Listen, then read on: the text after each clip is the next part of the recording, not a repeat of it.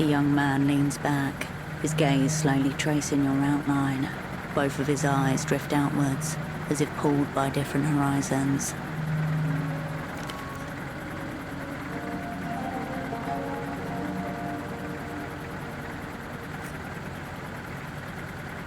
Alhamdulillah, now he came to me.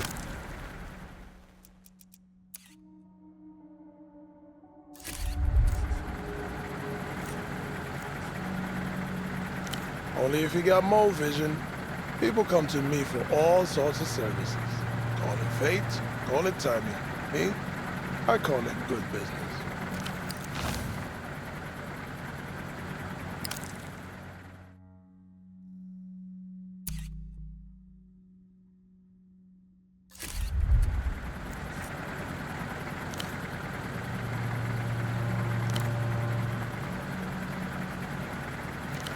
I respect the goats.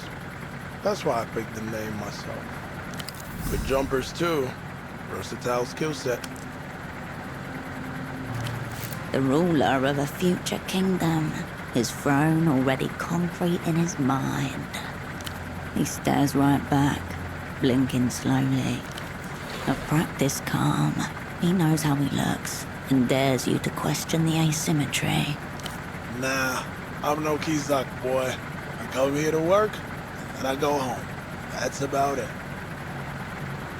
It's not meant for me, is it? Not these days. I remember being 12. Me and my friends coming here just to watch the pelota fights. Drunk fans going at each other with screwdrivers. There were bets and shit. But hey, I like tourists with money. And tourists love Kizak. It's got colors, it's got music. No better place to pass through before heading home. Born and raised in Lower Viewless. An hour away by tram from the Lion's Hold. My mother's a Rustam woman. Inland blood. Came to Portofino with her parents when she was 11. She raised me on hibiscus tea and stories about the commune. The dream of Rustam. For 80 years, there were no kings or bosses, only rotating councils, grain cooperatives, and radio poets. As the developed world spread, the dream cracked. It's quiet. If you're used to shouting, neighborhood's made up of 14 towers. Astor had it built in the 50s, for immigrants mostly. We got a barber, Timo, with the solid tattoos, old Khalfi selling candles out the windows, best bakeries in town. You should visit. Bring your friends. And you'd never know it according to those travel pamphlets they hand out. They got all of you that's colored orange in there. Like it's dangerous. Nah. Sure. You got kids with glassy eyes and break-ins, but we're civilized, yeah? Old people. They think Lower Viewless should clean up. Look decent.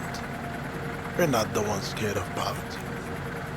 The GMs, half of them owe me money. Some grew up in Viewless. We fried plantains on the same radiators. Is Maurito still working the bazaar?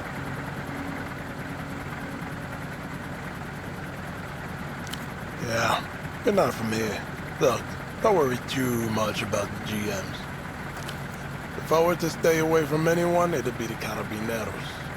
These fuckers don't fix problems. They pull them out like teeth. Suspicion, that's all.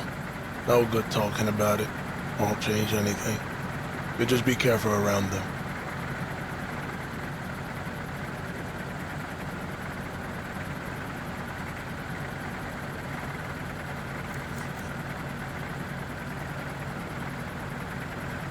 Take a break.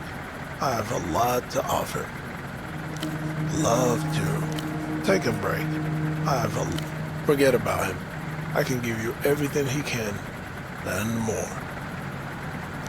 Even better, we can just get a boat, you and me. Sail somewhere tropical, get to know each other over cocktails and deep-fried tenderloin. I'm always serious with you, but okay, I can see that fire in your eyes. I haven't seen them, promise. Baby, not only am I a businessman, I am a purveyor of taste. I curate high-class aesthetics and deliver low-overhead miracles. Sometimes it's fashion, sometimes it's conversation pieces. And I got fresh weed, too. The universe provides. Theft, obviously. If you ever need to help yourself to the world's supplies, I have just the thing. Presented between his finger and thumb, a small but sturdy metal prong, a lockpick.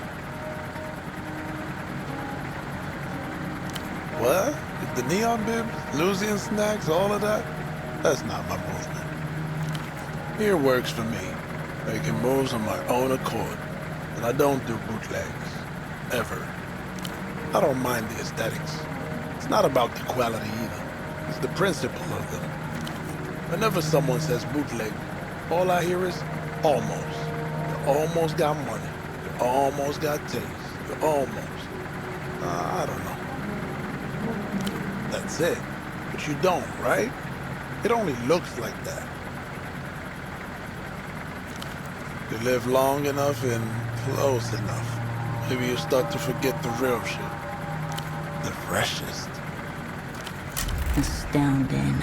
Must have been harvested just a few days ago. You'll be seeing lizards and volcanoes with this strain. That's not a guarantee, but it's not a lie either.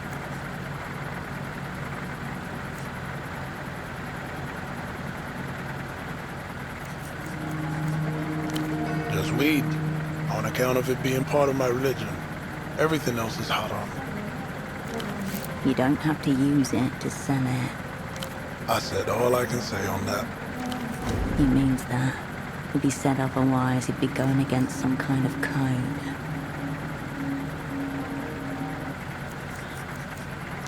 All right. Tell me what's on your mind.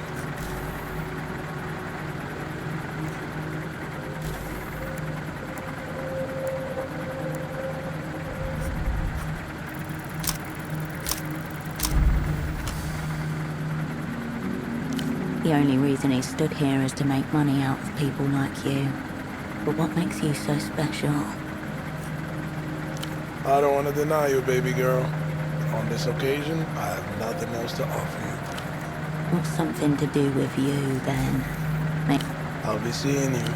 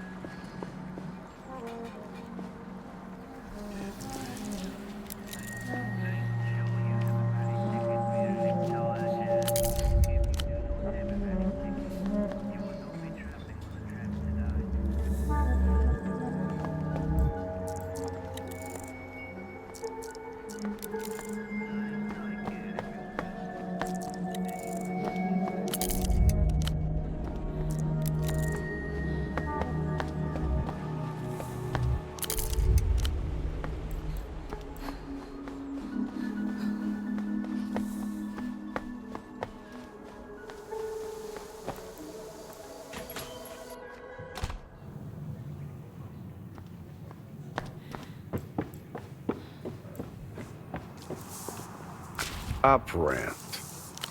It? Depends. There was a and yet, here you are. Till next time. Hello again.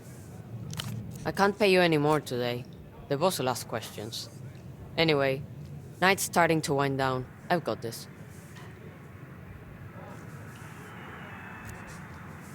I can't pay you anymore. See you.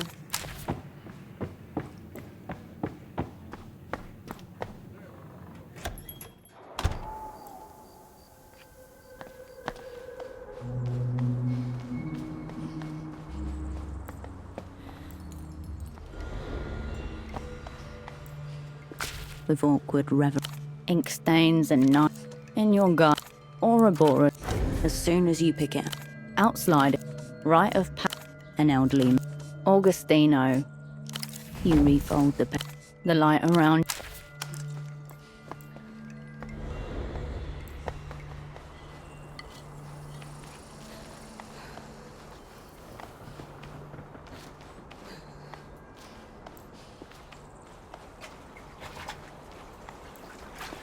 Eyes closed, the warily.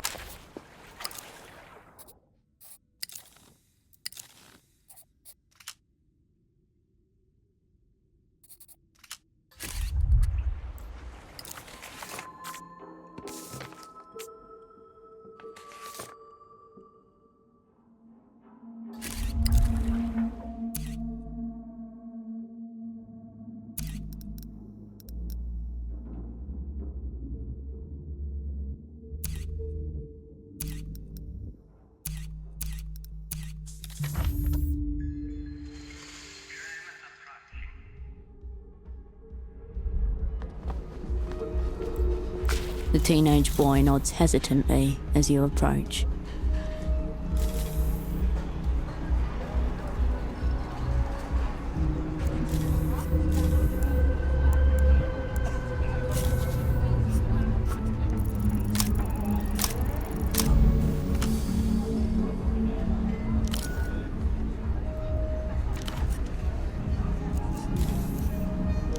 What for?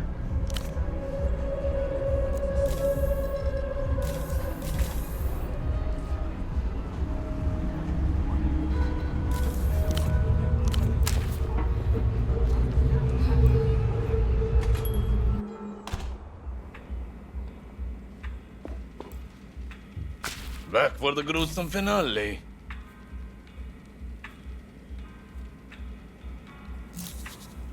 I'll do as ever.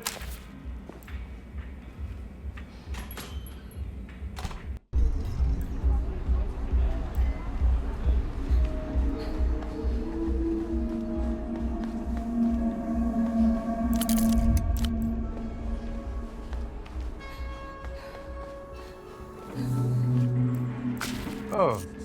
As you depart,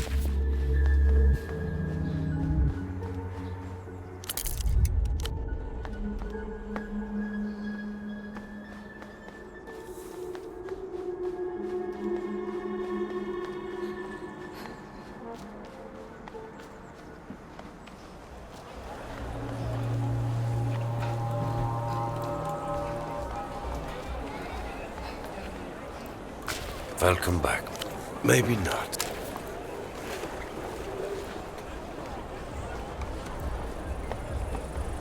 Oh, it's you. What? What? What were they doing there? He probably dropped them and someone threw them away thinking they were broken. That makes sense. a scenario she has been forced to create in order to ignore a heartbreaking truth. No. No. Thanks for finding them. What? She nods. Thanks. A cosmonaut suit. Your focus wide. Good day. Yes. Kisa. This is Kisa. This very good. Basta. Enough. Baza.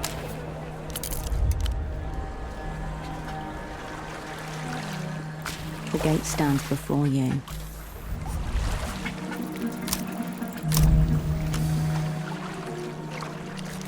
Nothing. The gate creaks in the brick.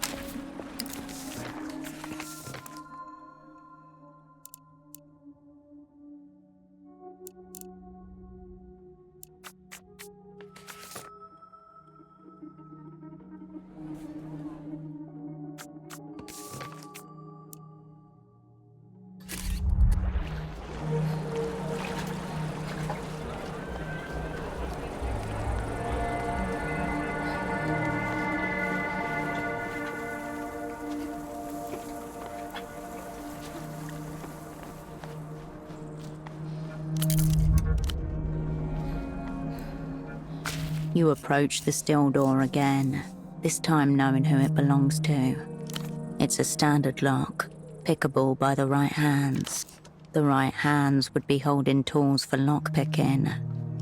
You press the screwdriver tip against the keyhole.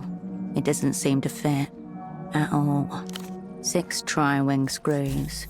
Wrong fit, wrong size. Your driver is impotent.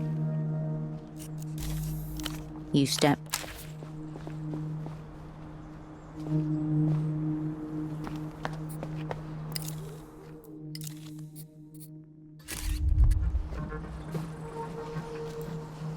You're back again.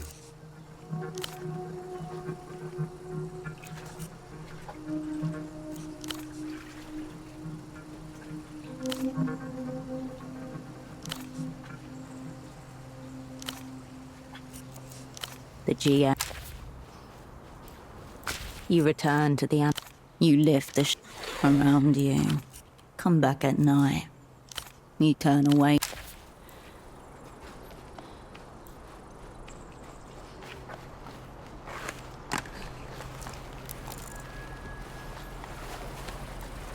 The smuggler and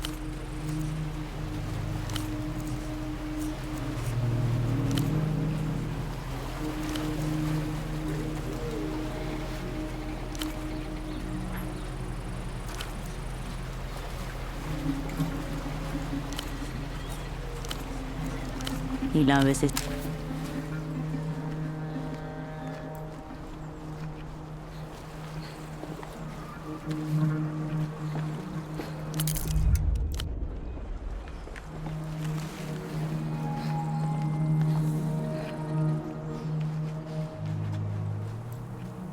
You return to the animal. Carl, was it? You turn away.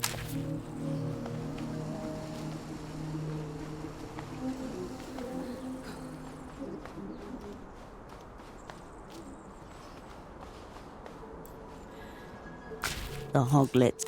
You turn from.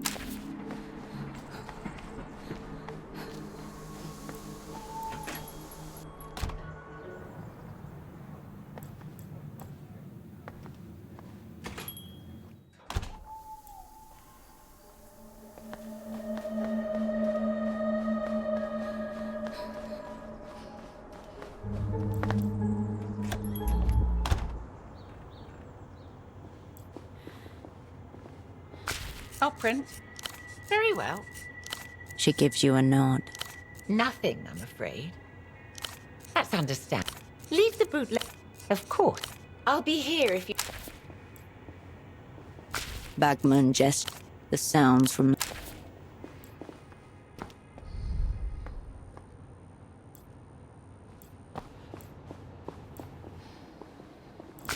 You return. As you turn away. Raw information atomizes itself. And ring. The heifer coffee. Watchful eyes. A part of you left behind. You return to the desk. The red folder. There's nothing outwardly noteworthy about this pack of. There's nothing outwardly. There are a few. You leave the. You turn away from the.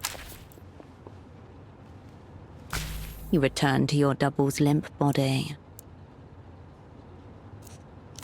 Your double with.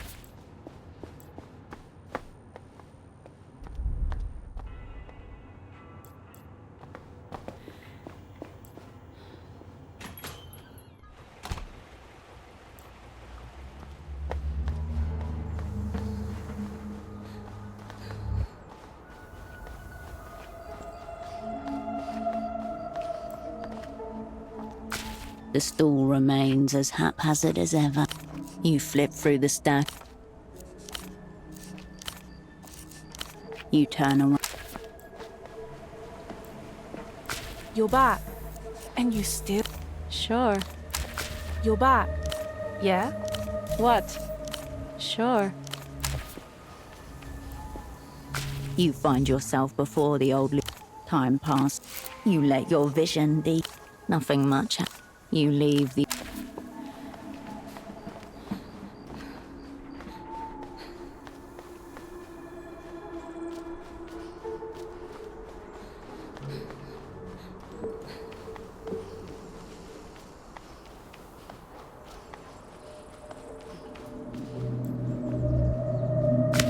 The red and black special editions are lined up behind the sheet of glass. So close.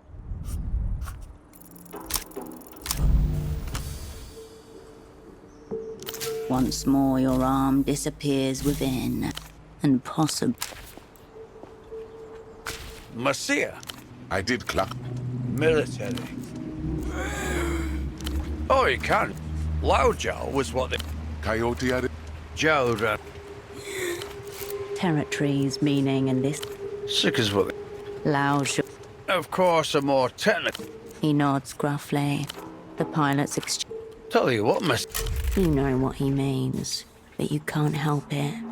Wish I could say the same, sweet lips. I never tire of it. Why does everything have to be about money these days? If it is about money... They act like the issue of money... We know, sugar. We were watching you there. How was it? Seeing stars already? Well, then you're more frigid than a haul of export shrimp. Hate to say it, but I agree with you. Until next...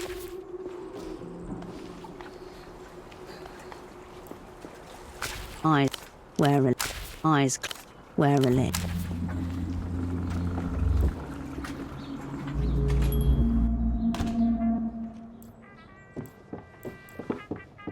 Hello.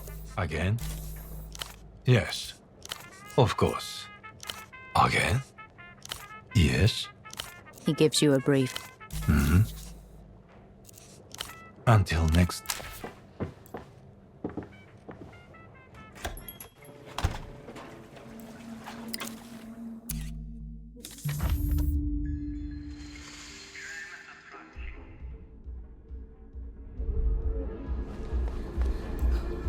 The teenage boy nods hesitantly as you approach.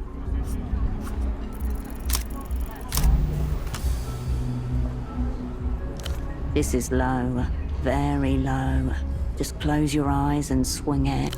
Ow! Ow! Oh, shit! You didn't even get one! Shit. Those things are really in there. Maybe Gonzo will count the attempt.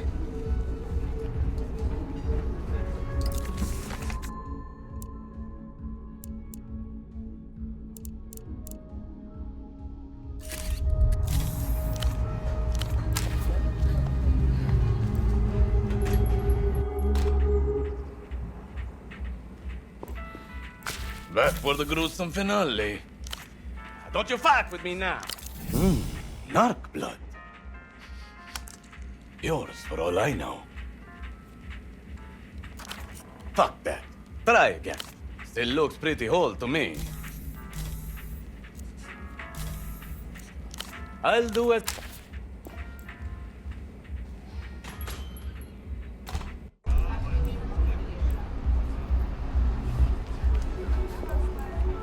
Didn't work. His lip is swollen from impact.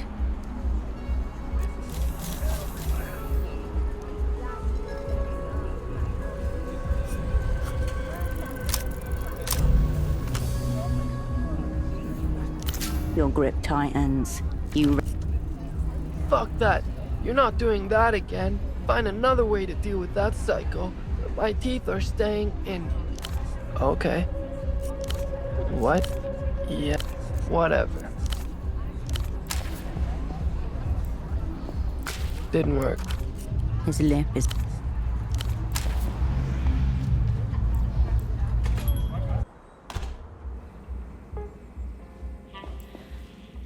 Back for the gruesome. Don't you fight with... Still looks pretty whole to me. I'll do as a...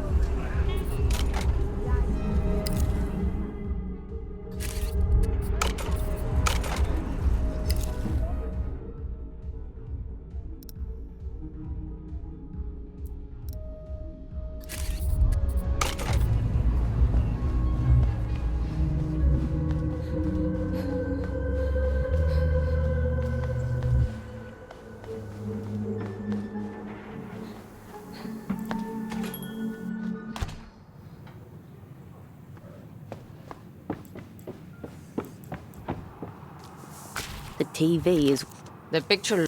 15 minutes in your trance state. It's only 15 minutes in your trance. It's only 15 in your trance. It's only 15 minutes past in this in your trance. It's only 15 in your trance. It's only 15 in your trance. It's only 15 in your trance. It's 15 in your trance state. It's only when the bartender. Hello again. I can't pay you any. See you.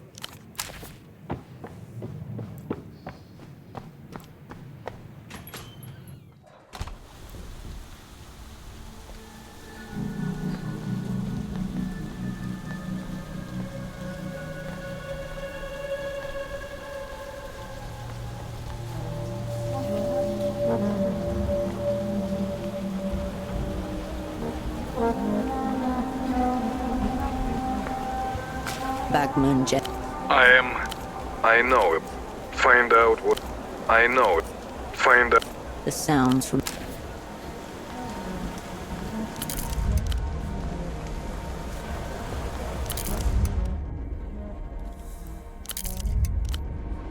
A cosmonaut will focus more.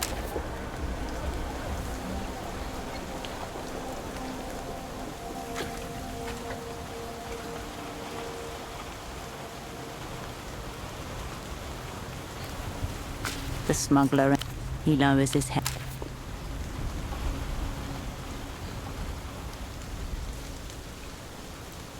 You return to the animal zone. You turn away.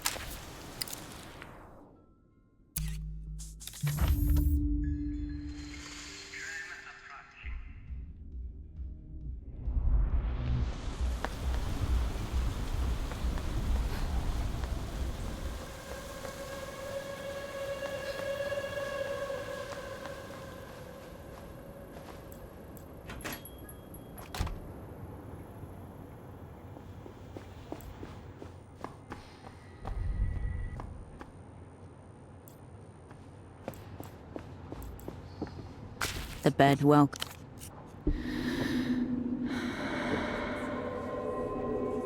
The murmurs of Portofino fade into nothing.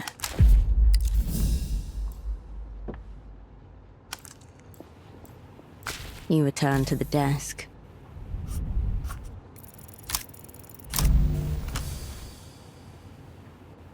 This time, then it jerks back. You turn away.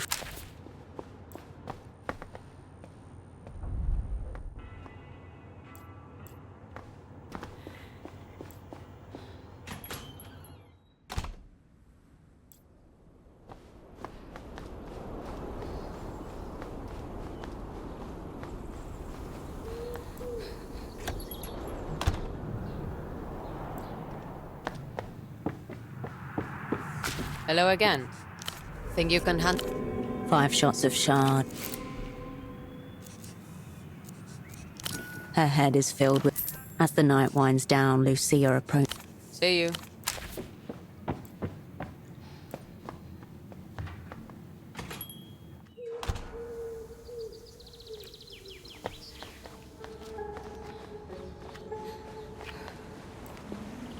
You're back. And you still look like that.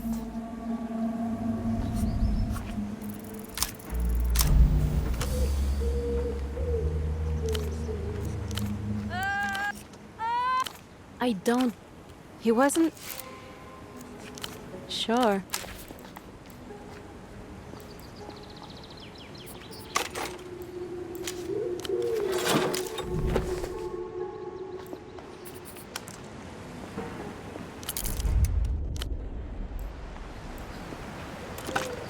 You pick up the...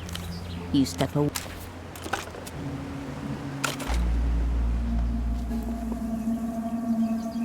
You find your... Yes, yes. Time passed. You let your vision... Nothing much. You leave the...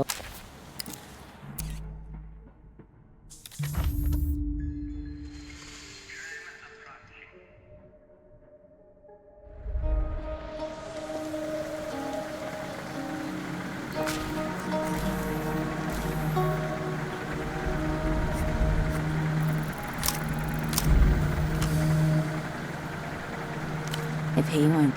You talking about Hakim? Goes by age. Come on. I know his prices. We use the same supply. Didn't count on another dealer of his level existing, let alone the two of them actually. With pleasure. Breaking into houses and hearts. All right. I'll be seeing...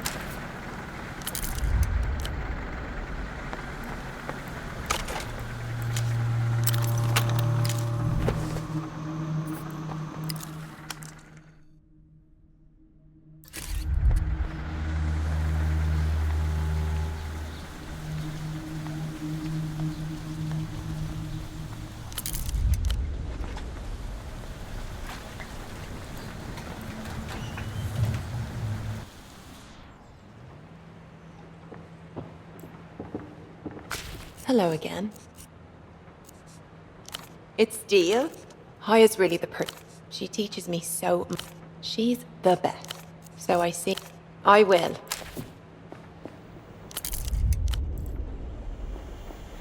The editor in among them. The desk remains. Ah, I imagine you do. Please, go ahead. Of course. Adieu.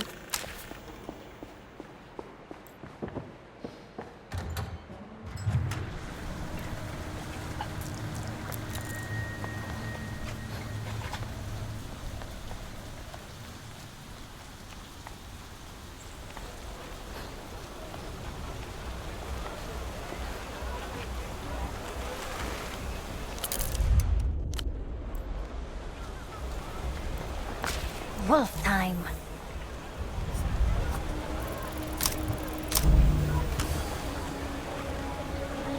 You tried to... We don't care. Boo. The kids. Oh. Do you wanna... The children ignored.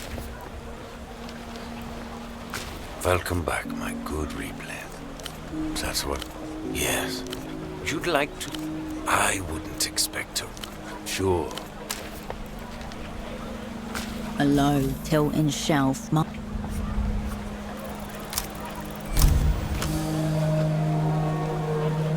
Reason will not help you here. Close your eyes and let your hand seek out what it wants. There. The band logo is an illegible scroll, allegedly composed of letters in a human script. On the spine you find the title, Blood Golem. The artist. The album is called I Will Know You by the Sound of Your Structures Crumbling. It is what your hand wanted and found. Violence. An all-out auditory assault. There is no track listing, no credits. Only violence in its purest form. Unjustified, unrighteous, primal. Now, always. Still crass music on a crass, replayable format, but at least it's not an active attempt to idiotize the population. He nods curtly. You turn your...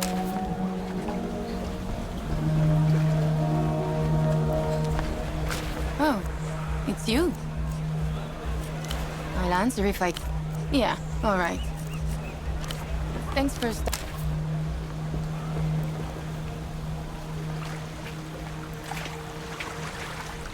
The gate stuck.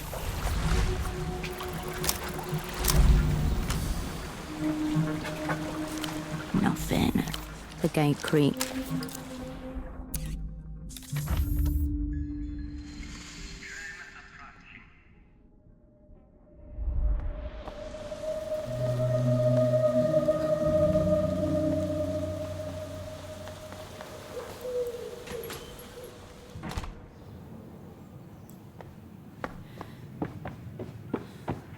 Hello again. I can't pay you any more today. The boss will ask. See you.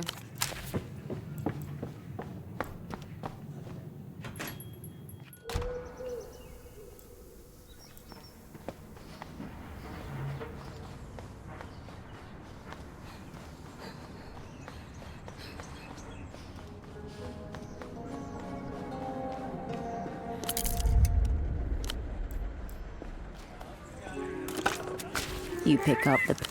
You step up.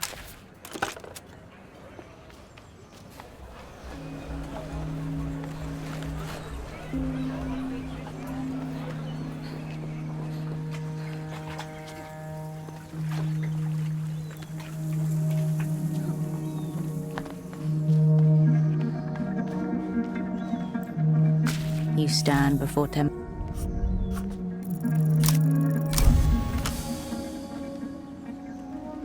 You slip the arm of the tool into the lock, exploring its cold metal viscera on feel alone.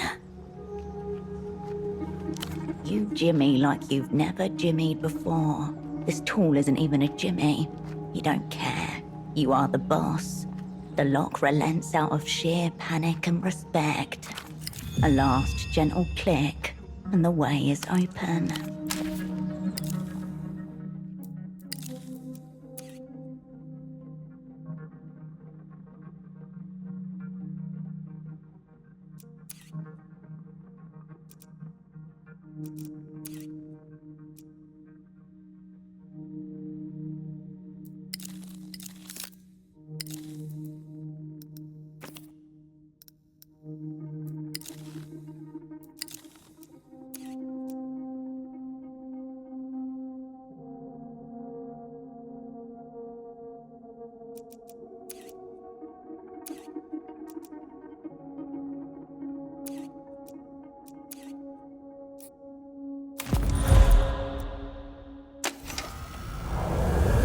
Vending machines are basically a 10,000-year-old grift. You ever think about that? Right. Figure there was this hairy guy once, the Paleolithic hustler. He's stuffing berries in a tree hole, and then he gets an idea. This prick finds a big, heavy stone and drops it over the hole. You want berries? I'll give you some, for a flint or a seashell. Boom. History's first vending machine. Several problems. The main one being that the rest of the cavemen didn't stone him to death and redistribute those berries right there and then. Point is, the grift works, even on you. You're broke, yet you keep walking past those glowing boxes where descendants of the hustler are hoarding resources without even reaching in to take some. Rumba, canned coffee, even a sip of which would have made your ancestors' hearts explode. No longer necessary. Not after the people have been rendered compliant and uncreative. Fuck that primitive grifter. Pin him under his own rock and reach the fuck into that tree hole. You can already hear the pseudo-verbal sounds of proto-hominid liberation.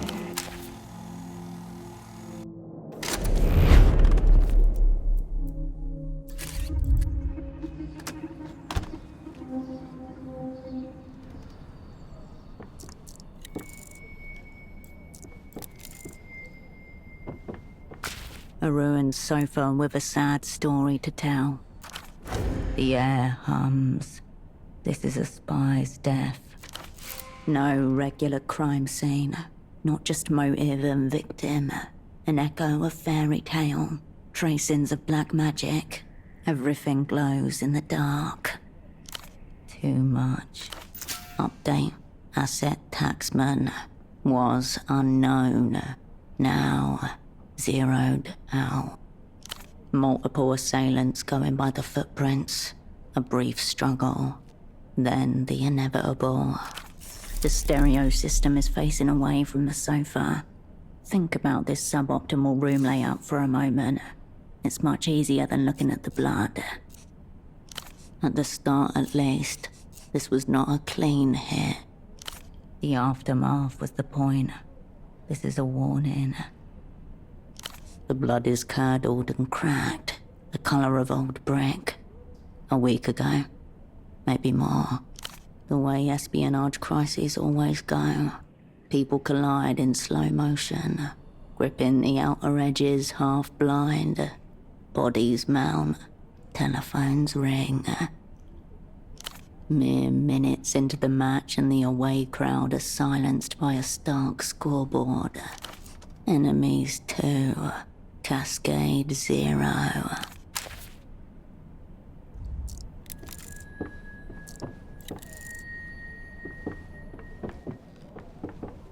On the desk are a grey notebook, an e-terminal, and a broken photo frame, face down. Next to the frame is an eye with a long single teardrop, shaped out of a fine white powder. It's soft and ringed. The word accounts is written across the top in black marker. A thicket of serial numbers, dates, columns and rows cover the pages top to bottom, along with shorthand references to incomes and outgoings. You notice the handwriting completely changes in the more recent entries.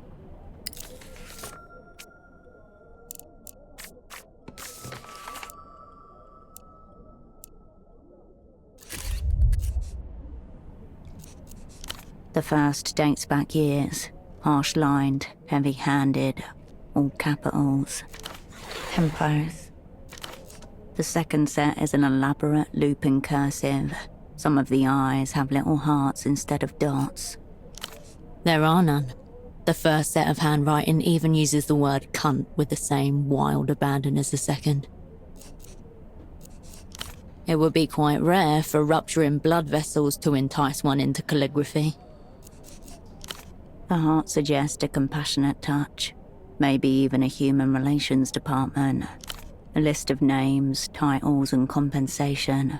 One of the rows has been firmly crossed out with aggressive black lines. Ignatz could be the individual of flexible loyalties that Carmuna mentioned. Rent, utilities, and other minor operating costs, including travel. Multiple instances of round-trip tickets between Portofino and Acquair de la Luz. You avert your gaze.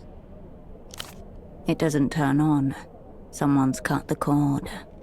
The crying powder eye stares at you. It is a signal.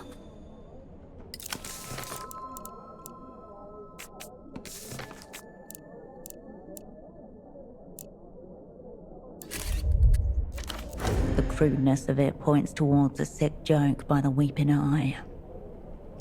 The eye watches you. The silence in the room agrees. Your finger returns to you with a dusting of white.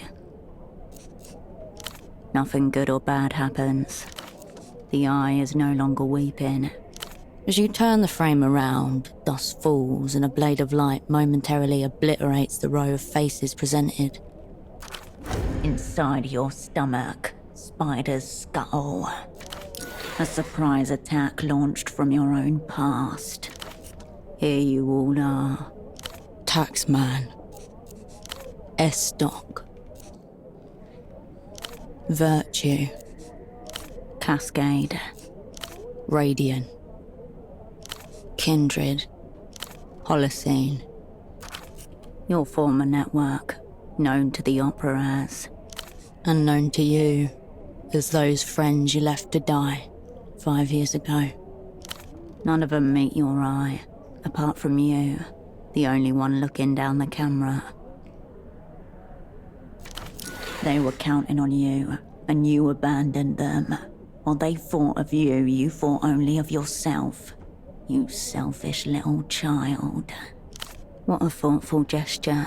Very late, but very thoughtful. You slip the photo out of the frame, into your pocket.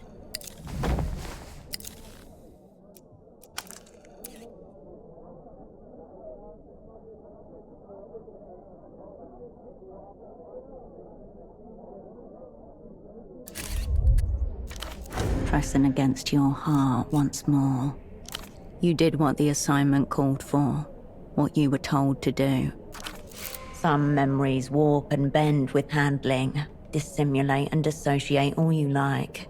It doesn't change anything.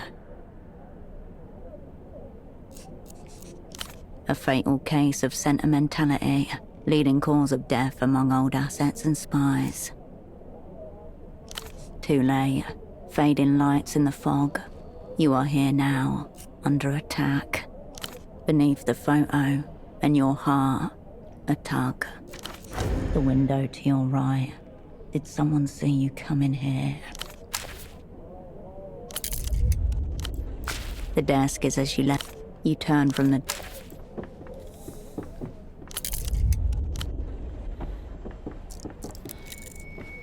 You can make out an impression of the bazaar beyond the window, obscured by dust and grime.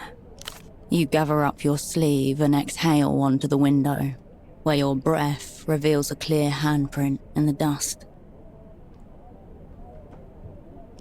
The condensation from your breath fades, taking the print with it. Across the canal is the district of Lower Vudas, a haggling mess of slums, continually sprouting from the defunct ruins of itself. It hums with free-flowing commerce, pensioners with oversized bags, teenagers carrying skewers of fried shrimp, dockers moving pallets off the canal. Just like the former overseers of Silk Number 3, standing at this window, studying the movements of the dye workers, looking for signs of disturbance. He is stained all around you, best he can do, currently. An unusual shape breaks the pattern, a large orange figure sliding between the stalls, glancing up at the office, too much and too often. The man from the photo shop, the weeping eyes errand boy. A possible cover, something flashy to distract from something ugly. Of course, in espionage, coincidence is folklore. Known to the opera as the Whole Sick Crew.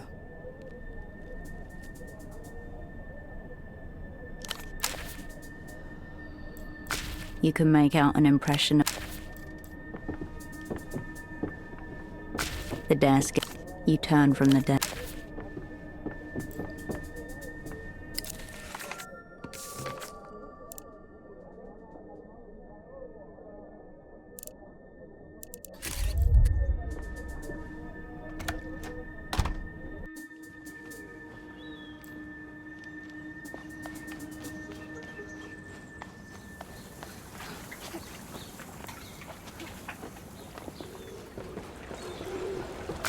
Click somewhere inside, the world slows.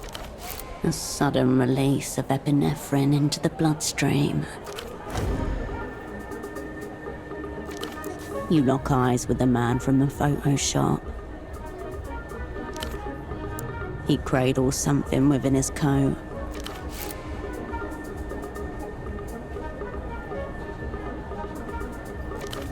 The time to act is now.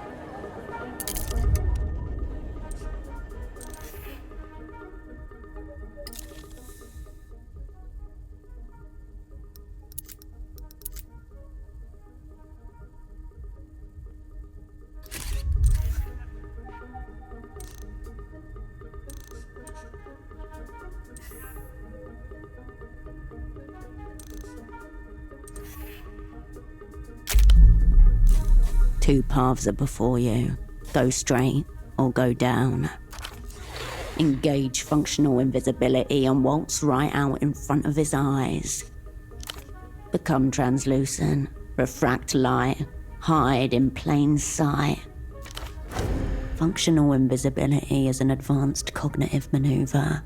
These tactics are not officially recognized by the Operant Bureau, though operants share rumors of their success.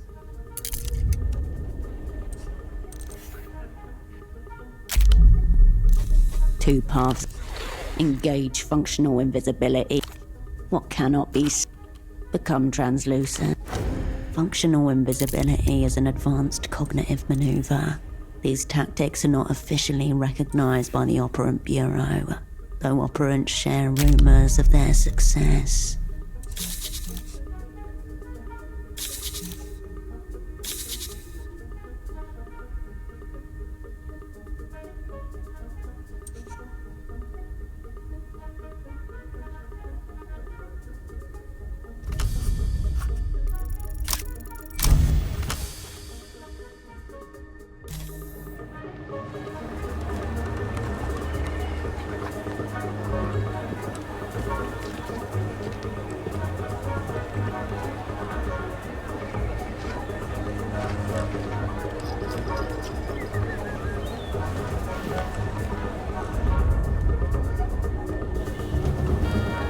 Your opponent looks this way, then that.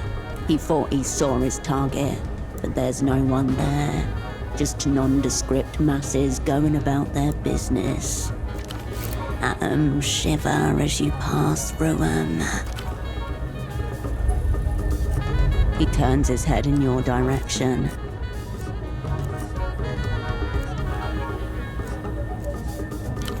His gaze slides over you, frictionless. Your form may flicker, but keep focused and the disguise will hold.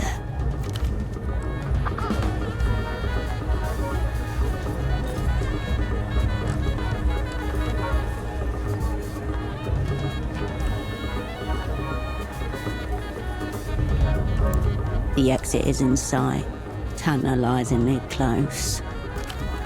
And so is he. You hear the whine of a 50cc engine.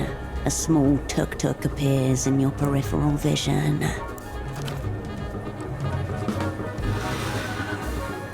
Yo, operant, this way!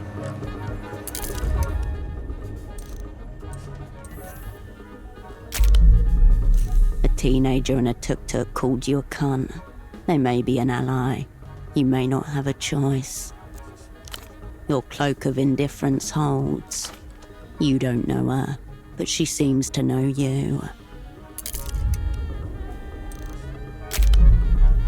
A teenager, only one way to find out.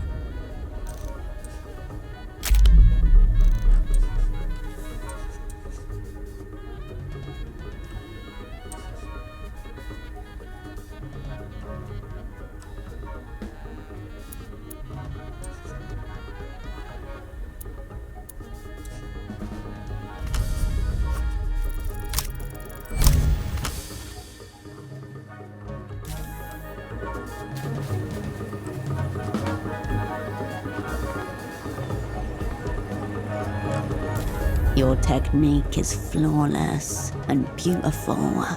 One wonders what other secrets the opera may be keeping from you.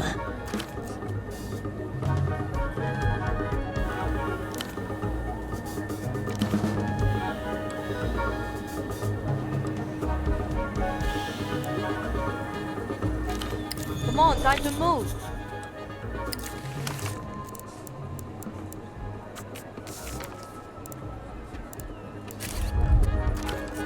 The man's hand slips out of his coat.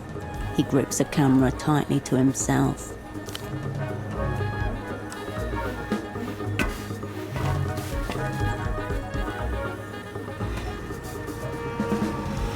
You race towards the waiting tuk-tuk and hoist yourself up.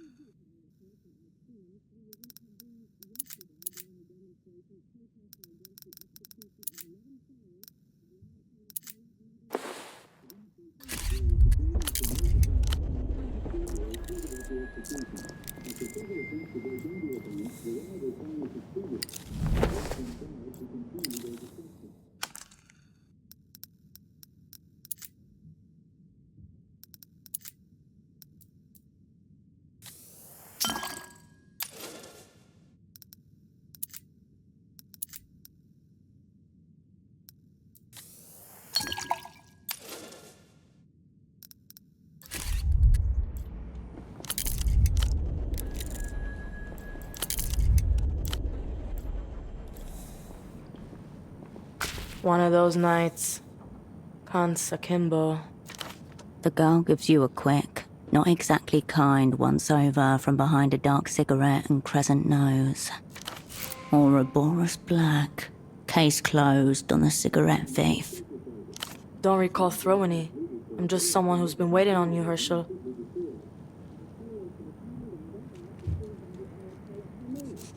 Cascade, then. Fuck it. Have two names. Temple said you'd be late, but he also said you'd show. Your former asset was swapping secrets with a teenage girl. What is occurring here?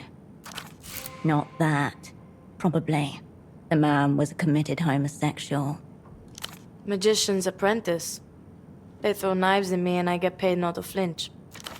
When it comes to teenagers, best to stick to direct statements. All of it's gone wrong. Someone took Tempo out. The whole way out. Who do you think found the blood? A trembling young hand searches for the bite of the dead bow. It takes 5 attempts. He's dead. Turbo dead. Sorry. We all knew it was coming one way or another. Like Tempo used to say himself, no one in gets out alive. Trust no cont. That's my red line policy these days. Trust me, this is the best way to protect them. We've been attacked, Herschel. Beaten. All ends up. Bazaar's a war economy now.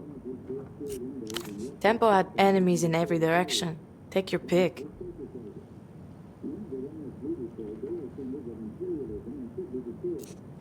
Or maybe that's what someone wanted you to think. But sure, Herschel, let's go with Weeping Eye. Or the Carabineros.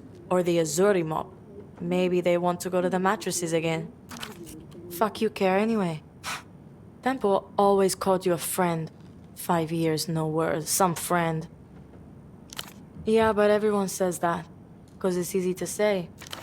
From a nearby apartment, the muffled sound of a beautifully played piano gently shifting key. Anyway, he's gone. So now it's me or it's nothing. The girl studies her half-dead cigarette and falls silent. From the photo on Tempo's desk. That was all of you, right? The whole sick crew? Thought so. Not a lot. That you were good, that you had something together, and that it was a shame how it all went down. Slowly, then all at once. They got the girl first, he said. Carolina. Then the floor gave way. No, I don't think so. Good things go sideways, it happens. This is straight. You were friends, right? You go down with your friends and you all go together. How it's always been. The ritual, obviously. Has it started yet or what? Cascade or nothing. Tell her Taxman is ready to begin the ritual. That was Tempo's message to the opera. What's it mean?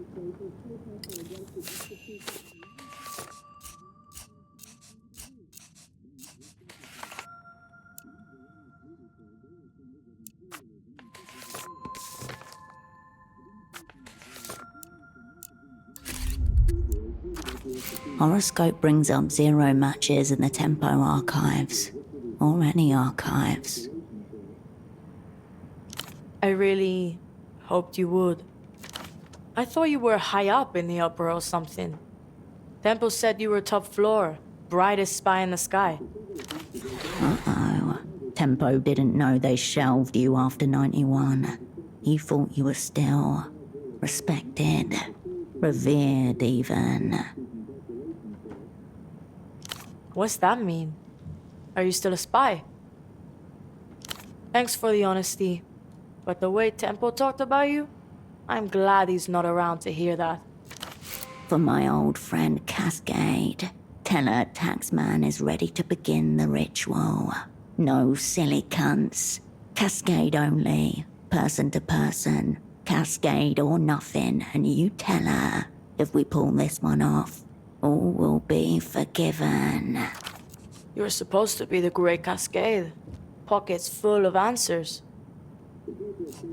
All my cards coming up. The girl closes her eyes, then opens them again. Smoke drifts from her nostrils. Quiet, Herschel. I sense the presence of spirits. They want to commune with us. Kid never mentioned she's a medium. Yes, I hear them. They're close. They're whispering. Ritual's completely fucked. It's gone. Unless you can find this old Luthien guy. Before Temple got knuckle flicked off the board, he was setting up a massive deal with some Luthien guy who's like 1,000 years old. Someone way high up. My best guess? This ritual's all tied up in that. Ritual, deal, You could easily hear Tempo exchanging one word for the other. Temple called it a blow for culture in defiance of all known laws. And he said that if he fucked this one, the weeping eye would kill us all. He said this numerous times. The exit papers you discovered at the shrine grow a little heavier in your pocket. Seems that prophecy is coming to pass. Temple was first, a blood sacrifice in his own office. Next is me. Then you, probably, if you're still around. You're part of this deal now. I never knew his name, or his new name. But yeah, that's him. Where'd you get that? You mean the shrine with all the pictures of dead people? Good fucking omen. This Dante prick disappears a couple of weeks back. Gets snatched, vanishes. Like that. Said some hyper-incriminating shit into the phone that everyone knows is tapped. Extremely schoolboy error. Tempo's on the other end. Hears him get taken. Black bag job. Now he's locked up in some secret jail, saying who knows what to who knows who.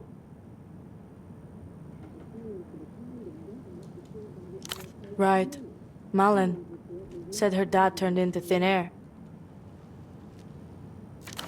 She doesn't smile much anymore. Not a great look when you're trying to sell parties to people. You should see her fucking receipts. Yeah, it's right under the flashing neon sign that says, "Secret jail this way." Sorry. It's been a tense couple of weeks. I don't know where this jail is. Spy stuff, your world. I'm useless here. This old guy getting snatched really spooked Temple. Like weapons-grade coke binge spooked. Last time I saw him, he was bleeding out of his nose and talking very seriously about fate. Correct. You've got me in this safe house, and I've got you. Not on coke, but I am spooked to fuck. You need to find this old Lucian guy and either just bust him out or shut him up.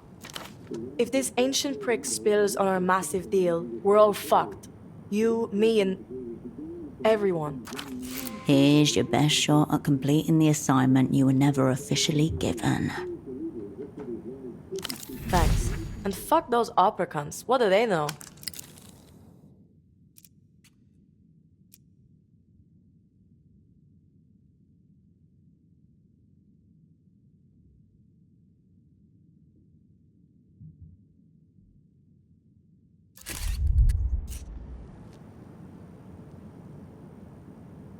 He said you'd come through for him, too.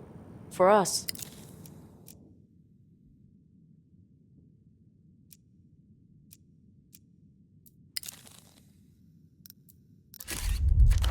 So find that old prisoner, Herschel, and come through.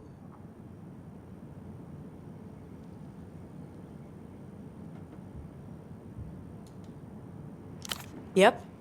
Tempo offered him safe passage through Portofino. Set him up with a new life. He was good at moving people and making them up. Human smuggling. Risky, yes, but not exactly earth-shattering. No. The massive part, the defiant part, was what Tempo was getting in return. Something he called the Mega Violator.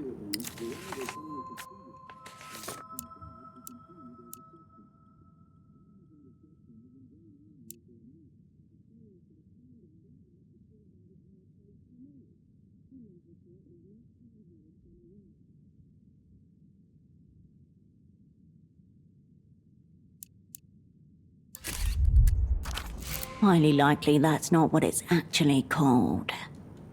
I would say conceptual object, but it exists. Dildo nom de guerre, in recognition of its heft. The illuminated cunt never came through with it. Or at least, he didn't have the chance. So who knows where that got to? Only shot we got. It's you and me, Herschel. One cunt down, two more behind the ghost of him. Her hand reflexively reaches for the cigarette packet jammed into her left bra strap. She smacks the packet once against the side of her head. then flips open the top and plucks one out. A far too familiar gesture. Something grinds and sparks against the inside of your skull.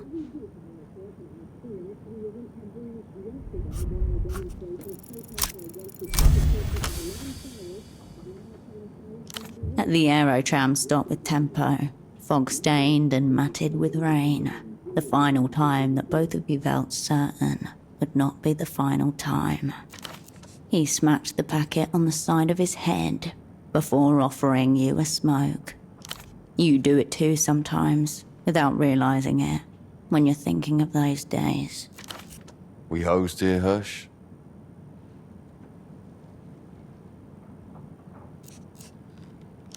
Firm grip needed. These things tend to bite and scratch. Anything from our dream kid? Kindred, unreachable for the last 16 hours. The screech and groan of your aerotram arriving. You should probably get on that. Don't worry about me, I'll be alright. Take care, you dim cunts. Yo, ground control to Herschel. You look like my grandmother during an absence seizure. Closer than most, I would say. Yeah. You're right, it probably does. My name's Yana, and I'm the fucking man. On account of my many enemies. Enemies all the time. I've got a lot more problems than the ones you're bringing me. And I've got solutions to those problems in motion. Retract your nose from my affairs. Ignatz, area clown with shit taste in jackets. He used to work at the bazaar, till Temple sacked him. For being a clown, officially.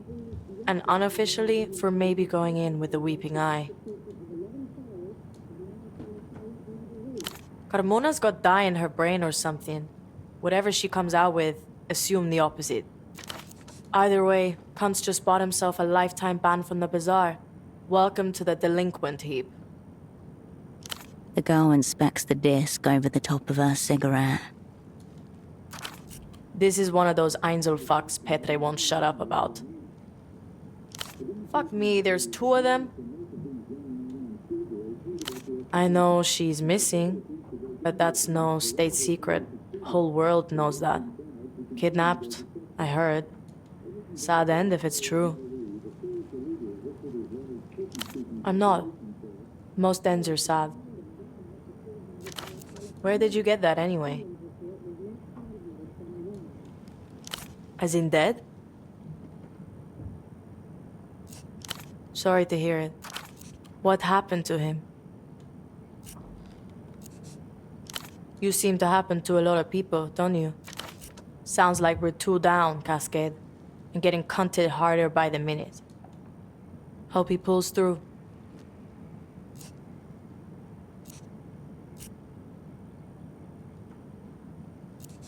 Then we commend him to the stars. Dipped 1 in nitroglycerin. Fair warning. The girl tilts her head up and offers a half shrug. The smoke swirls lazily in your chest. Don't think you're getting another one, 'cause you're not. All right, Herschel. Psychologize me. Yeah, I did some odd job shit around there. Admin stuff for Tempo. Became his assistant, basically. I'm a criminal prodigy. Best in show. Fleet of fucking foot. I was just Yana. The bazaar took me in. Tempo kept me. I don't think so. The bazaar's receipts don't think so either. People say the culture goes backwards, or downhill, or whatever the fuck. There's only one real blockade to culture. Blind and deafen yourself. Then maybe you're protected. Anything else? No chance. We'll find you eventually. Probably where I left them. Who are you, social services? Fuck off. Probably where I left them. Thundering contitis. Usually genetic. I'm retired. Government education is for losers and narcs. They're never gonna teach you the most important thing in life. How to make fucking moves. We had a professional arrangement. Now we have an extremely personal one. I was here. That's all. Hold on. Don't I get another name? Like how Tempo was Taxman? Could go with Tax Girl. Strong thematic resonance. Well, just give me your magnum secundus. You can do it. And it better not be Tax Girl, or I'll kick off. Speak your piece.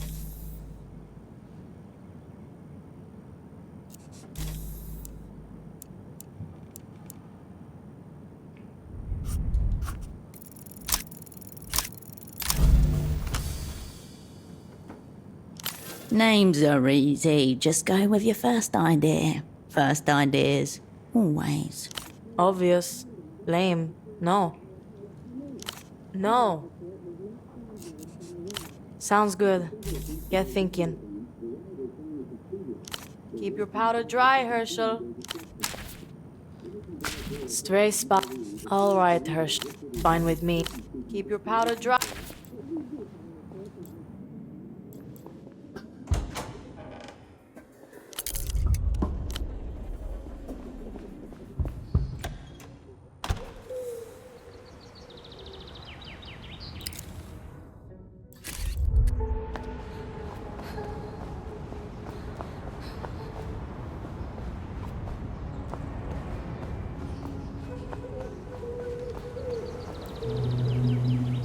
You're back. And you still look like that. Yuck. That freak with the colored hair? Definitely not Moonglow. Whatever the opposite of Moonglow is, that's her. It's true. She could never be a true Ultra. Sorry. She can't sing. She tried at school once, in the talent show. It was like high catastrophe. She died up there.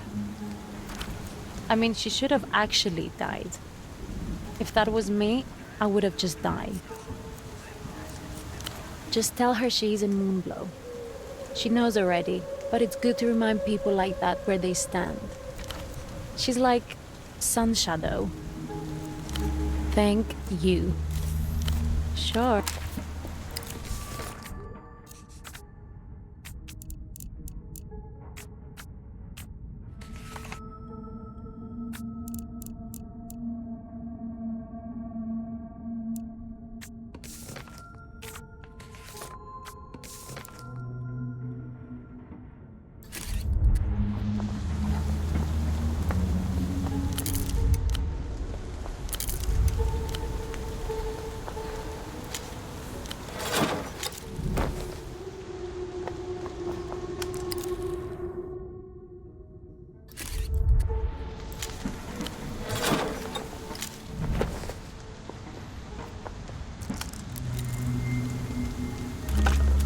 You pick up the payphone's handset. Your finger, something tense inside you relaxes and unwinds. You step away.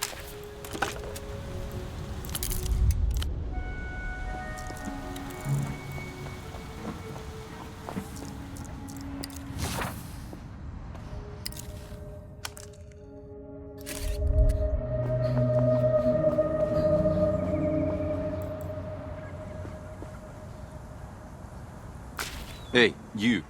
You're new to this scene, aren't you? A young man in a long, colourful puffer jacket with an oversized collar stands guard. Yeah, I represent the scene of Portofino, or rather, what's left of it. Fresh threads, local histories, and whatever's up and coming. Not a lot is up and coming, though. Really? I haven't seen you around. But maybe it's a good sign. Maybe the scene isn't as dead as it seems. My name is Kurt, by the way. Kisok, born and raised. Is he not a bit too old to be speaking in this manner? See this jacket I'm wearing? A product of the local scene. Custom made by one of the tailors here. Pretty cool, huh? Highly skilled hands have made this. It has it, doesn't it? One of a kind. But you know what's not cool? Some of the official it I've been feeling as of late. I'm checking out the scene, inhabiting the streets, thinking about the past and the future. He's doing nothing. Crop tops, monuments, and communism. Nothing's wrong with crop tops, it's all to do with belly buttons. In the current year of 96, the scene has deemed them out. This decade is all about portability. It's not feasible to take a monument with you. Maybe like a brick from the foundation or something, but not much more. Look around you. They tried it here, but it didn't work. All that remains from it are monuments and crop tops. Well, now if you put it like that, this solidarity sounds kind of cool. Yep. Lucian everything. Full reflection clothes, high-speed synthesizer music, and tiny attack dogs. They intend to overwhelm your eyes with brightness, so you wouldn't see them coming. Cool, but also menacing. A wall of electronic sound punctuated by low-end rhythm designed to misdirect your sense of space and time. L-pop is just the introductory lullaby to make the people, ballers included, drop their guard. A song of impending decomposition. The scene thinks it to be some kind of a power move, just for laughs. It's not like you'd see or hear them coming, right? I've been around the scene long enough to have a feel for what's up next. They must have some substance, given their success on the global scene. A lot. Look at those people over there. Out-of-towners. Thoughtless threads. Well, maybe you lack the necessary context of the scene. Futuristic materials, high-grade factory work, not yet fully reflective, but getting there. She's got 39 sneakers. Sleek. He's got a sacrophobe coat. And that man over there is most definitely wearing a crossbill. Those are all illusion brands. They don't even sell the knockoffs for some of these in the bazaar. Hence, they're most likely from out of town. I told you, been around the scene long enough. I think they are illusion brand ambassadors. I ate them up the other day, hoping to represent the scene of Portofino, but they weren't very talkative, told me to mind my own business. I thought we could have a scene crossover, but it was not to be. No, you've got me all wrong. Style has no borders, or politics, right? For decades, Kisok was a very low-quality scene, as far as the global scene goes. It's starting to show promise now, but I have to keep watch to make sure it doesn't go the wrong way. The thankless gatekeeper. Oh, you don't know the scene worldwide? That's alright. Many don't. It takes many years of experience to see the scene like I do. I'm here to divulge. La Luz is currently leading the scene, the undisputed world champion of what's in. Cicatriz Frontera may be the political capital, but the city of La Cupola is the scene capital. A desert city known to be the center of Luz's film and music industry. I've heard rumors, though, that the political types are all imprints of just one scene savant, and that's why the capitals are different cities. How would you duel for recognition if you're one and the same? You're obviously new to the scene. Ballers of that caliber are destined to be at war with one another, especially if the difference between them is small.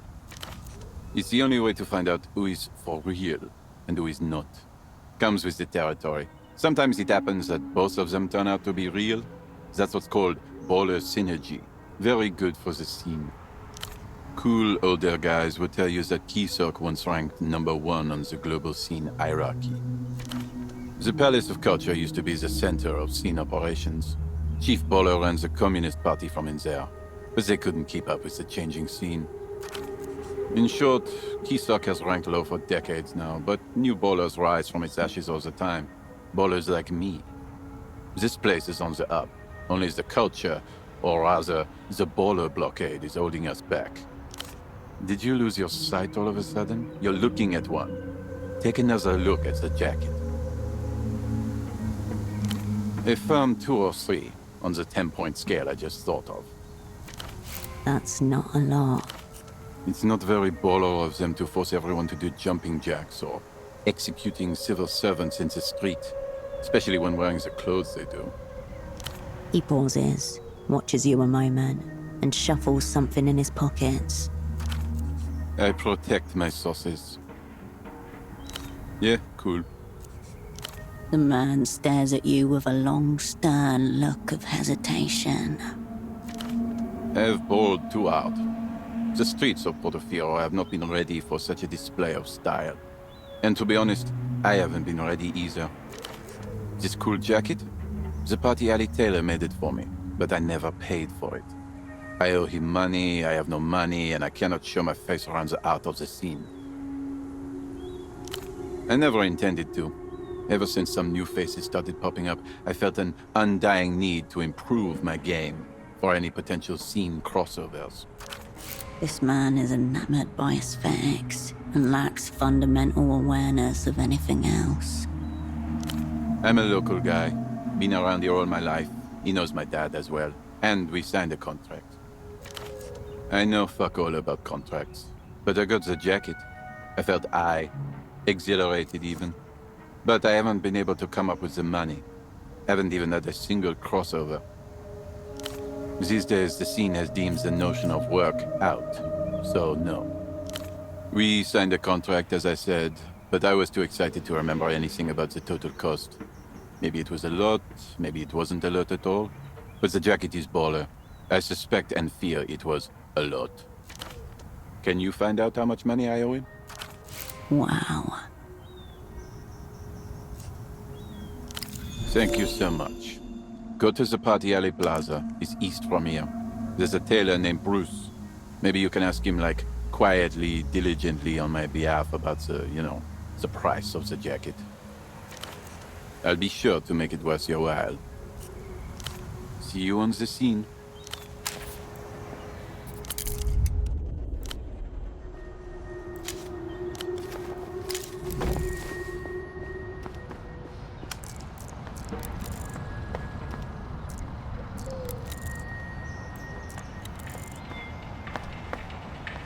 You gaze up at Ultravioletta caught mid-song, enshrined in purple. Music emanates from a nearby low-fidelity speaker. Disorientating. She's both ahead of you and behind you at the same time, every direction at once. An expression of exquisite emptiness stares back at you. Strange eyes beneath a crown of foxglove. A little of both. She is the contour of a star. An indifferent angel, visible by the light she sheds on this planet. Ultravioletta, according to the projection text. Below the name it reads, "Cover the moon when I'm gone." Artist and song. A delicate voice weaves through slow chords, then soars over a crescendo. The sadness in it seems meant for you, and you alone. Fragments of old faces begin to reassemble in your subconscious. Cover the moon when I'm gone. I'll make you miss me like a sad song. The girl continues to stare beyond as you turn from the projection.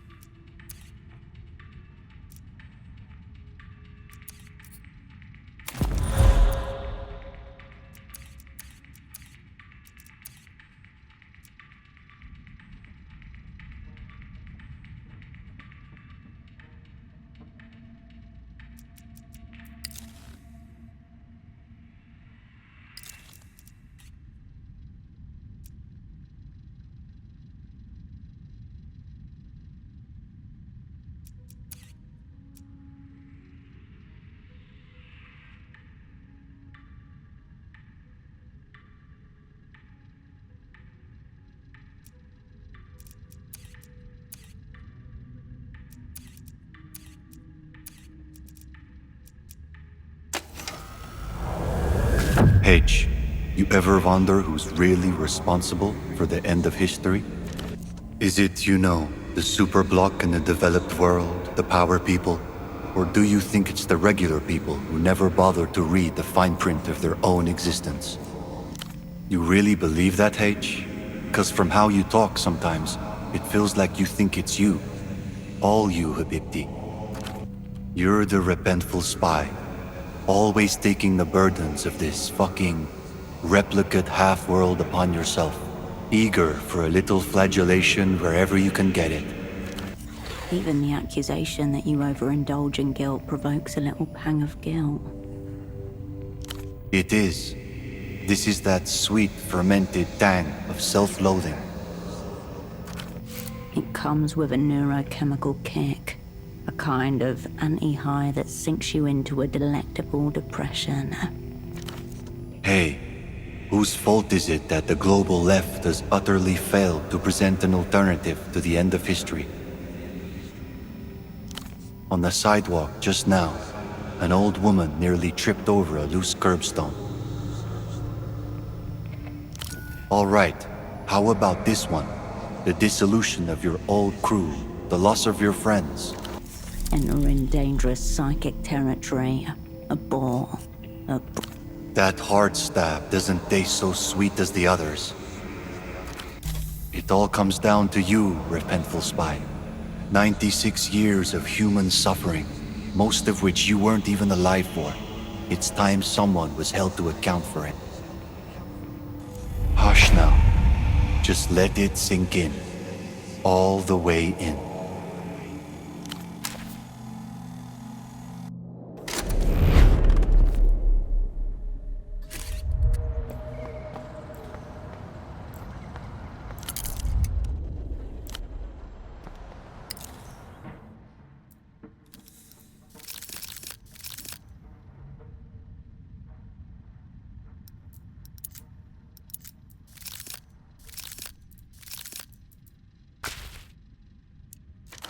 A low-budget clandestine publication, somewhere between fanzine and paperback. The author's name is listed on the first page as Ji Cheng Wang, as it must be. This is a genre of literature neither written nor consumed by respectable individuals. It consists of some 60 pages of text, followed by an appendix with cut-out schematics for the body of the gun. Ostensibly a how-to guide, it doubles as a philosophical inquiry into the subject of firearms ethics. Firearms good, ethics bad. There are times in the conduct of human affairs when it becomes necessary to wang someone or something. This is a reality. There are, however, some preliminary considerations to disseminate. You would too, if your name was synonymous with death. Are you asking yourself whether you should or should not use the information in this book to build yourself a highly illegal firearm? Alas, there are many such decisional pitfalls in our world. Law-abiding individuals are treated with the utmost derision. If this book could wang 'em all, it would. It goes on extensively, the tone veering back and forth between sardonic hand-washing and outright murder advocacy. Probably not. Do you want to? Wang is the theory, and Wang is the practice. Across time and space, you feel another intelligence reaching out to you. Insane, methodical, murderous. The perfect guide for making a killing implement out of junk. The instructions specify materials for a 6-shot pipe gun with push feed. 500-gram hard plastic melted down, 1 coin 10mm diameter, 1 broomstick or wooden dowel, 1 aluminium can, tools, glue, and plywood. The precarity of anything resulting from these materials is self-evident. Ball bearings, Yes, and it is up to you to scavenge it all. Best place to start would be Photo 24. There's gotta be some of this stuff lying around there somewhere. It's a working photo lab after all. Dotted lines mark the edges of three-dimensional objects unfolded into rectangles and curved flaps. While unintelligible, the form of the gun lurks somewhere inside those shapes. Mathematical and yet crude, the lines display a profoundly unsober competence. Two objects. The larger one is a mold that goes around the barrel and includes a crude grip, magazine well, and the outer part of the bolt feed mechanism. The smaller object is the bolt. The spirit of Wang reaches out to you through the pages of the book. It doesn't just want the gun to be built, but to be used on somebody. Building it will be the test of fire.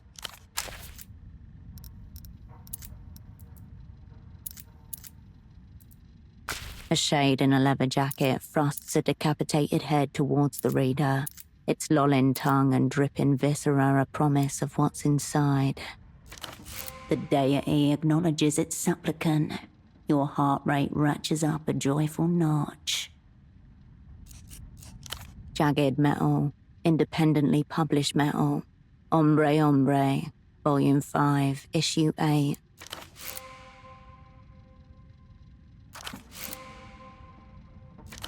The pads of your fingers itch. The astringent chemical stink of cheap ink curls your delicate nostril hairs. The comic inks aren't even going to give you a head rush, but the nostalgia factor is undeniable. Black and white panels whip by, almost animated like a flip book by the motion of your thumb. A word bubble filled with scratchy handwriting conjures a raspy voice in your mind's ear, a polyp on the perineum of society. A comic for big kids who can handle big kid words and drawings. A clawed fist hitting a pulped face, the violence itself off-panel, but somehow made visible by the suggestion of the word Krish in a sickly bold font. A figure, man, woman, or demon, it's unclear, being consumed by shadows, swallowed alive, screaming. It wasn't a guy, it was a moon cultist, part of the wicked cabal responsible for killing his companion and lover, Aurelia Mist, the healer with the transplanted hands of a dual-wielding assassin. At least he did, before Aurelia was murdered by the moon cult. This isn't even the best arc. Wait until he finally masters shadow puppetry in Volume 6. You pause on a splash panel, huge, taking up the entire 2-page spread. The hombre stands in a pool of swirling water, a tiny ocean floating in a void of liminal space. The towers of the sunlit city stretch towards the empty sky. Their basements flooded, massive fish splayed atop their roofs, gasping for air. Before him, a red cloak, in the shape of his own silhouette, his own body bag, rises out of the water, inviting him to enfold himself inside. The longer you look, the more details are revealed to you. A tiny face hidden in the brushstrokes that define a pool of water, the intricate brickwork on a horizon-line building. Flipping the magazine open to where its bindings hold the pages together, your eyes are filled with a horizontally oriented image, the comic's glorious cover, blown up in size.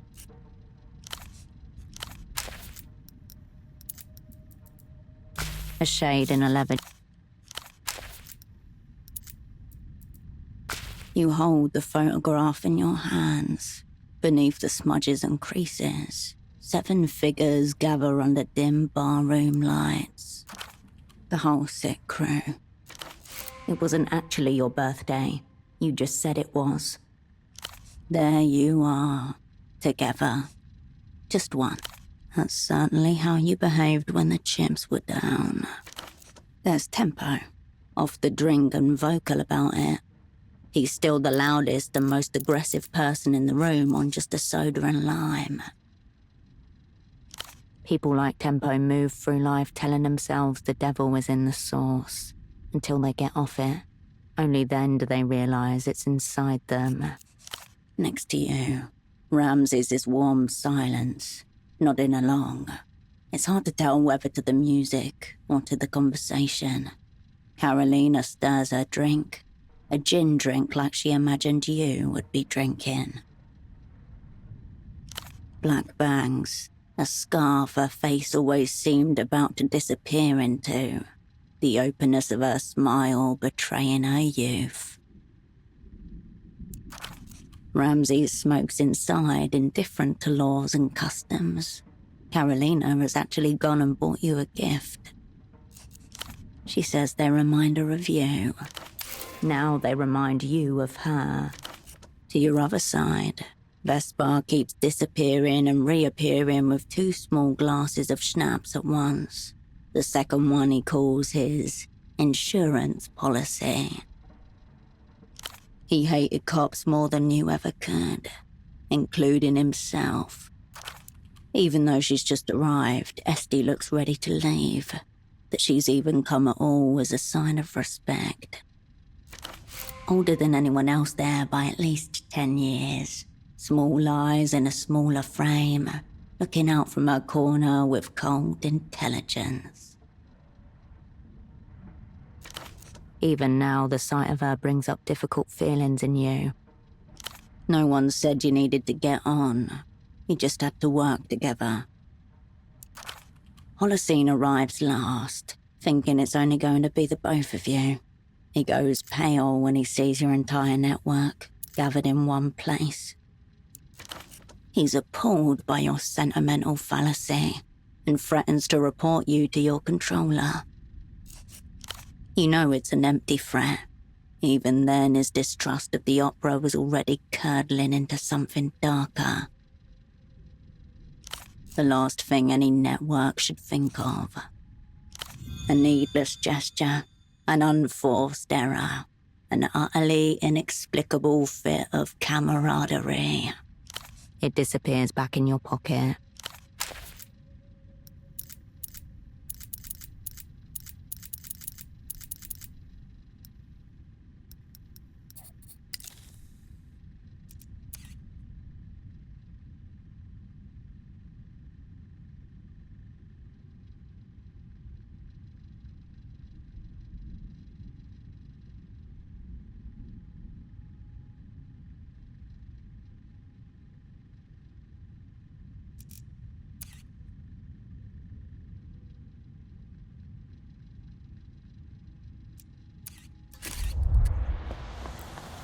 At your approach, 3 heads turn in your direction.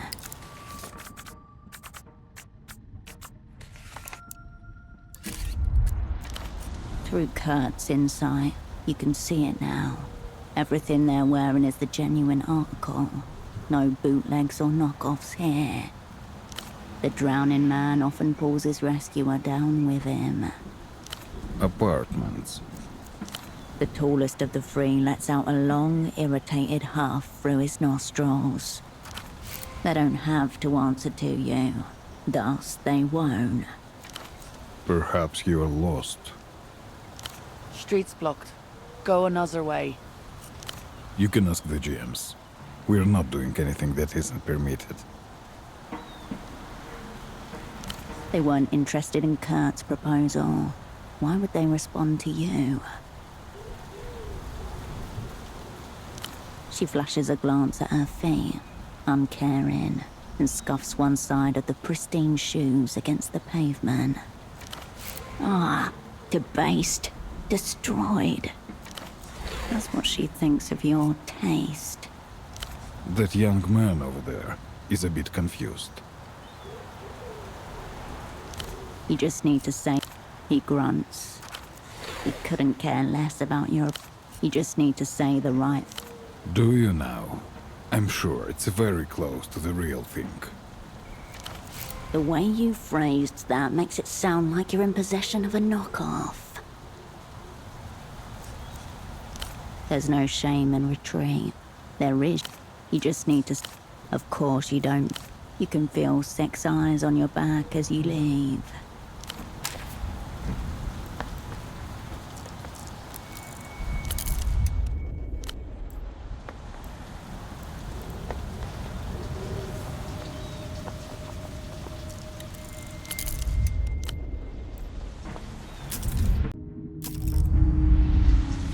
A name is emblazoned across the side of the tuk-tuk, in a cool blue font partly obscured by diaphanous hand-painted soap bubbles.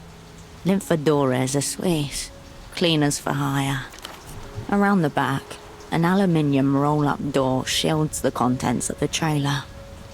Evidently the expensive kind. Sterile, discreet, professional. This is who you call in when you're paranoid that regular help might molest the contents of your apartment. The leather-upholstered bench is barely big enough for 2 people to share.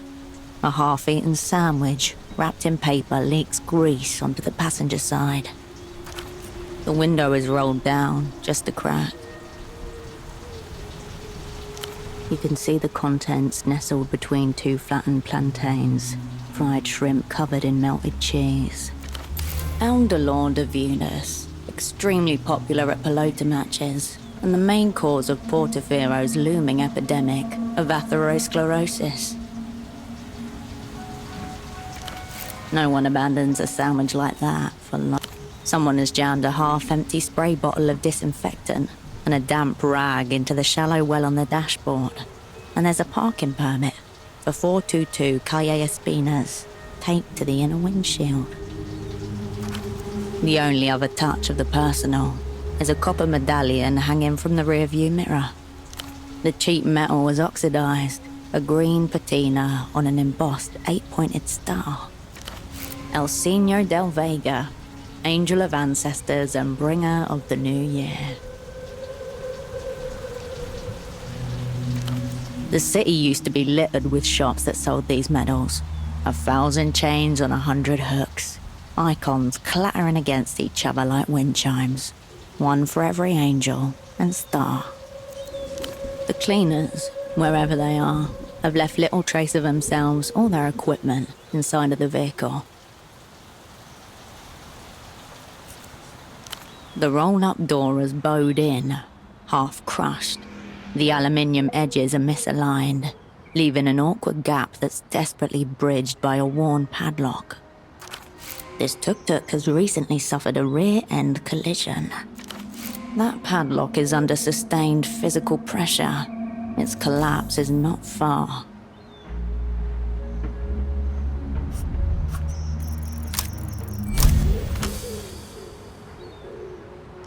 The old padlock, under stresses it could not possibly endure, shudders and pops open. The small space is tightly packed. In the corner is a selection of buckets, a rack of brooms and mops mounted on the wall above them. Bottles of cleaning solution are tucked into every free space, with names like Zyfrox, Extra Clean, Shine and Shimmer. Your eyes land on a shapeless garment in a disconcertingly meaty shade of pink. There's a zipper on the back and a large tinted window at the front, a viewport out, but not in. Anything that obscures your face is good, when this suit has the advantage of obscuring your humanity completely. The suit slides off the rack and into your hands.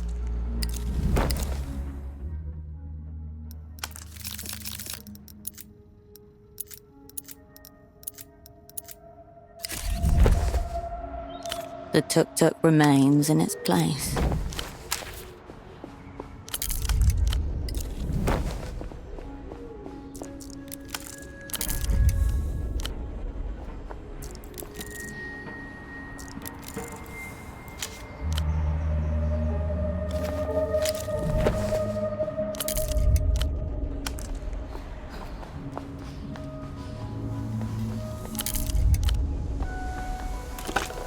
You pick up.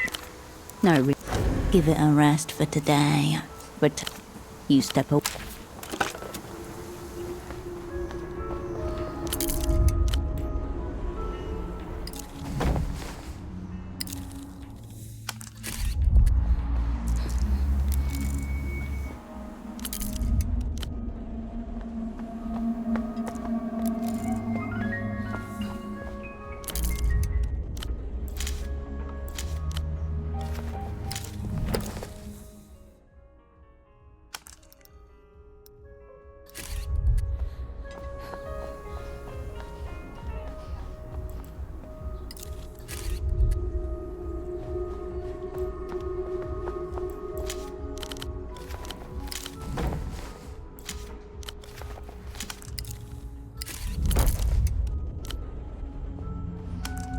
The machine is... The poor thing's been abandoned.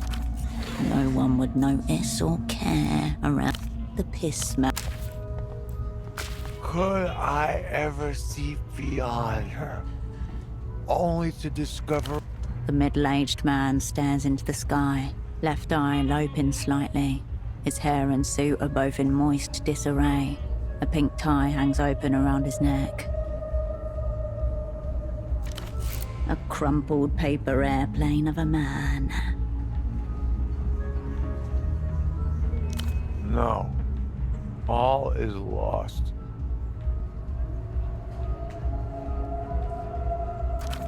Are you looming over me in official capacity? A hedged opening position. Exploitable if we found ourselves across the table. But I have abandoned post. Delegated all responsibility to my junior. It will hobble him, of course, the fate of our kind. I am Oscar Metamoto, senior negotiator for l'Empire de la Empire Sandu without la Amter. I am, or was, and may yet be again. Thank you for the offer, but we are far beyond that pale. For immediate release, Oscar Metamoto is hors d'usage until he receives at least 3 apologies. I believe the correct term is unlicensed detention facility. Mostly urban myth, overawed folklore. Either way, not my department. But a department nonetheless. Further proof that Enter are pulling the piano wire. The bank is always open. And always in town. Yet another special condition on the master contract that dismantled history. But I can say no more. I am le négociateur sans corps. I visited an old friend.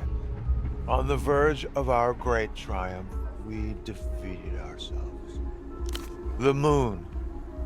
But all is secret, like the silent side of that divine satellite. My old friend, the great Reno, final boss of Reno Enterprises, and most famously, telephonic communications. Eons drew up his very first contracts when he was getting into private infrastructure. Bulletproof. The blood-soaked arena was Reno's apartment. Cozy little penthouse that lit tippy-top of the housing campaign. Private elevator, of course. Tunnel to Coliseum, site of our last stand. Top shelf liquor, mostly. The crowd roaring as we were torn apart, blood running rivers in the sand. A routing. I knew it was a mistake accepting the invitation. Reno can have quite the time when he revs up, but one can't not drink to the moon. Equal parts capitalism and alcoholism, both late stage. We often do at our rare reunions, but no, some others fought alongside us. Intimate circle. I brought Frederick Lejeune along too, which proved to be an error, but also a lesson well learned. Train incident. Serious. Not the most auspicious start. No, model train. Fred's gone weak at the knees because the toy train was Reno's prized child. Joyous trophy. a terrible... You've wandered into some bizarre capitalist shit here. I believe I did. Yes. A bad one. Sad, isn't it? 10 years gone. Stay away from it, all of it. You should never come to this place. Oh well, what's to be done? The next 10 start tomorrow. I believe I did. And yet, I've been... Stay away. Oh well, I believe... 10 years... Stay... Oh well, a kindred ghost. How long did you hold out?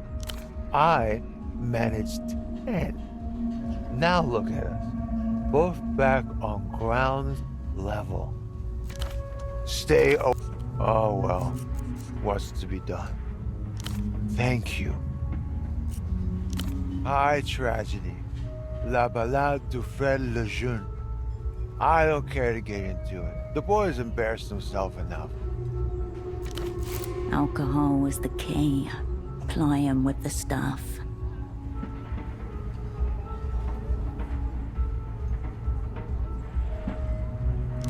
Freddy has made his Betty. Let him ride in it. In theory, yes. That's what the manual says. You are correct. This from Herschel Wilk, her of 6 abandoned direct reports. The senior negotiator grows serious and raises a slow finger. There are 3 Ironcast rules to economics. A. People respond to incentives. A. Incentives alter behavior. B. Be incentivizing. The deplorable science. Terrifying yet always logical. Devious, but not unattractive.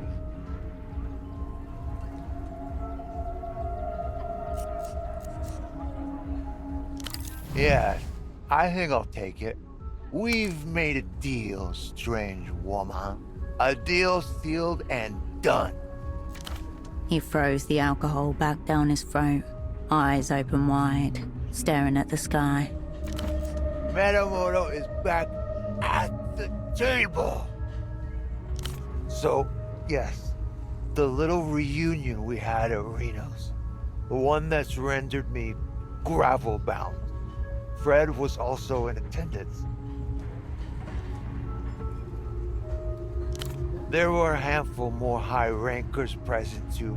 Renoites, movers and makers, political actors, and Metamoto and his Jun. The prize train was in circulation, being shown off to a trusted few. A moment's distraction, a stray placement. Fred saunters in from the kitchen, wreathed in smiles, fails to scan the landing zone. Sits right on it.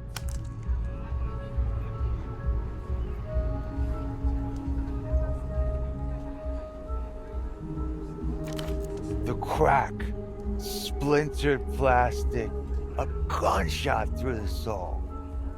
Freddy knew instantly what he'd done.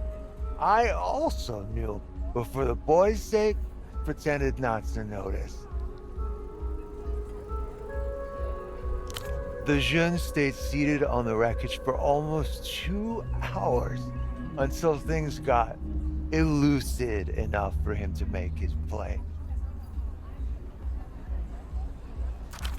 He seized a moment of distraction, then, limping slightly, off he snuck to stash the body. I, personally, have never before seen him disintegrate a model train, but it's not the first time he struck an own goal at a social gathering. Fred has killer instinct, robust, bust at the table. But socially, the dial reads Dread 0. He did not. Fortuitous. Fred would have been banished from the tower immediately. But he will notice if he hasn't already.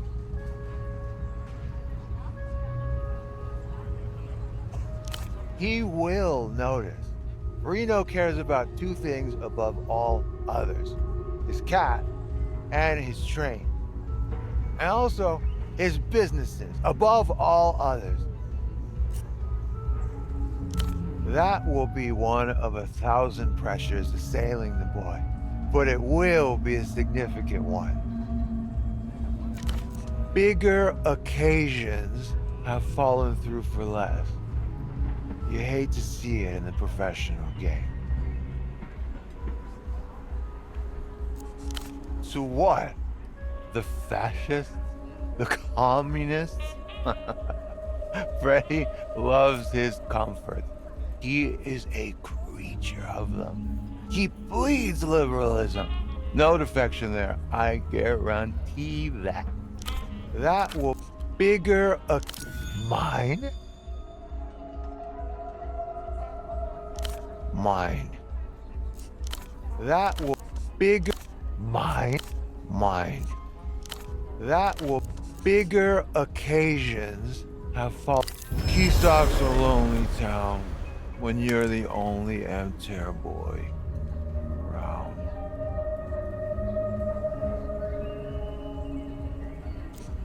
That will bigger occasion. You've been playing at the wrong tables.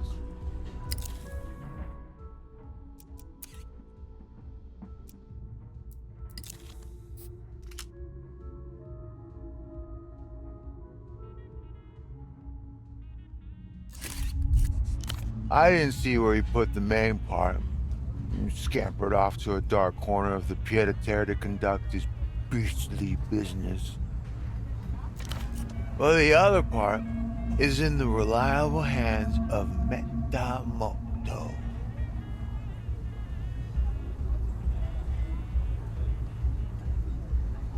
I was trying to get the jeune out of a jam, of course. Plausible deniability. Major asset at the table. He gazes at you, head dipping forward like a fading pulse. Suddenly sentimental, the emotional quick change of a ravaged alcoholic. Because it makes me think of her. What other reason is there? My friend, the ambassador's wife. Lolita Calista, the last gasp of my heart, gigantress in waiting.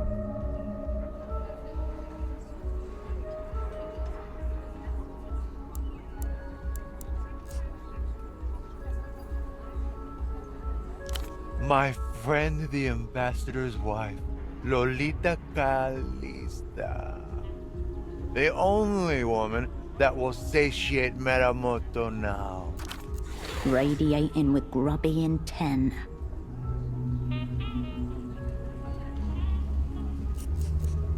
Come closer then. She is a masterpiece.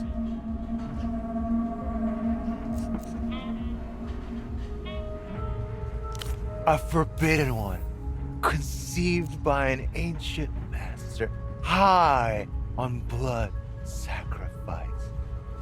Rather than complete drunken nonsense, the senior negotiator's fingers are tracing a specific shape. Is that a hoof?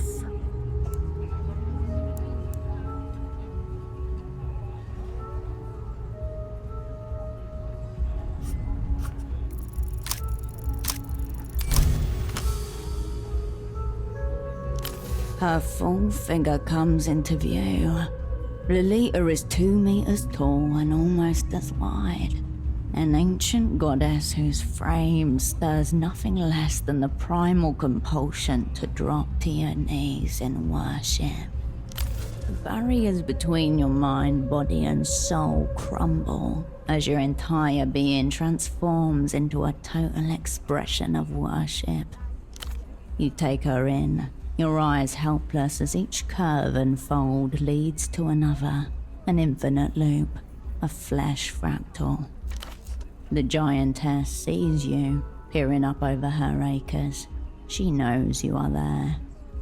Beside you, in the shadow of the giantess, Oscar Metamoto sighs.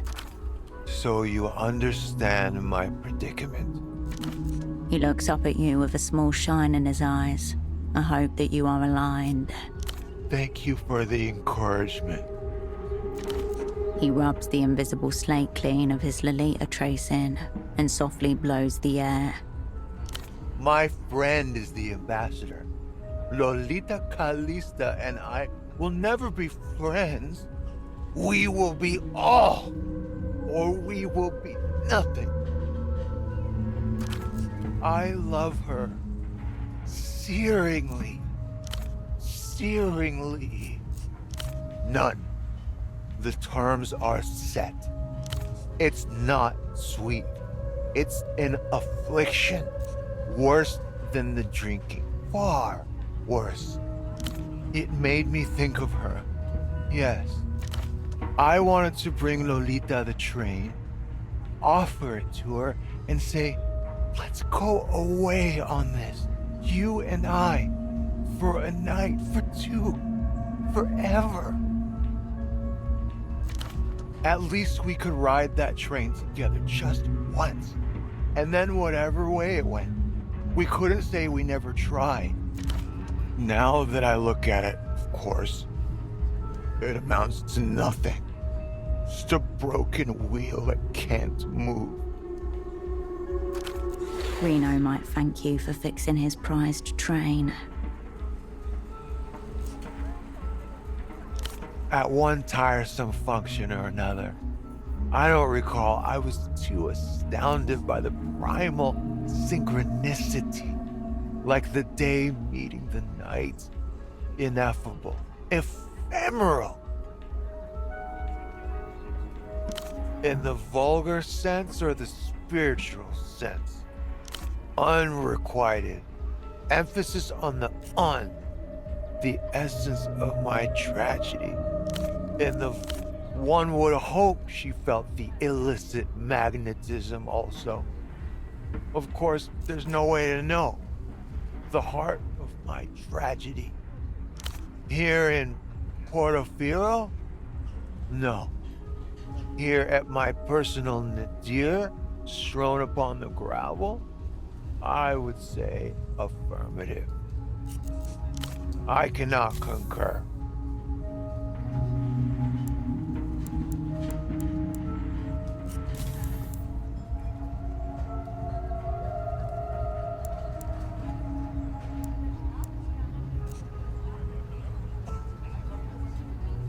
One from my opposite number, one from my superiors for the professional cuckolding, and one from my aforementioned junior for making me superfluous.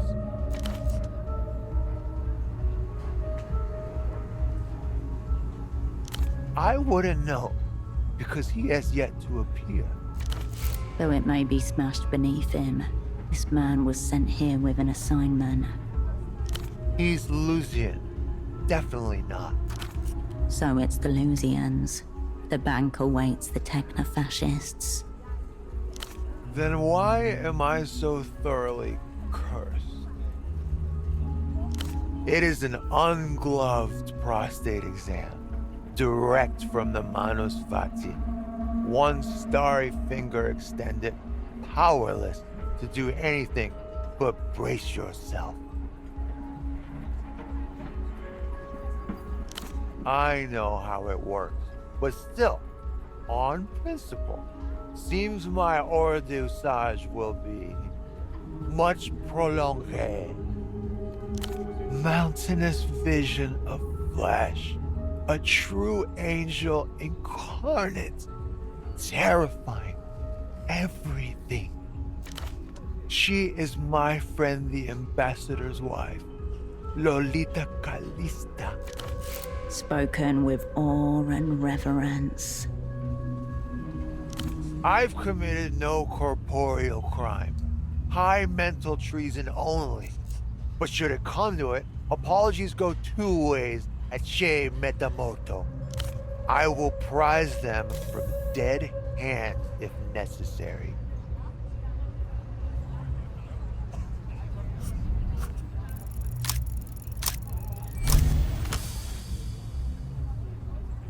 This man is no would-be passenger.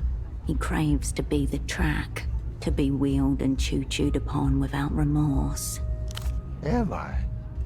She is powerful.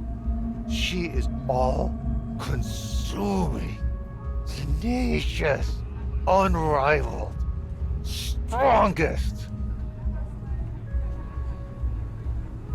She is trained. I am track. I was beginning to think I didn't need this, any of this.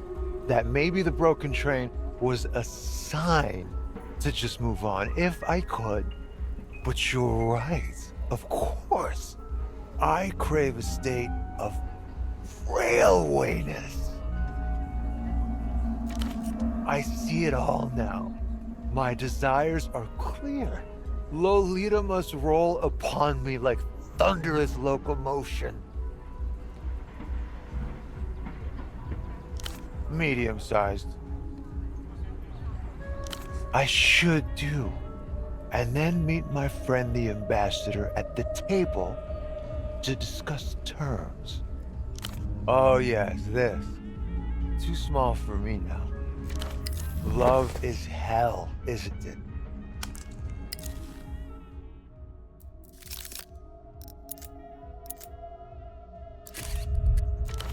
Now find the other half, and you'll have the full thing. You could even repair it and return it to Reno. Or just hold on to it. That's half a blackmail tool you've just acquired. It's already humming with ill intent. I usually charge a consulting fee, by the way. For you, I'll waive.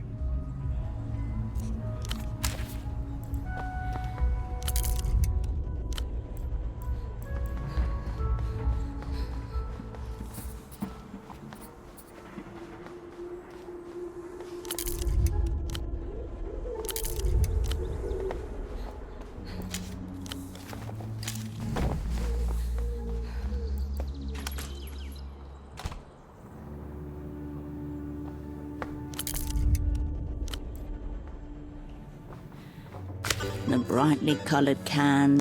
You're in the clear. You jangle it around for a minute.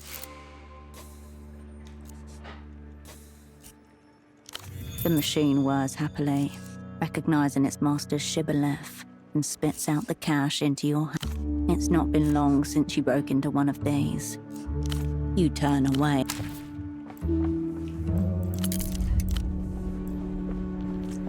Operant. Come around, have you? My offer is this. I share with you a little from my wall of shadows. You help me with some personal research. Because I've been in a few. Reading material. There's a bookstall just north of here, unmanned. A holdover from more idealistic days. There's a certain magazine in there. I'd like you to bring me a copy. Ultra middle-brow poetry, if I understand correctly. Somehow this city with a literacy rate hovering about 68% manages to keep an arc of high culture afloat. Curious, don't you think?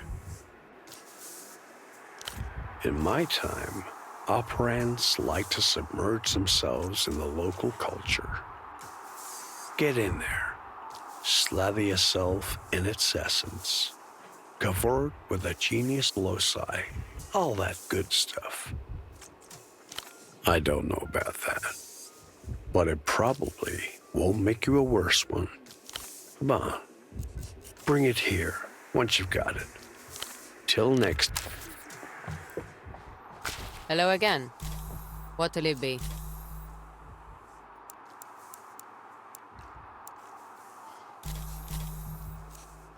She gives the photograph a brief, considered glance. No. That's you. She studies the photograph for another moment. I don't think I've ever seen most of these people. Most, not all. That one was a carabinero, right?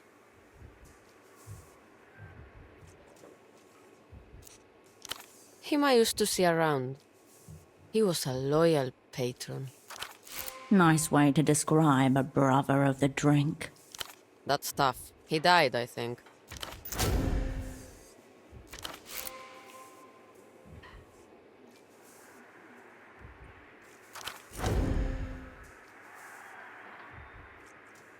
It's been a while. Almost 5 years. He was nice.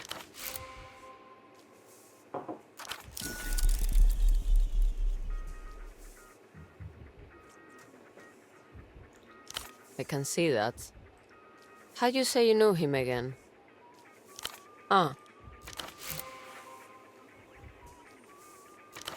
There was this guy he used to meet with. Rustamian. Heavy set. Pretty sure he was an informant. I'm saying he might know more, if that's what you want. Yeah, goat eyes. That's him.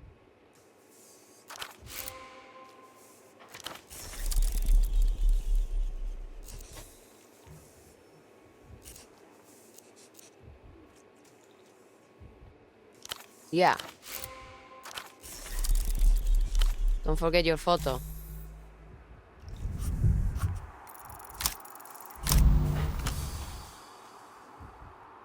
With nothing else to do, your gaze naturally...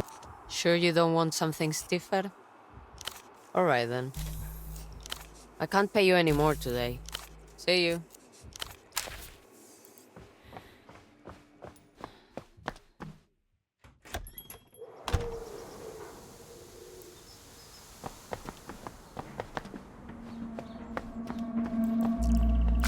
The storeroom. Houseman wanted a poetry magazine from this place.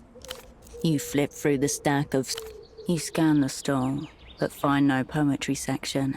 Instead, there are several piles of unsorted periodicals, each one dozens of issues deep.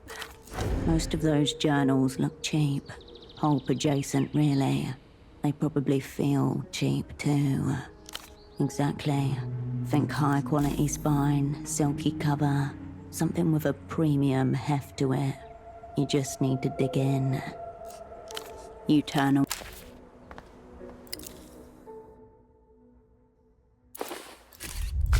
The stall remains as haphazard.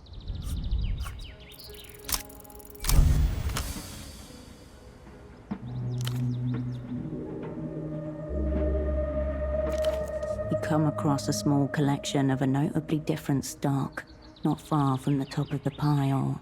They're sturdy, recently pressed, and the finish is smooth to the touch.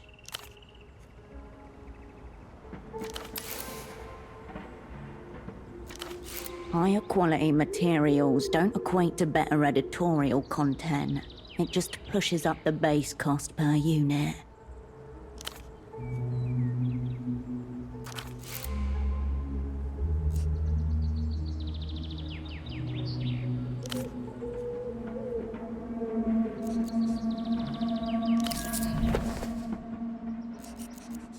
You turn on.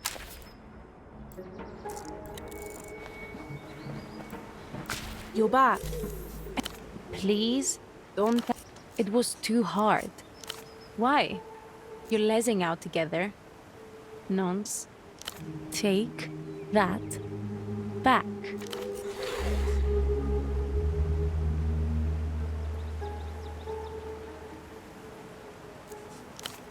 That's not something you should joke about.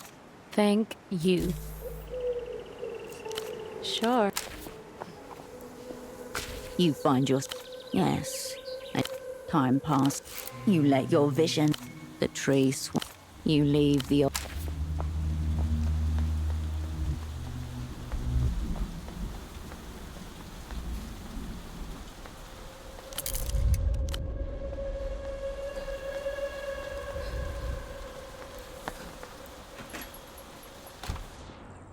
I've moved Pseudopod into the spare room. He'll be safe in there until he recovers. She gestures towards a small room with a small bed inside it. None, sorry to say. He's been like that since I moved him. What about you? Are we any closer to finding out what happened to him? I suppose that's principled of him. Lot of good it does Pseudopod just now. Were you able to piece together what he was investigating before you arrived?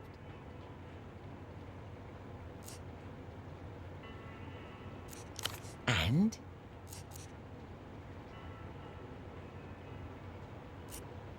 That's good. I'm sure he left ample clues. He seemed quite diligent. You'll just have to come at it fresh tomorrow. Well, I suppose that's all. I'll get back to the desk. She doesn't move. I was just wondering...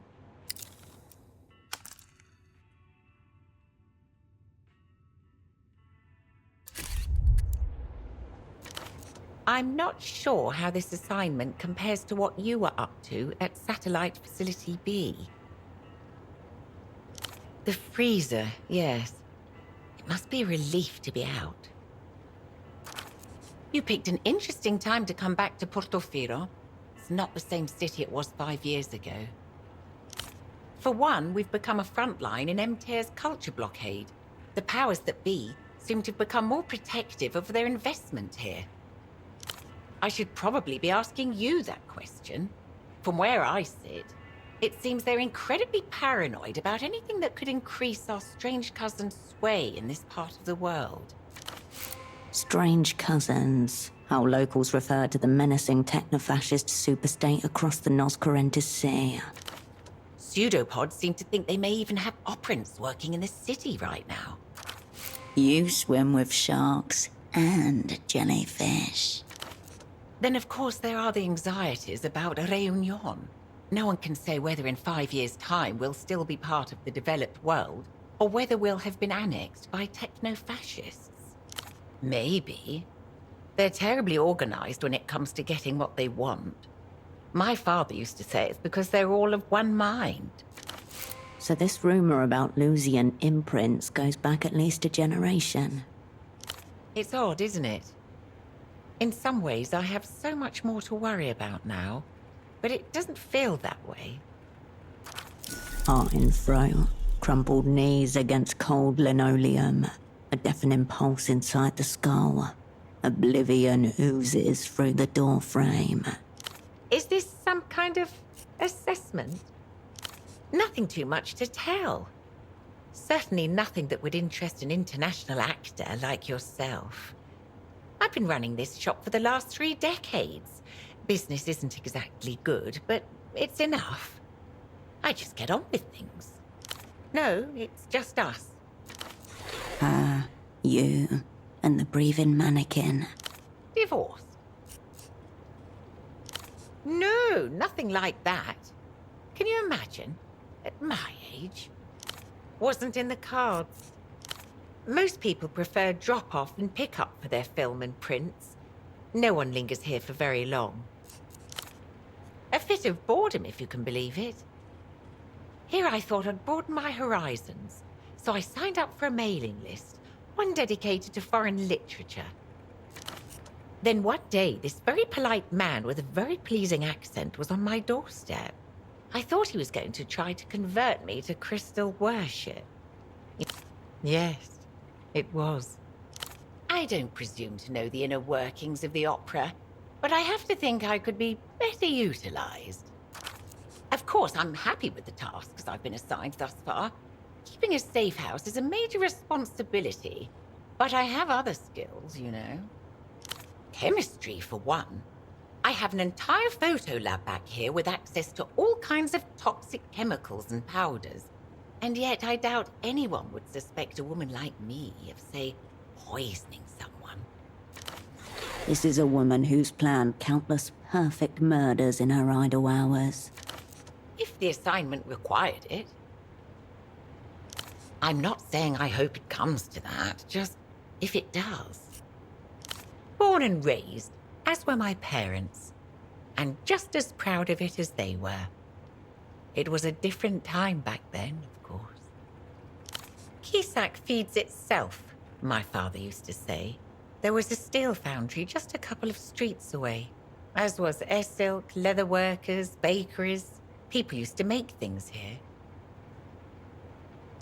I'm no regressionist, operant. I know Portofirans made their choices too. As I said, I love Kisak. It just doesn't feel like itself on some days. Tragic what the Lusians do to their old colonies, displacing all those poor souls, forcing them to abandon their homes, and that's the lucky ones. Not to mention the reunions affecting us too. You've got refugees washing up here day and night, speaking in gibberish, making a mess. They don't even try to integrate. That's not what I had in mind. The Lusians have to be stopped. That's my final word on the matter. No. Actually, to be honest, I find some of the things he says rather upsetting. Yes. And it does a good enough job of bothering me all on its own, without Subcommandante Bagman's help. Of course. Go on, then. Of course. Ah, yes. I poked my head in upstairs, just for a second, to check the hot water. A hot water heater on the second floor. Definitely snooping. And I couldn't help but notice the art. I'm curious about your choices. You are being challenged to justify yourself. She hides the disappointed twist of her mouth behind her hand. You sound like my ex-husband. Oh, I see. Oh, of course. I should have known. I suppose this is all rather glamorous, isn't it? Hopeful. Deluded. I'll have to take your word for it, Cascade. Well, I'm... whatever makes you feel at home. I'll be here if you require anything.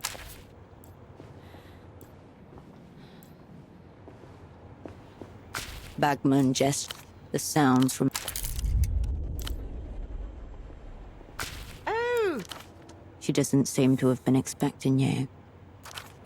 Strange smell about her. Chemical. You remember it from somewhere. The aggressive man said she's been huffing photochemicals. Of course, all good here. How may I support you this fine evening?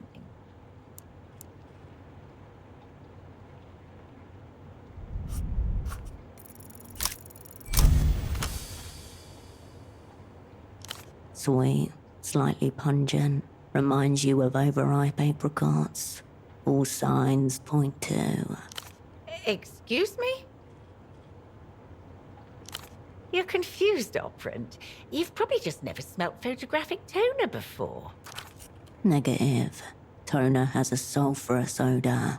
Rotten eggs. Oh, for God's sake. Fine. She produces a small brown glass bottle and sets it on the counter. It used to be a respectable habit, you know. Prescription. I don't see why a little rag now and then should be a big deal.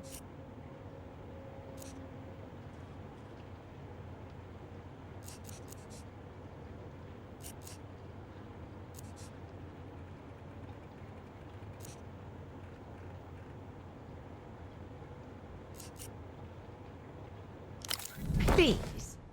No need to turn this into a show trial. All the same, I suppose it does look a touch unprofessional. Let's not tell Melita. I'll be here. Operant.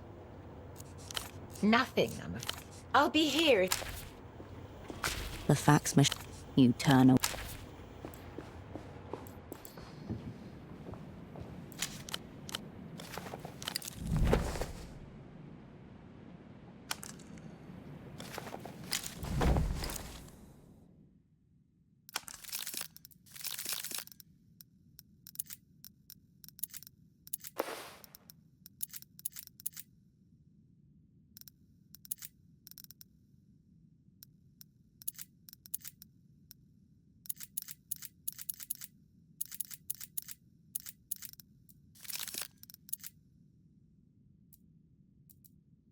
The latest issue of a literacy periodical called the Nos Currentes Review. It's weighty, as if promising to be a tome of great import. First impressions matter. The person responsible for the design of this journal knows that. 2 greyhounds frozen in mid-gallop against a field of blue. Around them, the titles of a few major poems and contributors. There's no logical connection between any of these things. The table of contents lists dozens of names you don't recognize. Unusual for a poetry magazine. This appears to contain a section devoted to cryptograms. Pages filled with heart, with soul, attempting to put into words the inscrutable feelings unique to these modern times. That cryptograms page is the only one worth bothering with. You alight on a double-page spread of poems. The first is about an ungrown hawthorn tree. Another tries to force razor to rhyme with demi-semi-quaver, while one is simply blank, a non-poem. Experimentation inside a given medium is the only way its boundaries can be discovered and transgressed. Despite containing no words, the non-poem comes with extensive footnotes.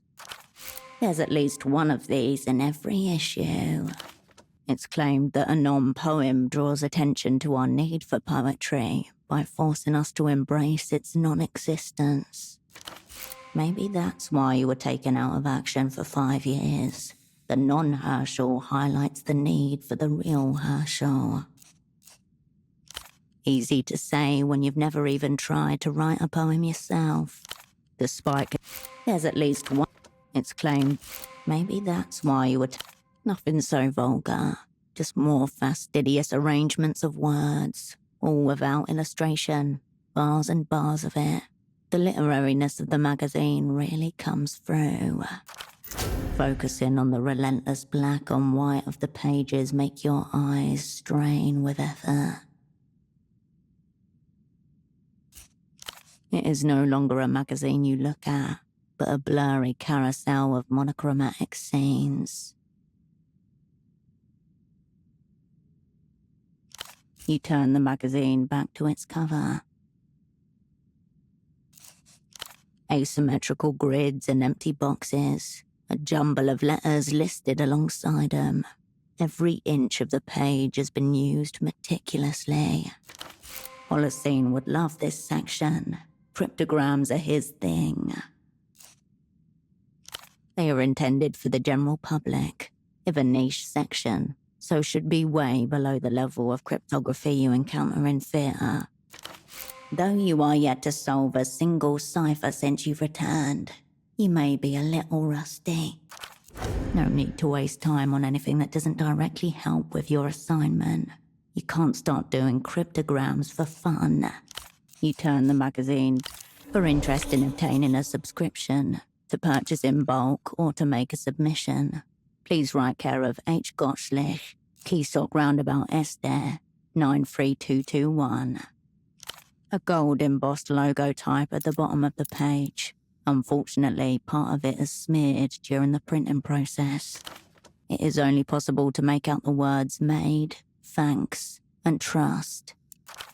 Seems like an acknowledgement of some kind. Thanking someone or something that helps to make the magazine possible.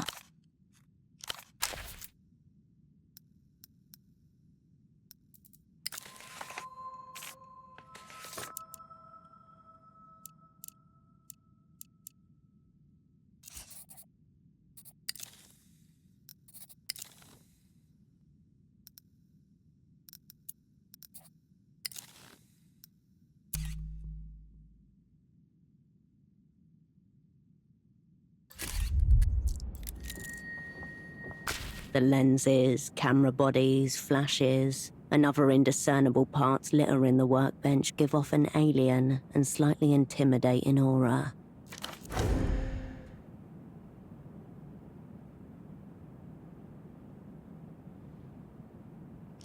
Handgun rounds, more likely than not abandoned by a previous tenant in circumstances similar to your own. Useless until you procure the gun. Its future potential noted, you turn away from the workbench. You returned. You are not a craftswoman. You have nothing to do here. For now. You return. You are not a You approach your double's bedside. His breathing does not change.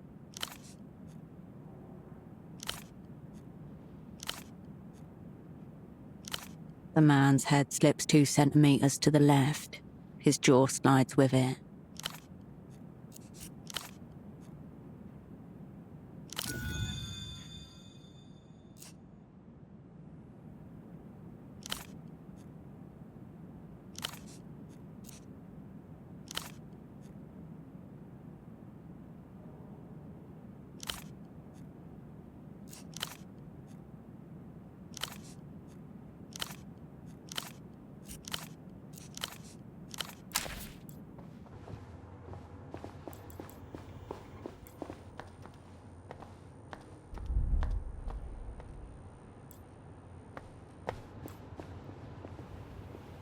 You return to the desk.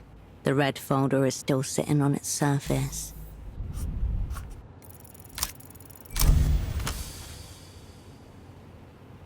In just a few words, the worst failure of your life is reduced to bureaucratic shorthand.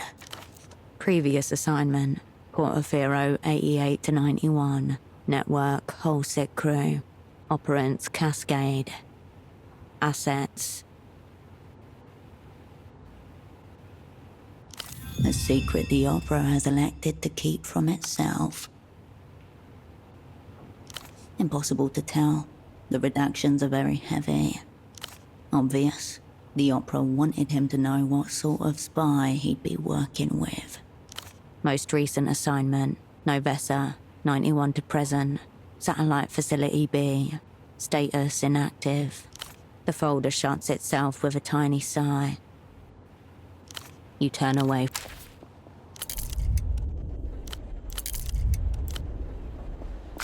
You return. As you turn. The heifer. Watchful eye. A part of you left. Raw information atomizes itself. And ring.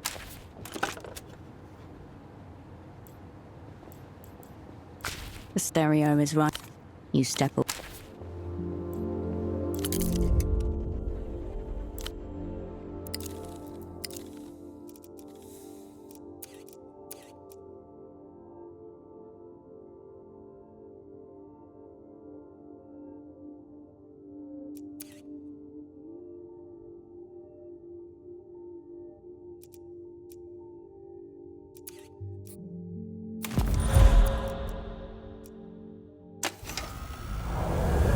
News from the crash site. Recovery crews have pulled a scorched orange box from the wreckage. On the casing, block letters in Mercian, Illuminato, and Standard Cohilan. Memories. Extreme caution required. Initial reports say the contents are virtually pristine, untouched by extreme temperature or blunt trauma. Definitely not. Memories dormant in the paving stones and eaves are beginning to rise. The air itself grows heavy with past sensations. A glance at the manifesto reveals 6 hearts, perfectly preserved, 1 birthday note, handwritten, 1 pair of headphones, sweat-stained. 2 packs of black cigarettes, 4 a mark, 2 Portofino fighting beetles, 1 faded receipt for 2 schnapps at the fog mirror. The metal release handle is too cold to touch. Already, you feel a little bit less alone. Whether you're prepared for company is another matter.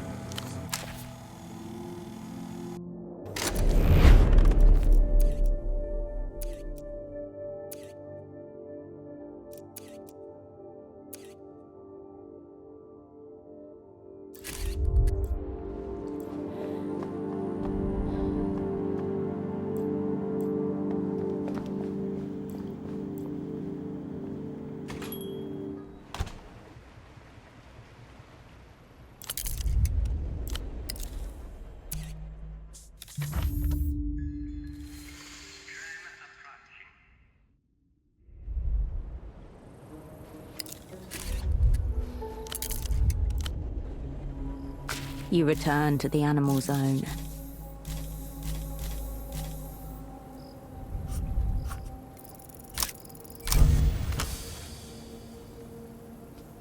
You slip your lockpick into the keyhole at the bottom of the shutter. You hear it click open. There's a loud metallic clank, and then it lifts up, surprisingly smooth. Thick spider webs stretch and break.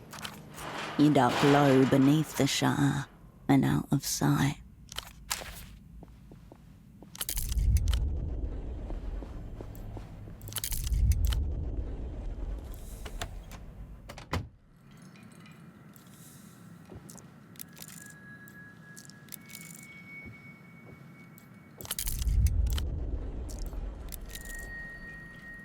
Your presence is weak.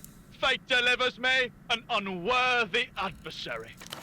The creature's eyes glow with cunning flame. Its ears tuft delightfully in every direction. Long grey toes ripple over a mountain of trinkets as it inspects you. A puppet. There's someone hiding in the pile beneath it.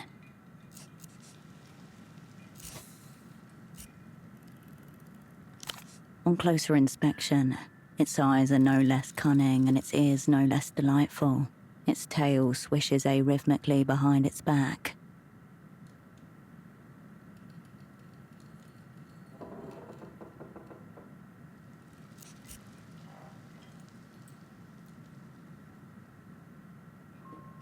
Abandon your notion. Tremble before the majesty of my realm and of me. Is this the dog thief? It is standing on what looks like a pile of stolen goods. Hard cut to his tiny face. Crash zoom. His golden eyes flash. I'm king of trade! Realm shrouded in fog of economic war! Wage it! Enough mouthwork! Show your objects. Laughable. Listen. The geezers of his nostrils erupt with curiosity. A curse! Take it with you. No trade. Secret sources. Knowledge denied. Where else would it get this stuff? Do not consider yourself my equal. Contradiction shrugged upon. Ah, fragile foe. Puny beseecher. Prove it in skirmish of value. Not talk. Business correspondence. Remember the box of dubbed martial arts tapes that one of your mother's work friends smuggled in for you when he came to visit in '79? You watched Iron Petal so many times you could recite her lines, practice her moves, cheer her to victory against her nemesis Johnny Chasm. How did he sound again? I do as I do. Unthwartable schemes forever. Indeed. Yes, yes! He wriggles his toes, drawing your attention to the pile of miscellaneous objects atop which he stands. A sneer waves impressively across his jagged lips. He rummages into his pile of stuff and brings out a paper hat, folded into a peak. Symbolism unnecessary. Monarchy absolute. Apart from shame. He closes one eye to consider you, carefully, before lifting a strappy leather harness from his collection. Dynamic yet functionless. Buried among the pile, you spot your prize. This wolf's face is nearly covered by a dark, sweeping mane. She's dressed for battle in jeweled armor, but her snout is stretched in a yawn. On the side of the cup in curling letters, Dream Wolf. Tears gather at the corners of her green eyes. The monkey bares his teeth at you. Tourist trinkets, veterinary tools, a detached bicycle wheel, brightly coloured soft drink cans. It looks like a dinosaur rampaged through a shopping mall, and this is its dung. The monkey bares his He flicks his ears in excitement. Amass increasingly desirable objects. You're talking to a monkey. You're going to have to ask specific questions if you want helpful answers. Shiny containers reveled in. Contents ignored.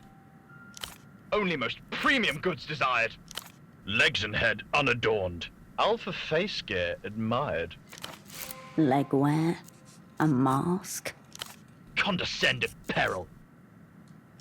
Everyone is bad at everything. Yet to find worthy companion. Ponderer. Ah ha ha! Flimsy diadem desired.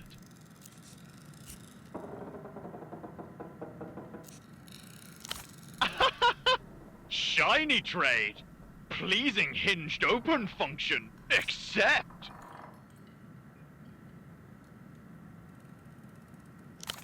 Pleasing crinkle. Enjoyable sound. Meaningless standard.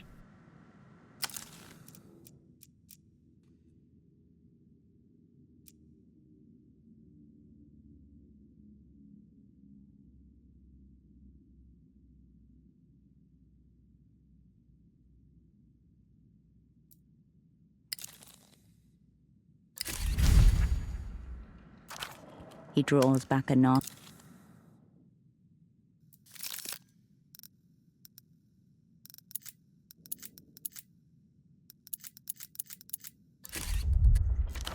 Traded.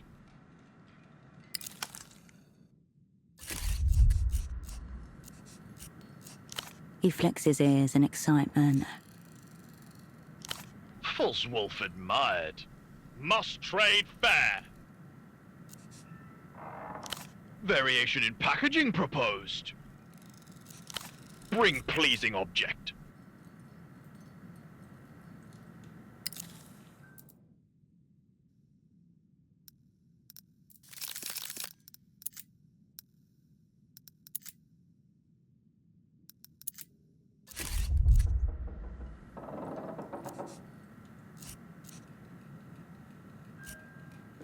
Fertile color.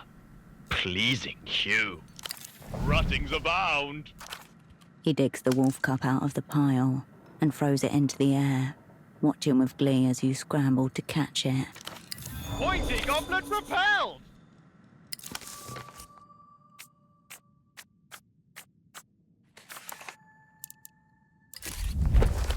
Another plastic wolf cup in your hand. As before, 1 out of 6 is stamped on the hard bottom. 6 in total to get your hands on. You're on your way to collecting a full set.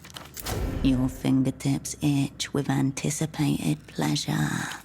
You put Dreamwolf away, and once again meet eyes with the king of trade. He flicks his ears in excitement. You are puny. Prove yourself. Variation in packaging proposed. Snake! Snake! Then they will be Boss King Siggies. He takes the pack gingerly between his atrocious thumb and forefinger, then flings it away onto his pile. See no fear. He flings the Victim of trade.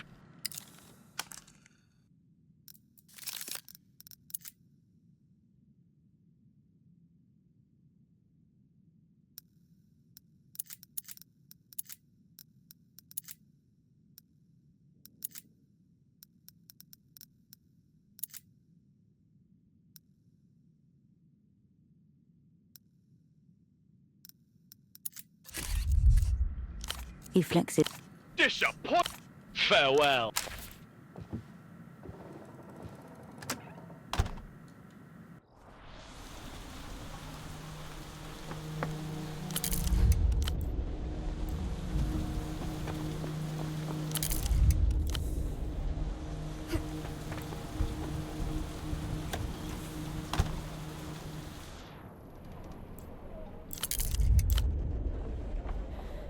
The desk is... You turn from the...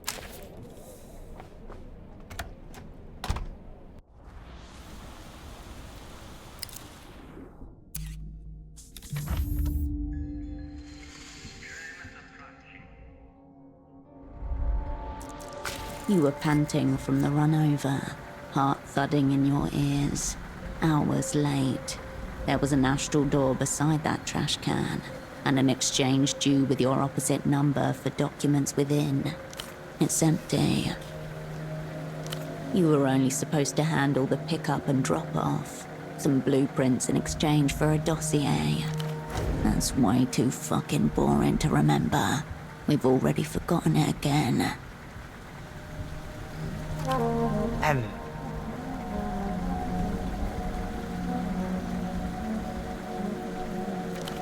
You turn to see Estock sitting at a nearby bench, shaking her head at you slightly over a newspaper.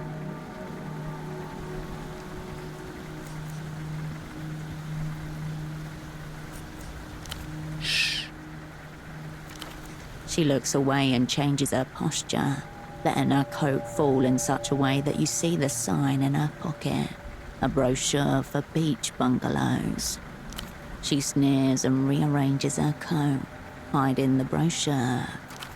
When you called Melita that night, you gave her the name of the brochure as confirmation of the handoff, and never mentioned a thing about SD.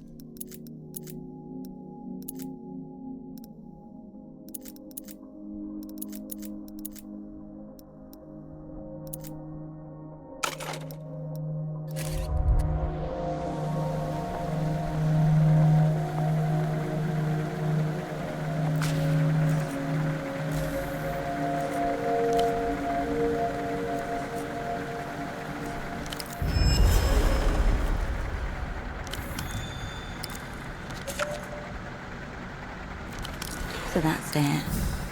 He's gone. Asset virtue. Confirmed. Zeroed out.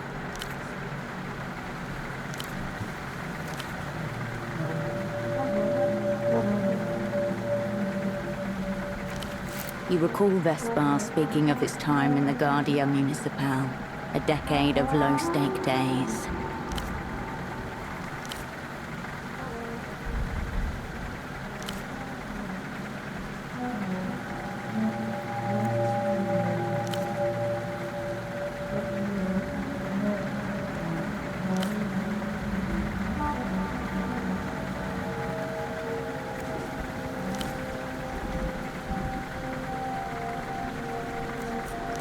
Only two possibilities.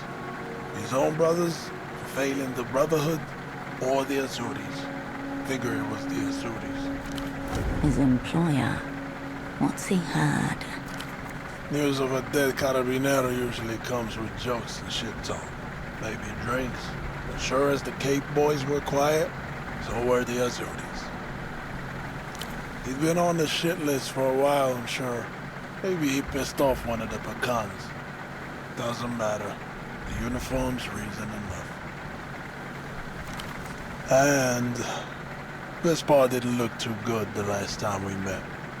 Like he knew something ugly was coming. The young man stares at you for a long time. As much as Vespar's outfit bothered me, You stand by everything your employer does, Habibti? Some people think work is an allegiance. It's not. They pay me for my time. I keep the rest separate.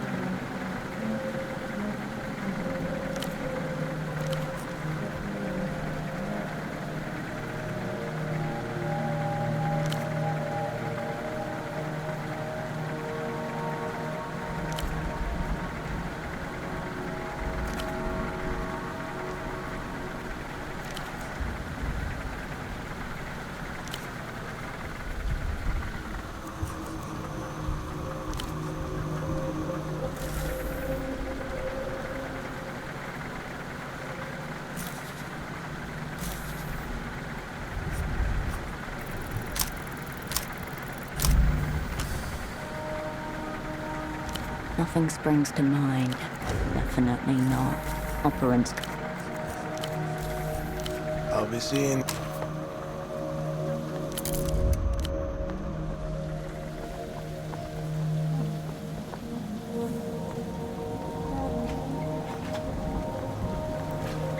The intercom.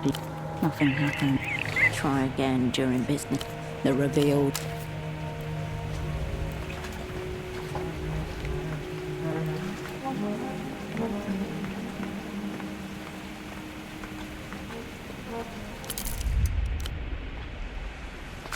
The contain.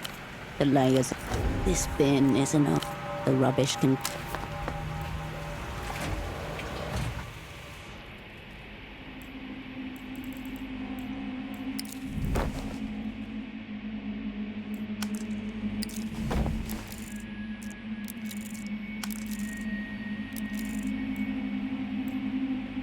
Bagman gestures wildly on the television.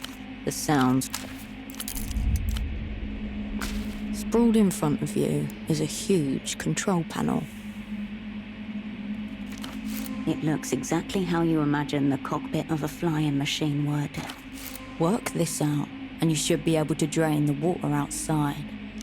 The controls before you are unlabeled. There are 2 glowing buttons, a switch, and a single large lever. Sequential logic applies. Operating the controls in a specific order will lower the water outside. First, press the red button. Pretty standard for a hydraulic pump. The switch and lever suggest a mechanical interlock. Hard to gauge which one comes first without trying. For now, the red button. Work out the rest after.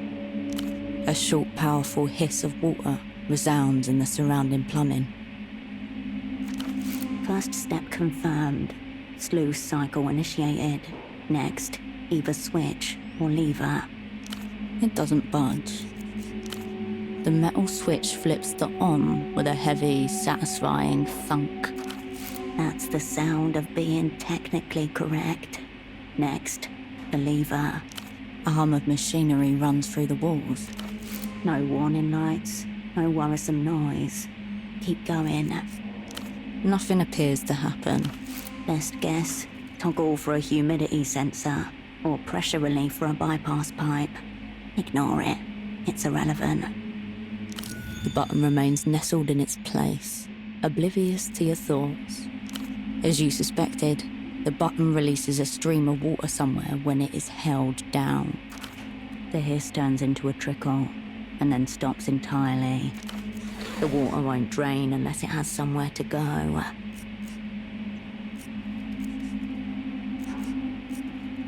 A short, powerful...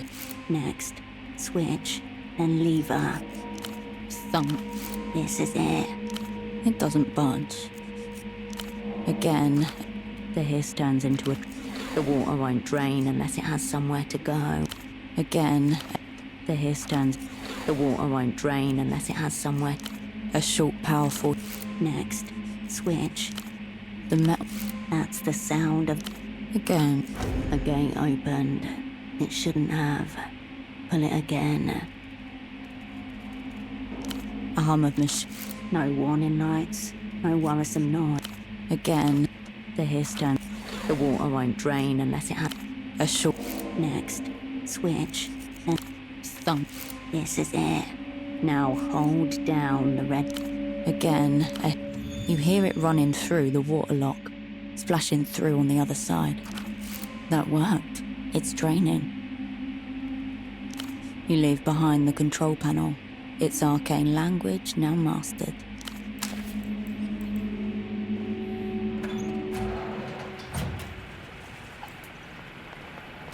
The content, the layer, this bin, the layers of this bin, the rubbish can.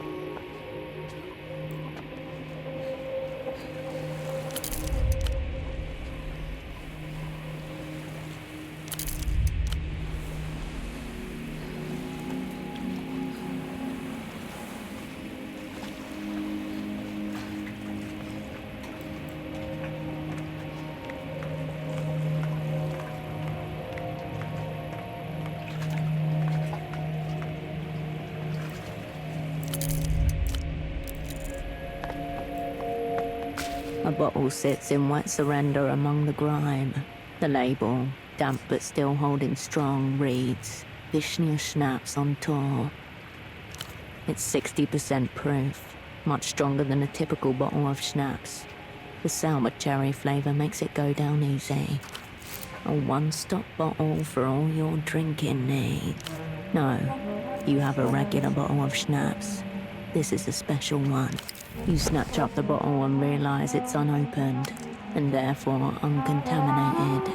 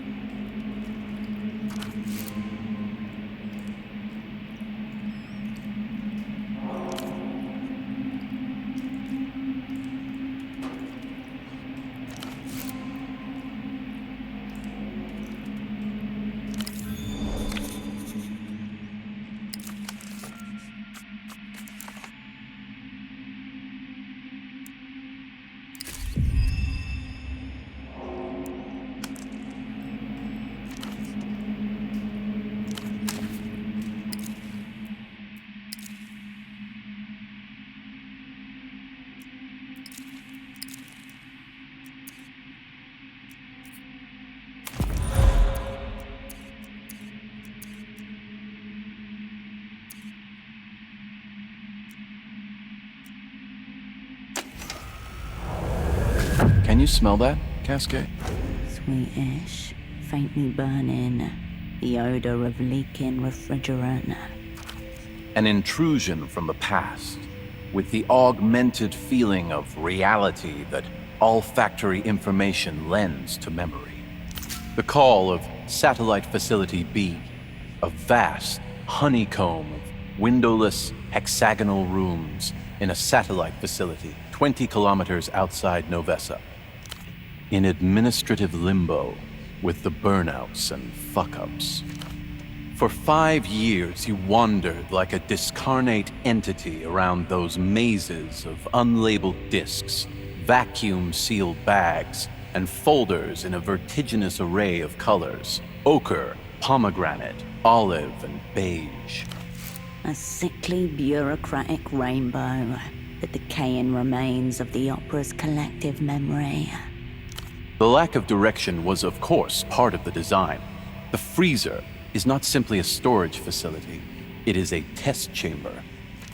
Every few days, you encountered another poor soul between the shelves. A man or woman with a haunted, wan expression, or else some hideous, permanent injury. There was nothing to separate you from those unfortunates, only the whim of your controllers. You might have remained forever, had the occasion not arisen to unfreeze you. Beware, Cascade. You have seen how easily you can be shelved. As soon as your assignment is over, all bets are off. Already their fingers are hovering over the storage button. But now, you won't be caught off guard.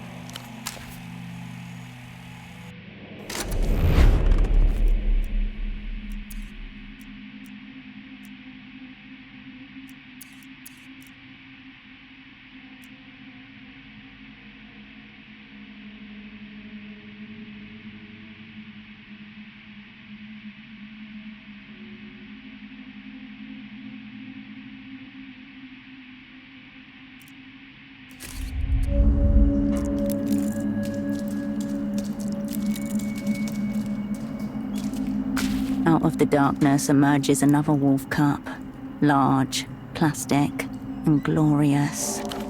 The plastic wolf, in round spectacles, reads an ancient tome, a wizard's staff strapped to the back of his cloak, splashed across the cup's side. Eager wolf. Someone seems to have put this container away for safekeeping, and then forgotten about it. He looks sort of bookish and reserved, actually. Itching to prove that he can lead the pack. He looks like the kind of wolf who'd stick. Blobs of yellow paint refuse to stare back at you. His gaze is fixed somewhere to the side, drawn away from his book. By what? It's unclear. Eager wolf joins the crew.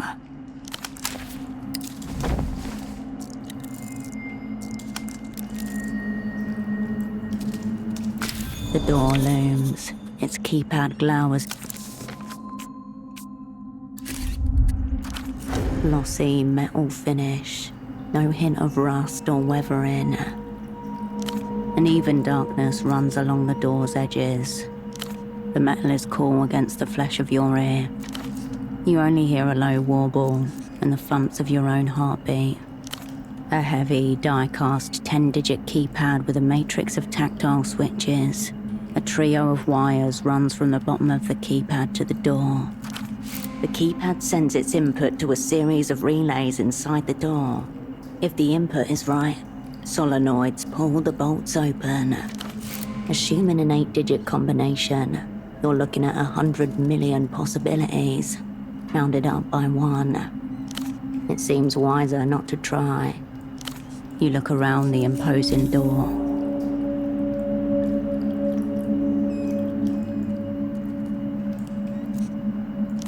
It's hard to see its full form without a light, but inside, there seem to be hundreds of small protuberances sprouting along a cylinder.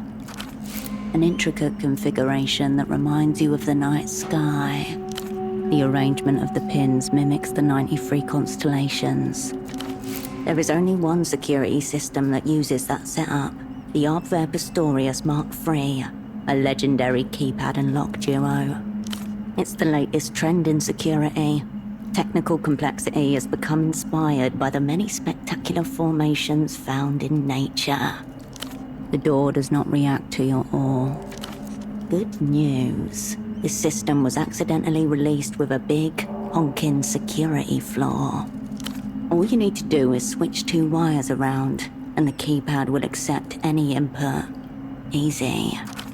A vulnerability leaked to the Opera in 87, courtesy of a disgruntled engineer who had defected to the People's Republic.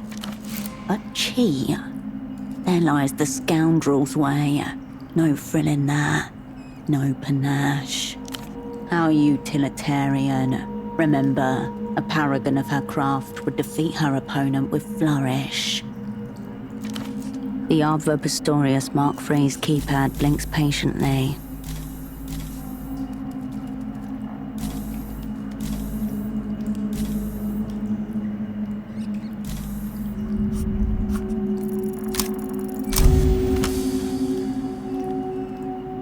Think. Codes are rarely random. What was that sub-editor studying again? In her exercise papers. And there was a pattern. Long, short, short, long. Assuming a 4-digit code instead of 8 digits. The shadows were here long before the metal and wires. Before empires carved arrogance into stones. And before four meld with the dark. And watch as even the stars grow pliant before you. A soft, electronic tone plays, and you hear the chunk of mechanisms unlocking. Communed with the dark and the secrets it holds. The door parts open in deference.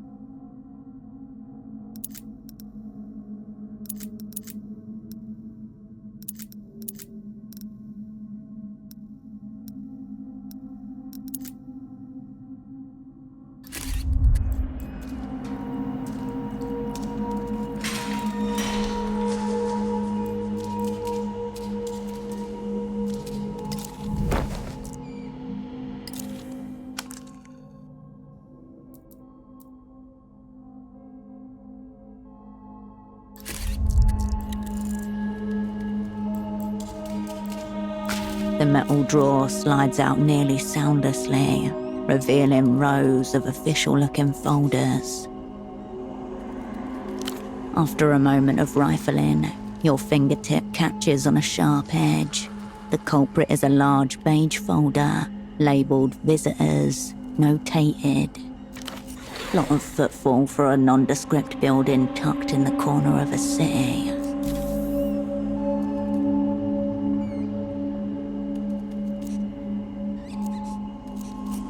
Strangers in grainy black and white stare back at you. Under each photo, a terse itinerary. Visitor, date of arrival, date of departure. Each of them seems to have left the same way. Flight D153 to a regional airport in Ile-de-Serres. There were reports of a ghost site labour colony on Ile-de-Serres that the Opera took seriously. Operant cylinder, status lost, was convinced MTAR were behind it, though he could not ultimately prove it. Going by the dates, their visitors don't tend to stay long. This is a liminal space. Your time may be limited. You skip through the stack until your eye catches on a man's face. Mid-60s, eyes blown up by milk bottle glasses. The last time you saw him, he was smiling at the camera. He isn't smiling here. He looks exhausted and grubby, crumpled at the corners. His glasses were still with him when this was taken.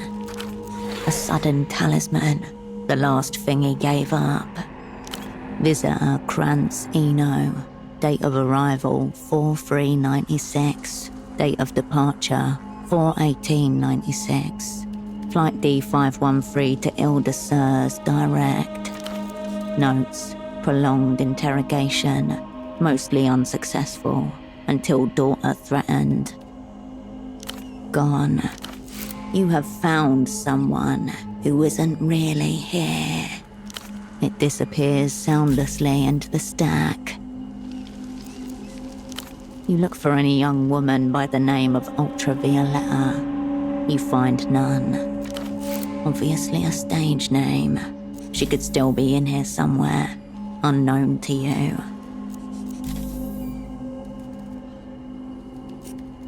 You bend your arm at an uncomfortable angle and press around at the deepest part of the drawer. Nothing.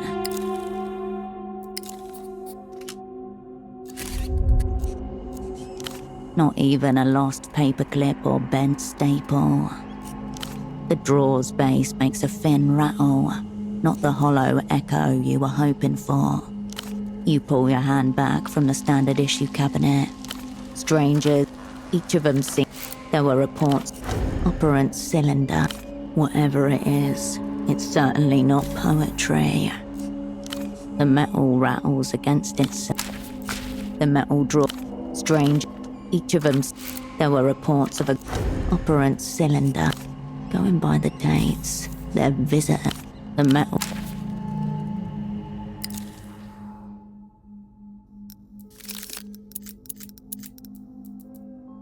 The Wang Guide to dotted line. Naphamat. 2 objects. The spirit of Wang. Dotted line. Mathematical. And you flip back. Ostensibly a how to. You leave the building it. The metal drawer slides out nearly soundlessly, revealing rows of official-looking folders.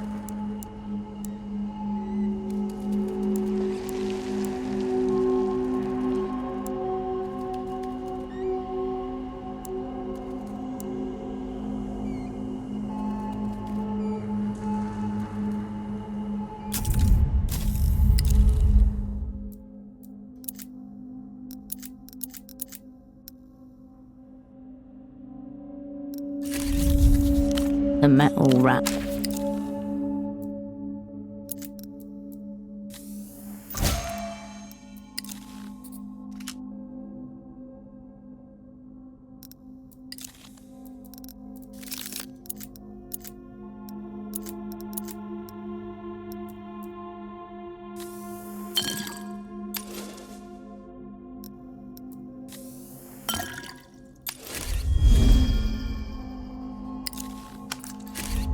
The metal drawer slides out nearly soundlessly, revealing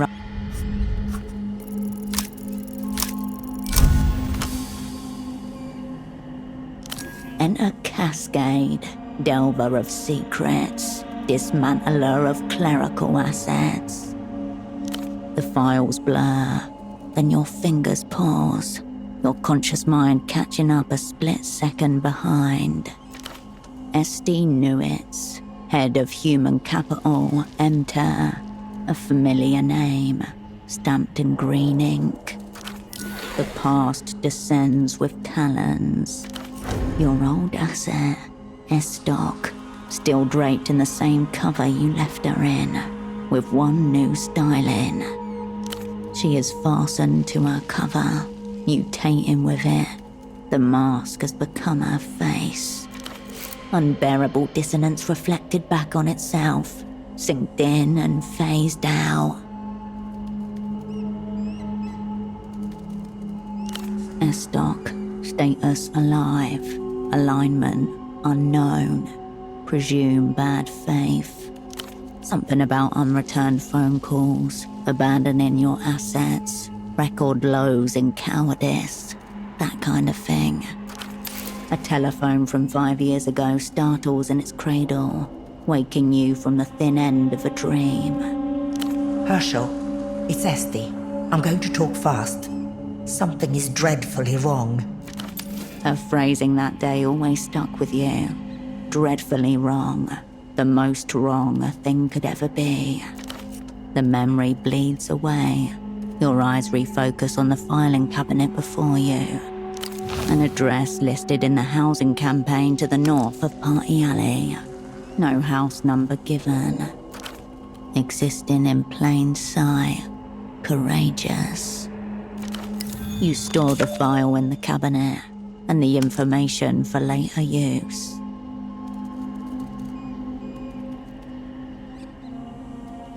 Strangers, each of them, there were reports of operant silly, whatever it is, the metal.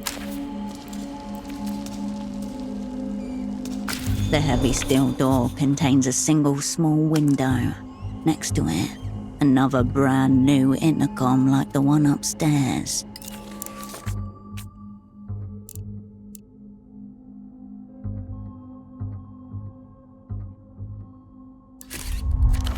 As with anything that talks in this city, it is emblazoned with the blue Renotel logo. Heavy condensation is obscured through layers of glass. Nothing can be seen here, in the domain of shadow and smudge. Your fist barely makes a sound on the thick, reinforced metal. You hear a brief, static crackle. It fades out to leave the ambient hum of another room. You hold your ear to the box, living electricity buzzing along your ossicle bones. Somewhere in the amplified quasi-silence, there's a distant rustling, perhaps breathing. Stop rapping on my door. Don't you people ever tire? The communists. Intriguing. I can barely make you out through this little viewing slot. No, we'll just make do without. Do you have a name? That's not a name. That's a falsehood. Herschel. Very good. You already have a name for him, even if it's a fraudulent one. Impressive. Though under the circumstances, I'd say poor Dante is more appropriate. The outline begins to ripple with colors, gestures, tones, the viscera of voice and name. Hello, Herschel. How are you doing in there? If you're from the opera, you must be Tempo del Sur's well-connected friend. A knot of tension forms between your eyes. Once again, you're a step behind.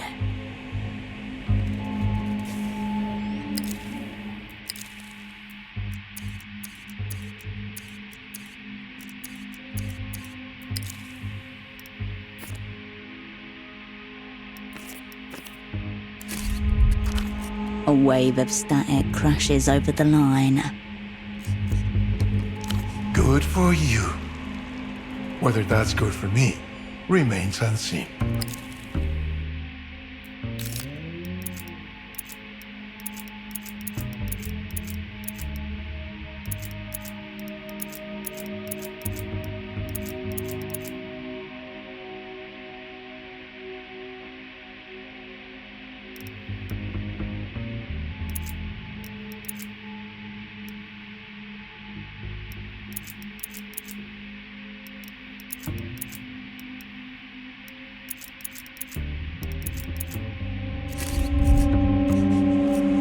Briefly, I was making a personal call from one of those infernal payphones when two men bundled me harshly into a tuk-tuk with a rucksack over my head. Soon after, I found myself in this waterlogged hell.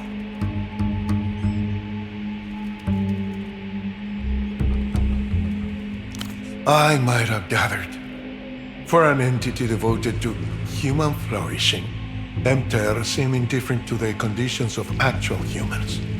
How very liberal. You could say we're both servants of culture. The Ministry maintains relations with a number of men like your unfortunate friend. Allies against Emter's ridiculous culture blockade. Boo-hoo-hoo. That's what I say to that. I haven't the faintest idea. His fate's no longer my concern. Falsely imprisoned by one enemy, so I may be falsely accused by another. A fate's fucktoy, it appeared. I didn't kill Tempo del Sur, though if Denham gave me the chance to go back, surely I would. For a moment, nobody says anything. Green water sloshes about your feet. Tempo assured me the opera were enthusiastic about the terms, despite the risks involved. Are you telling me that was not the case? Here it is, the side deal. First of several, potentially. I'm beginning to think I cast my lot with the wrong ideology. Very well. I procured for Tempo del Sur an extremely rare device. The only one of its kind outside the Illuminated Empire.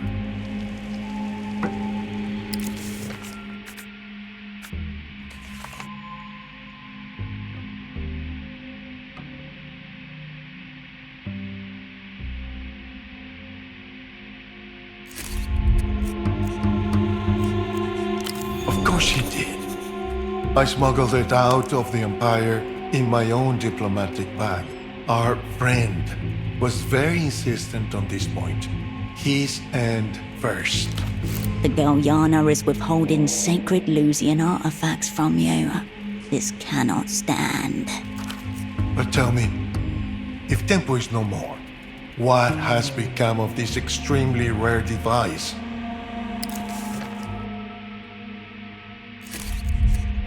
Teenagers. Somehow both appropriate and terrifying.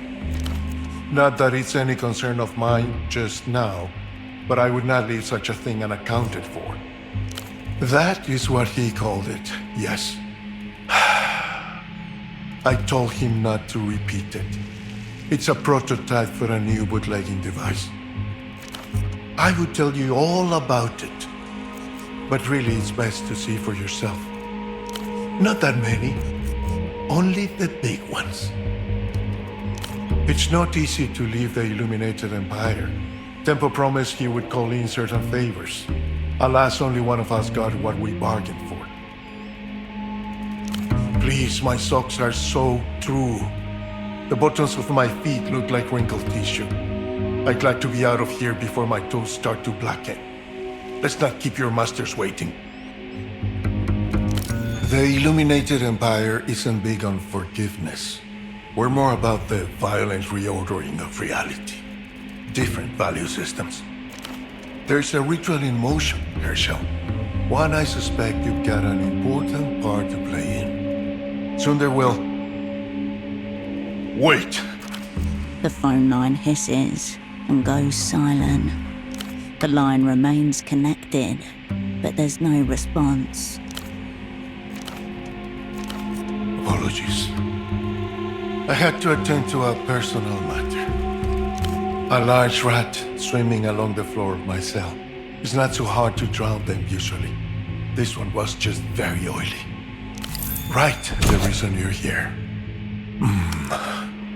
There's a very important man on his way to Portofino as we speak.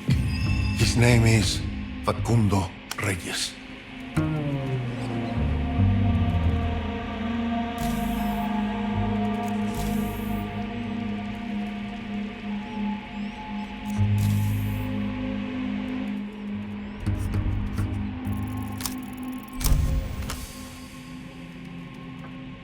Minister of Mass Culture for Leluz, political theorist, suspected war criminal, architect for Leluz's meteoric cultural rise. As of this year, 26% of all media originates from Lusian-affiliated distributors. Weekly textile shipments from Leluz to the developed world, 1.5 million tons. Estimated age, mid-70s. Known photos, 0.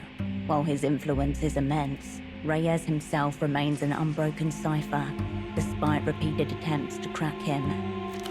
Like all the opera's great enemies, Facundo Reyes is referred to primarily by his epithet.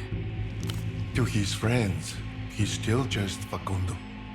Cool is an alien concept to the Lucian mind, a bourgeois transvaluation of what used to be recognized as wretched and ignoble. But then I become wretched and ignoble myself. So perhaps I'm cool as well. They come and go so easily in your work. I imagine it's hard to keep track. secret treaties, matters of mass culture, all to be discussed with our mutual antagonists. Fun stuff. Leagues above your station, sadly. I asked the same question and received an electrical shock to the scrotum for my troubles. Now I don't ask questions. I just try to enjoy myself. Missing pop star. Who do you mean? Ultraviolet missing. This is grave. Very grave. An incalculable blow for humanity. Spoken like one with the emotional register of a child. Sad doesn't even begin to encompass the loss. Just one question before you scurry back to your masters. Will it be you escorting me to the superblock? Or should I... What might have begun as an inhale of breath transforms into a static roar that fills up the audioscape. The edges of your eyes begin to burn, pooling at the back of your mouth, an unpleasant taste, petroleum. If there is an answer, it reaches you only in the electromagnetic language of antennas and far-reaching transmission devices. Footsteps right above you, coming this way. Vanish now.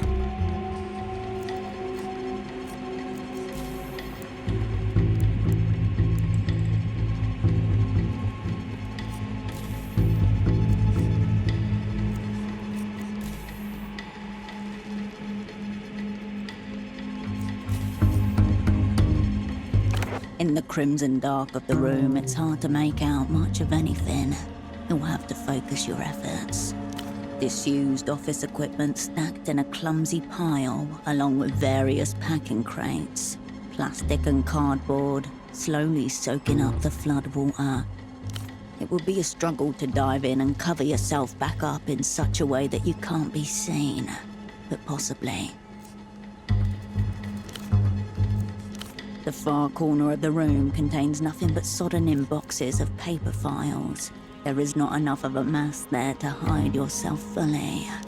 An open doorway, the one you came from, which you know provides a clean passage straight to the outside. The full weight of your situation dawns on you in the instant before the door clicks.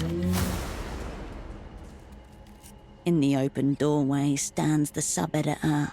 You can just make out the shine of a red pen, held aloft, dagger-like.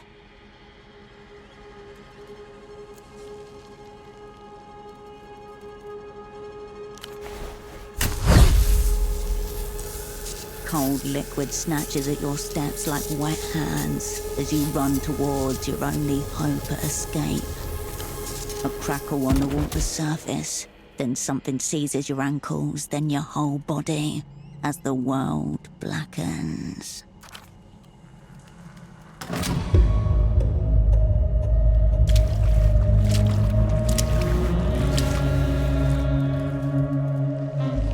Hello again. The copy editor taps her red pen against the side of her face and stares at you unblinking. Here's what you were so desperate to see. Verdict.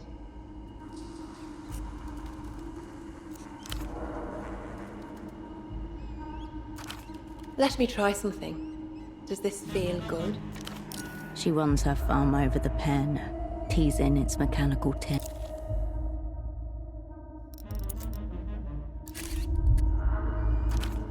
$10,000 needles across your skin. You're wearing epidermal electrodes, contact points for a remote electroshock device. Sick. C'est dommage. Our romance will begin with pleasure and end in pain. A click beneath her thumb and a jolt of pain tears through your skin, sharp and sudden. Fuck. Scattergang. No arms off. Run. I am an interrogatrix for l'Empire sans territoire. Who are you? Say nothing, and she will know nothing.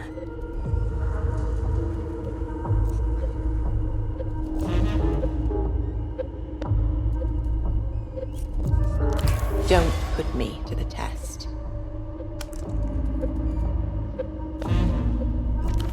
Hold the line. She gets nothing. I'm going to assume your silence just means yes from now on, if that's okay with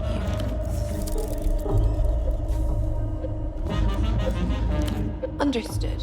So let's start again. Who are you? There goes that approach. Lame. Now you're making me want to cry, Lapinette. She presses the pen against her own heart like a dagger, rotating it as she watches you writhe with the pain. But you look pretty lame when you writhe about like that. Vraiment? Then what were you doing sloshing around in a damp basement? Please, have you read the Nos Correntes? Even the published stuff isn't worth stealing. Click. Your body spasms, your joints strain. Microscopic sinews tear in your muscles. So, let me run my working theory by you. You're opera, right? Your right eye twitches. Thought so. I let you talk to our prisoner because I thought he might be chattier with you, and that you'd break more easily than him.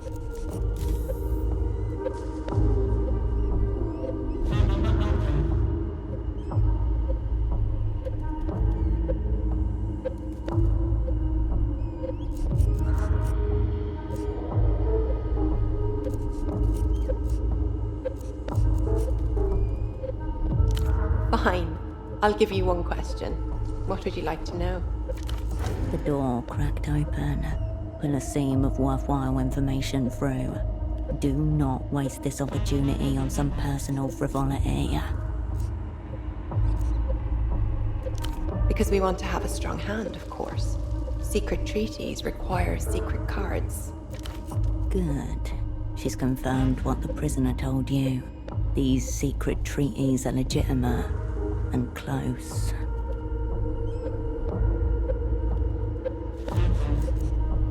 I got bored of his nipples. Also, that was 2 questions. Click. Your body shatters.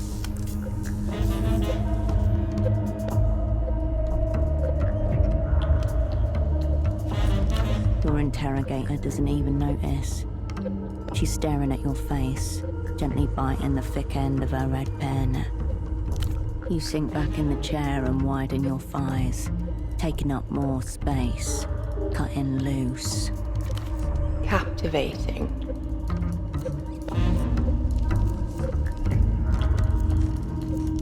You are a strange one, aren't you?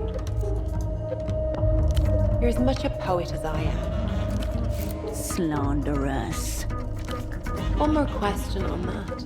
How does a poet end up getting shot in the heart? A memento from the protests in 81. The bullet by your heart. The one that could move an inch and kill you.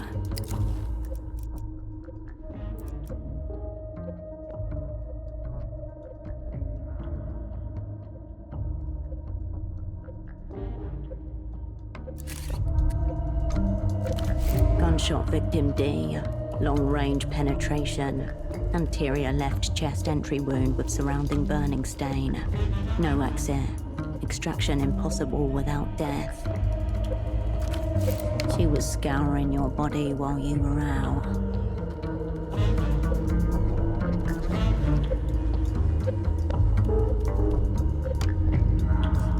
Oh, I get it now.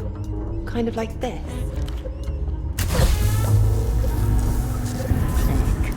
A fresh flare of agony rattles along your bones, your mouth so wide that it tears your lips.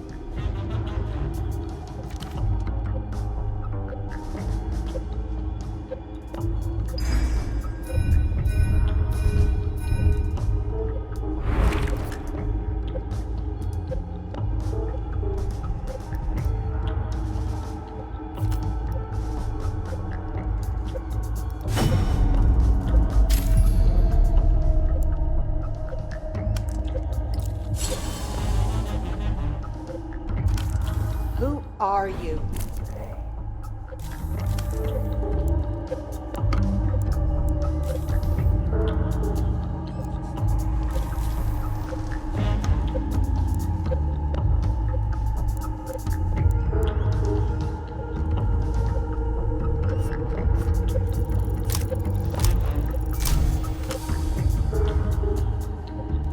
Hold your mask firm and remember your lines. No, you are not. Her thumb hovers over the pen. She hesitates, then snarls. Pardon. It's been a tiring day, Lapinette. 2 missing negotiators, 1 found operant. Emter's lost track of 2 negotiators. Very good to know.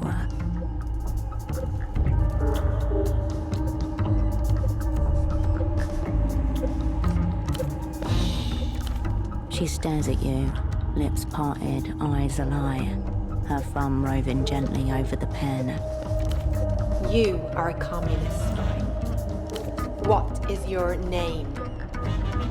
Do you have any affiliations outside the Operant Bureau? What makes someone a friend? Are you currently on assignment in theater? Here you can tell the truth. Confuse her.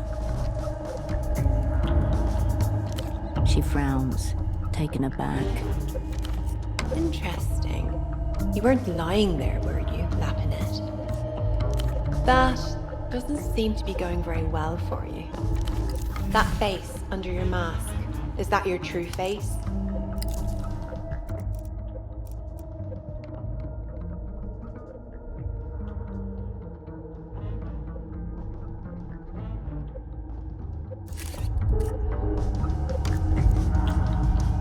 Why did you peel the plastic off my intercom? Do you really believe the things you say? Do you find me attractive? What does the opera want with the prisoner? She taps the pen gently against her lips, sending tiny little jolts through the conductors on your skin as she does. Electric kisses. Not bad, but not particularly good either. And now we're out of time. I can think of 1,000 things more fun to do with your body than watch it decompose. But I have to let you go. Someone intervened on your behalf, your own personal star.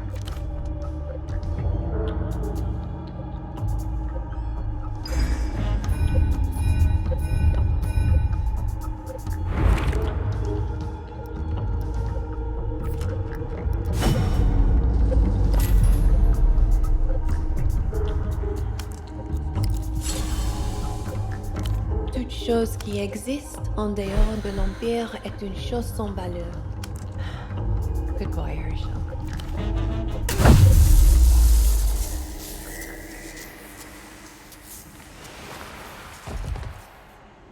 Click. The world drops you like an old toy.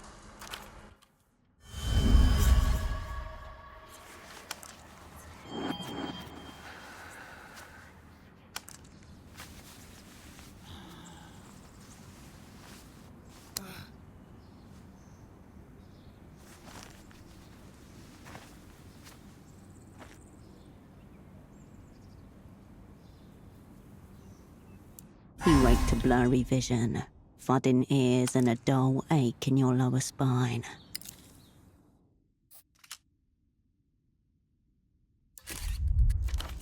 The setting sun is hot on your face. Purple light spots are burned into the back of your eyelids. Alive. You have infiltrated the enemy's labor camp. An opportunity. Alive. You have infiltrated the enemy's labor camp. The couch doesn't belong to anyone. It is the couch of the city. As much a part of it as any building, any crossroads, any patch of slate grey sky. Someone is standing nearby, watching you. Your eyes realign and find a young girl staring at you. chewing a lock of her own hair. Over there. I don't know. I just found you asleep. A derelict beach, a grey canal, and the Nos Correntes Review building, less than 50 metres away up the hill beyond the waterlock.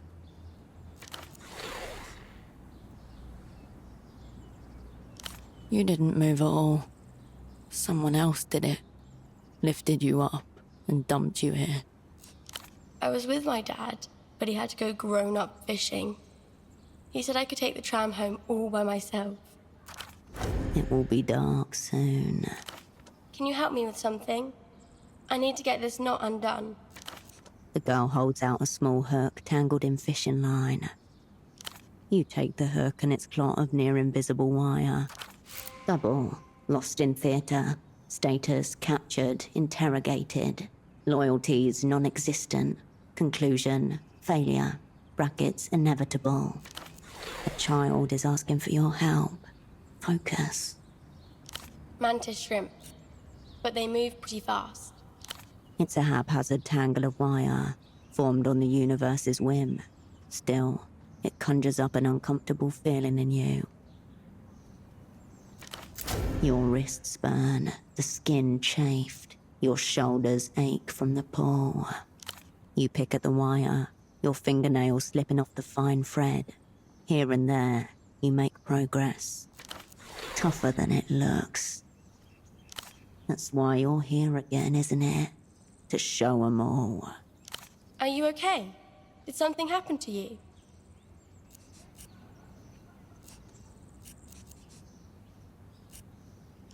Nice.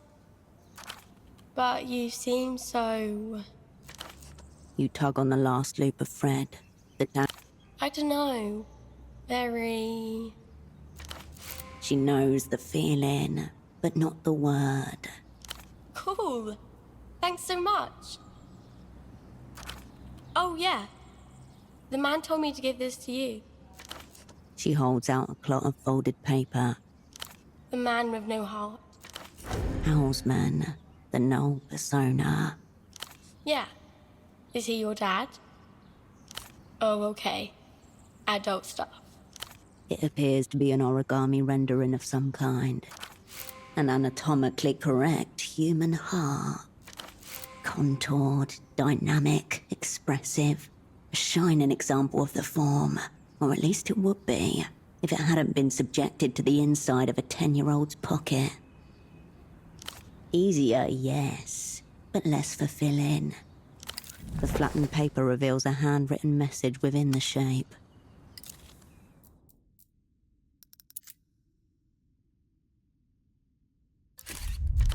Big ticket item about to hit the organ block. Opening bids already coming in by payphone. Party alley, west side. Who will we say is calling operant? Below the scrawled text, a childlike drawing of a heart, coloured in red. Houseman no doubt organised your release from the jail. The heart is pretty. He drew a heart, so he must like you. The heart is pretty. Maybe it's like a prize? Nope. Okay. But how would I know? I can't see inside people. For what? Your gaze instinctively turns north, towards the fog and colour of Party Alley.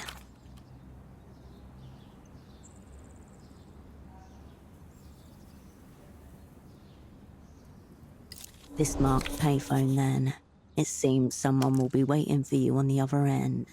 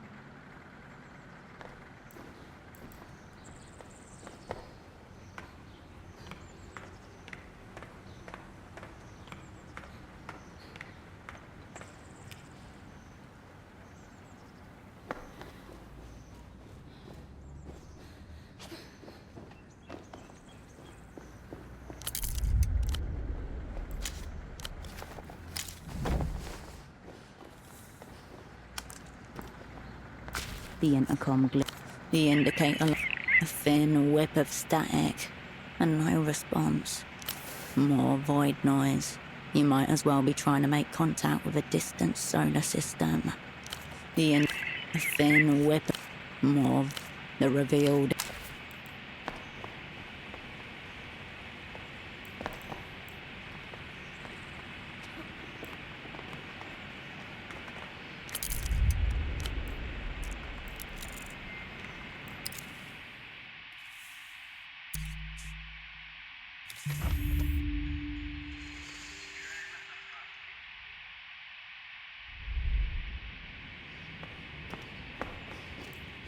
Didn't work. His lip is swollen from it. Yeah, whatever. Okay. What?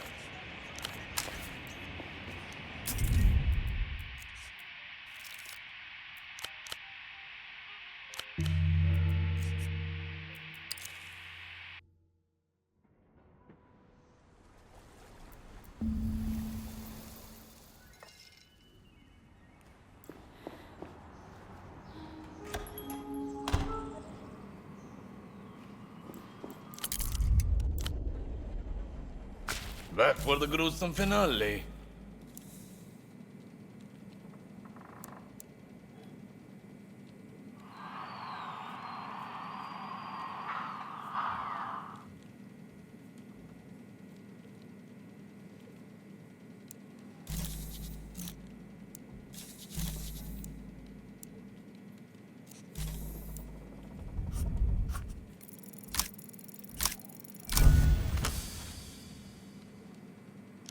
A visceral call comes from inside of you, rising up metallic and hot. What did you just say? I am ready. He's been waiting his entire life to hear your words. The doctor's movements are somewhere between daintiness, lust, and disbelief as he places the stethoscope to your clavicle. A relic from the military coup in Murcia. Yes. I have explored the darkest crevices of living bodies, both friend and foe, Monsieur Bullet. And I have tasted the love of which you speak. The only true love, the inside of the body, that infernal heat and butcher floor smell. Communication has been established between the doctor and something within you, real or imagined, and there is nothing you can do about it. The doctor draws a deep, shuddering inhalation. Well, at the least we know you're not medical board scum. No, no suicide today. Don't worry, it spoke highly of you. Not a drop of narc blood inside. The doctor doesn't appear any more professional behind the desk than he was on it. Now tell me, where does it hurt? Was he intensely forgettable? Did any sense of authority flee from him like the plague? Social death sentence. Board-certified swine. Hate is a better word for it. My theory is that dullness he exudes is the result of a fungus of some kind. A parasitic brain mold playing at the motor cortex, like a child with a joystick. Of course he didn't. He's neurologically incapable of it. Is that what he told you? Put it this way. There was a project in which I believed us to be colleagues. While, in fact, he was sawing the floor out from under my feet the whole time. Yes, my visionary research program that he leached off of me. And with the backing of the astronomical grant from those MTER fuckers too. I knew they were going to screw us, but I went along with it anyway. Visualization. We wanted to see what people see in their dreams. Flush with foreign cabbage, I was able to design a custom fMRI headset. More portable than those giant washing machines our rivals were using, and crucially, interlinkable. You just plug the subjects in, load them up with modafinil, and boom! Dr. Gonza's subconscious picture show. Most of the cowards are content with fisting guinea pigs or detoxifying leaf matter. The real juice is in intoxicating the population and seeing how long they survive. Clearly, you don't know the first thing about human biology. How was I going to give birth to my baby without first getting fucked a couple of times? Not one instant. I got to see the subconscious picture show. Who else gets to say that? Abruptly, and then betrayal. I got a call from Abbe one morning. There's someone in the office for you. So I come in, trustingly, like a slaughterhouse animal. And there they are. Bored. They even had the audacity to box up my belongings with their fucking claws before I arrived. Next thing I know, they're boxing me up too. Makes you painfully aware of the orifices you didn't know you had, doesn't it? That's why Nabe had been plotting it for ages, clearly. Having nearly missed the fucking boat once, he wanted to seize control of the study for his own purposes. Architect? A child making macaroni collages is more of an architect than an invertebrate. Not to mention the fungus in his brain. You want more? All right. He's a thief, too, which, I'll admit, is impressive for a gastropod. You mean, other than my life's work? Yes, certain irreplaceable personal effects. I can picture him, polishing my equipment in his sterile little office, running his sanitized virgin fingers over surfaces that remember my touch. It sickens me. Filth soiled by cleanliness. I don't know. His mind is too dull for me to penetrate. The brain fungus told him to. Probably. A research-grade apparatus, used for advanced diagnostics. Very sophisticated, finely calibrated. For thousands of souls. It should still be in its aluminum housing. Unless that institutional hemorrhoid has decided to put it on display.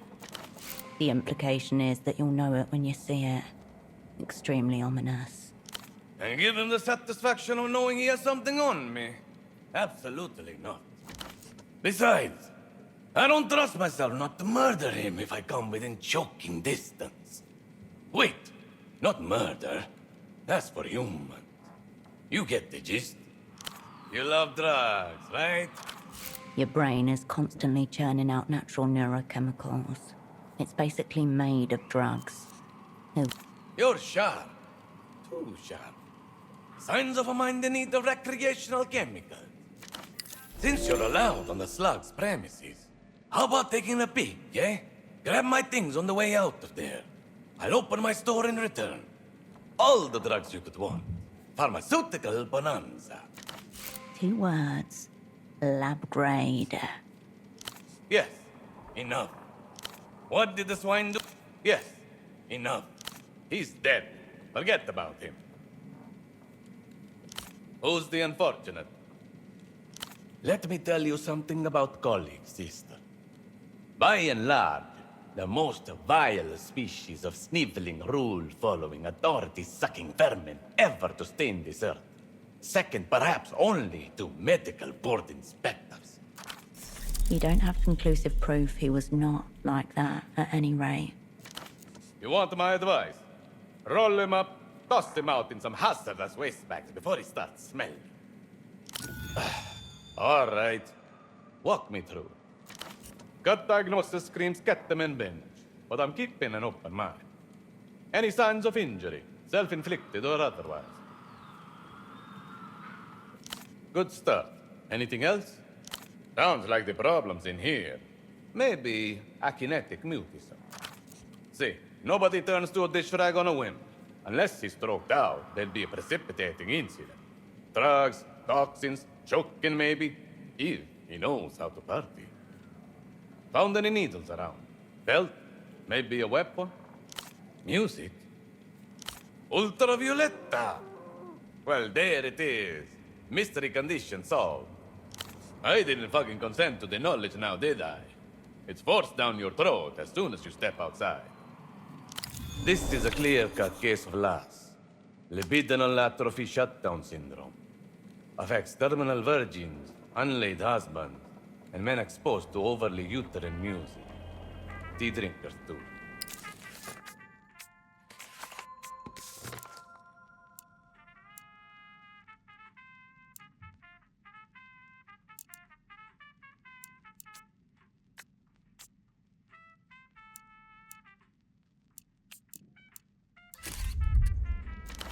That is definitely 100% a real condition. No sexually satisfied man would listen to this sad shit by choice. Men are built to pursue, conquer, reproduce. Ergo, per annum, a quota of fucking must occur. His body is given up from neglect. Seen it 1,000 times. The doctor opens a drawer and slides towards you a baggie with a small medical stamp inside. Anti-last treatment. It'll wake up whatever's left in him to wake up. And if that doesn't work... End of the road, sister. Cut him loose. This is a proprietary formulation, soon to be patented. That's as much as I can tell you. I'm on it right now. Home recipe, mama. I can out-erect any man, anywhere, anytime, dead or not. No man likes ultravioletta. He's buried in the depths of erotic despair. He's so far down the hole, he probably doesn't even know what happened to him. Then you know nothing of sexual melancholy. But all right, let's pretend my expertise is worth fuck all. What's your working theory, Dr. Plainface?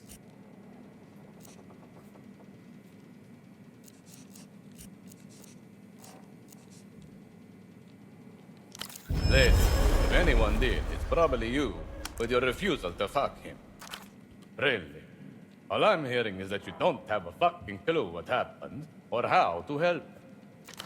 Unfortunately, in the midst of all his ramblings, he has discovered a point. It's unlikely this treatment will improve Pseudopod's condition, but you might learn something from it.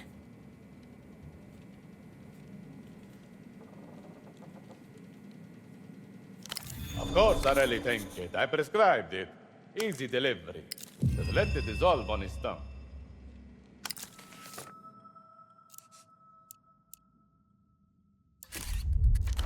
Good luck to you. Real? Listen, sister. I've been a doctor since I was 12 years old. And I'll be a doctor until the day they extract the hypertrophied liver from my bloated, tumescent, sexy carcass. It was not the board that made me a doctor, and they cannot unmake me one, no matter how many degrees they annul. That's right, age 12. I came down with a fever. 1 day, 2 days, 3 days, and still wouldn't go down, so they sent me to the doctor. He weighs me, counts my heartbeats, whatever. And without even doing any blood work, he sends me away and says, "Go to the priest. Tell him that I said to give you the blessed smoke." It would be the very least they could do, right? No. Fetid and totally inert. My mother cried and cried. Locked herself in her room and didn't even want to see me. She was crying so much. But still, no one would explain to me what this fucking smoke was. So I finally get to the priest. He goes, "Oh, my child," blesses me, blows some foul-smelling shit into my face, and sends me off home to die. And that's when I realize, These people are fucking idiots!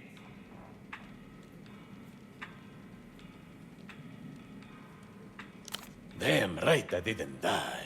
I went straight to the library, picked up the first book on general medicine I could find. And the young Gonza brought his fever down through hard science and sheer willpower. All the way down to stone cold, which is where I remain to this day. My poor dim-witted mother was making funeral preparations when I got home. I slept in the coffin that night. Because fuck them all! Sneer all you want. You'll come crawling back with your tail between your legs the minute you need something discreetly amputated. The site of some kind of humanitarian catastrophe. The surface of Gonza's desk is buried under unopened envelopes, pill bottles, loose syringes, and pens.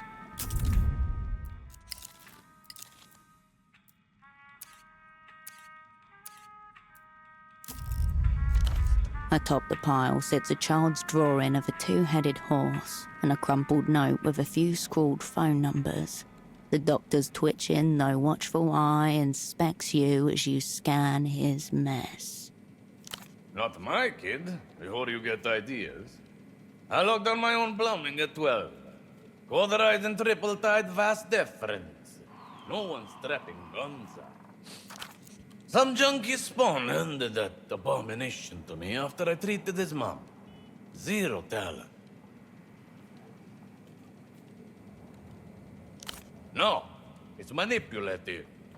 Her mom probably wrote that and shoved it into her kid's hands, trying to guilt-trip me into free drugs or a paycheck. They're decorative. That's how the board gets you. Open a government threat and it becomes a conversation. Keep those things sealed, and then you have their fear. Bottled. The doctor drums his fingers on the dirty desktop and stares bitterly into the middle distance.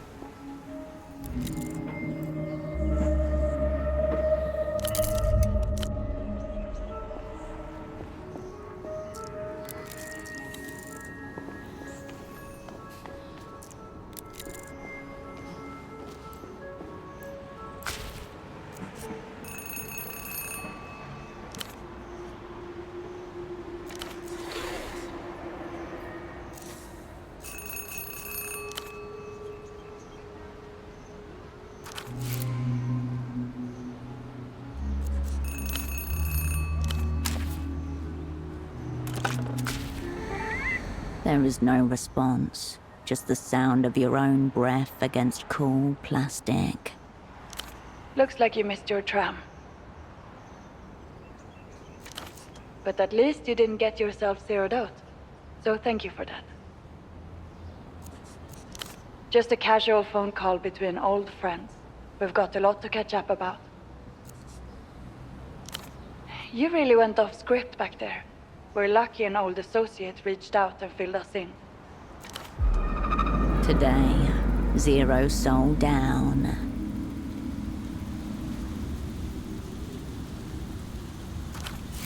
Artificial dreams flicker against the wall.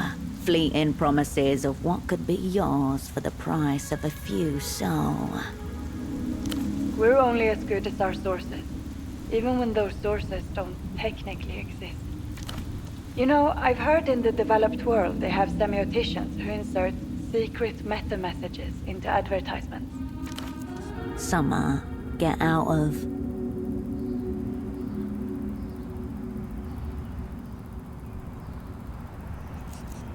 Messages that bypass the mind's conscious defenses entirely, going straight from your senses into your preconscious. Moss, your task etches itself in the folds of your subconscious. Once seen, some things can't be unseen.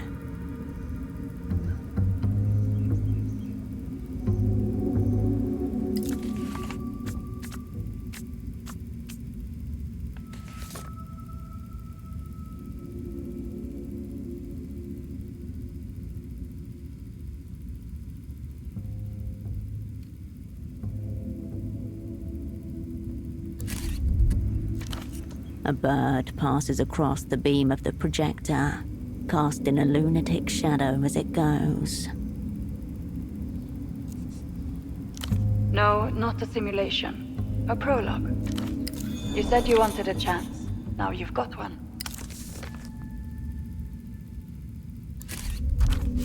Already the outlines of the whole picture are beginning to shimmer. Your fingers tingle at the chance to fill them in. Assassinate a high-ranking foreign official. Return to the Operant Bureau's graces. This is the offer that's been extended to you. Personally? No. I'm just going by what the big board says. The one that says, win conditions at the top. It's looking pretty bad. They say we're fucked if you don't pull this off. It's more like a very large table made up of many smaller tables. The men who maintain it are very sad and pale, with oily hair and long fingernails. But I'm told they're critically important, so what do I know? Without tables, there are no men. That's what I've come to understand. But without tables, there are no men. It's like this.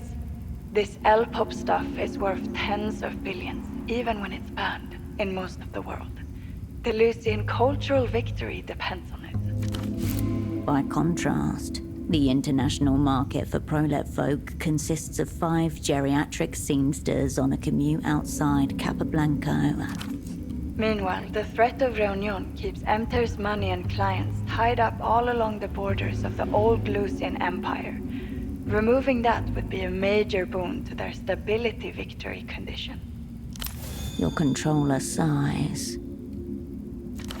It seems we're just hoping to hold off our rivals long enough to win on tiebreakers. Great question. Call it the never-before-attempted moral victory condition. Let's not overthink this. We're here to advance our own plots and thwart our enemies. Let's see if we can make someone else play the rubber gimp for a change.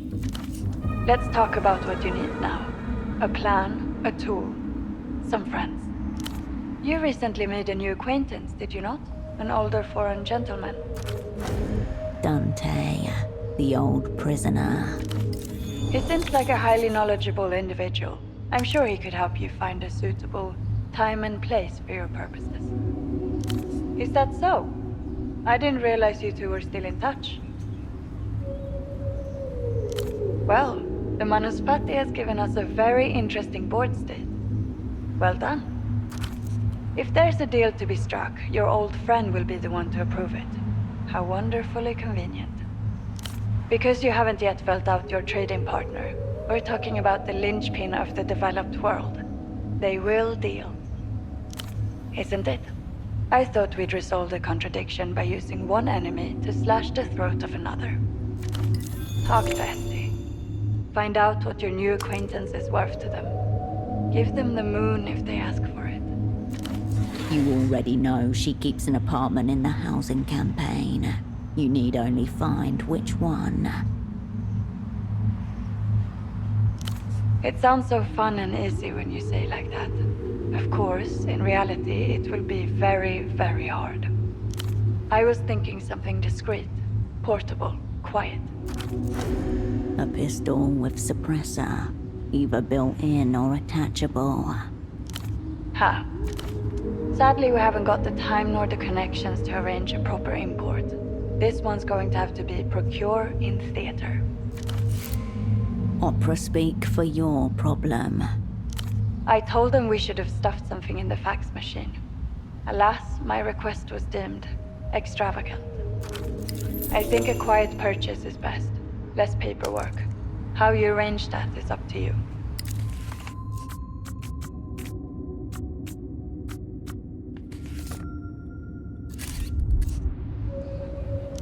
Cascade, please do not express your individuality.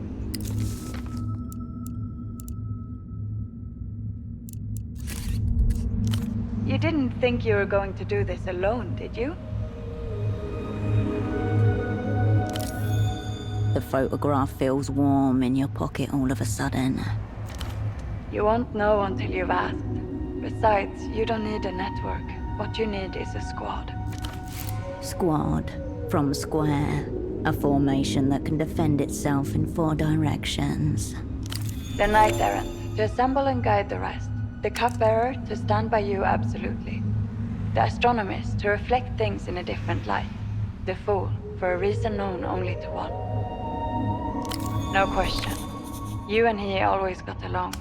Friends even. Good with wires and things, wasn't he? A decent fool. No phone line is safe when he's on your side.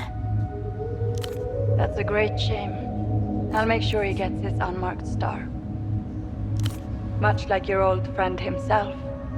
And do you think she might be up for this? Worth asking about her availability in any event. Oh, you're serious, aren't you? We don't have to rehash ancient lore, but if you were to insist, he could take up his old role as your astronomist. Another unmarked star. What a shame. For your squad, probably not, but she may end up playing an important role all the same.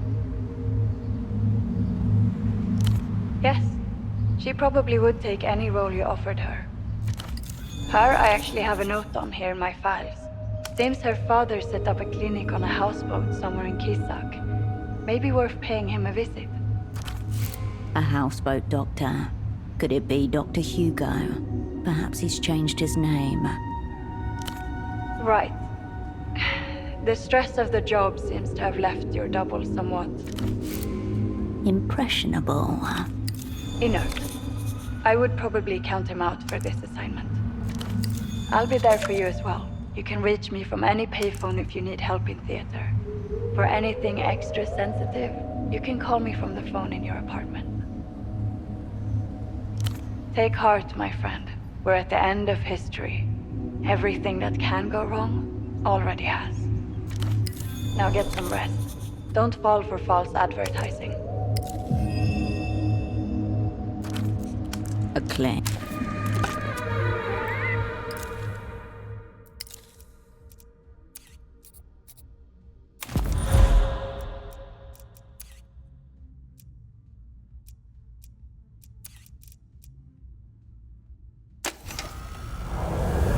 Out in the streets, free and young. This was the summer of riots, youth movements, and the monotheist coup. Masses following their material interests, their dogmas, or their orders. It was more than that, a conflux of force and desire that only repeats once or twice per lifetime. And there you were, following not some idea, but the music.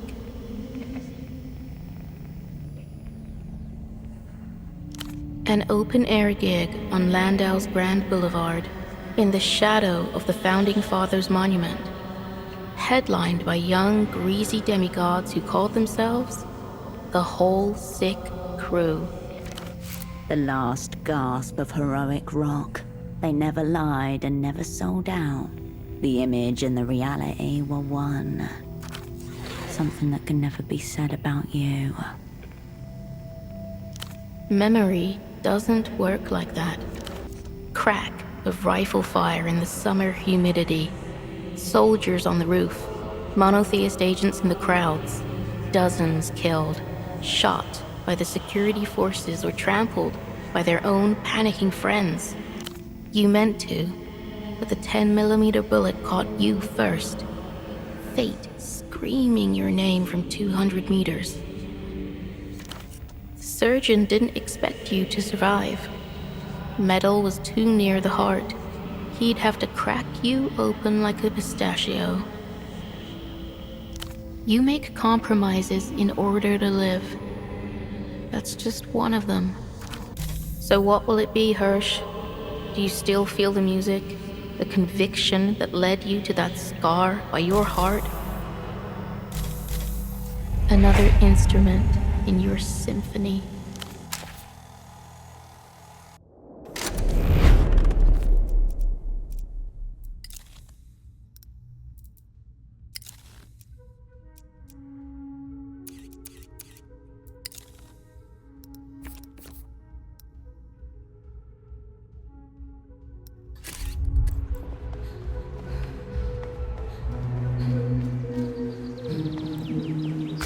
your back.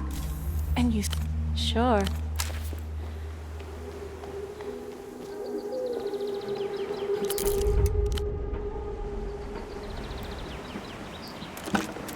You pick up the pace. The dolphin doesn't poke back, but you step away.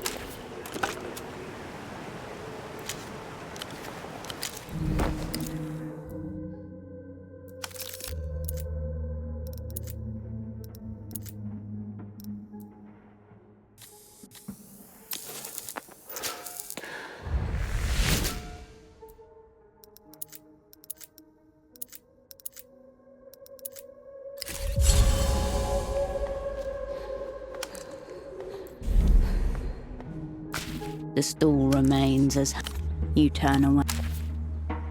The woman stiffens as you approach, but greets you with a small smile nonetheless. Ah, hello. We meet again. A fellow honorable peruser, I assume? She's referring to the honor book stall next to her. Isn't it? Any effort to make literature more accessible is to be admired, in my opinion.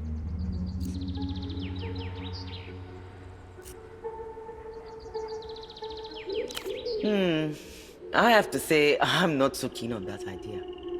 Best to stick with books for now. We know they have a direct benefit without introducing unexpected dangers. Anyway, enough of that. Is there anything I can help you with? Brilliant. What did you make of our selection?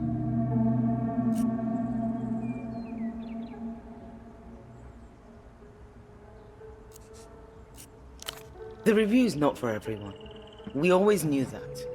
Thank you for giving it to me. Her composure is immaculate, but it's not enough to hide the agony crashing through her.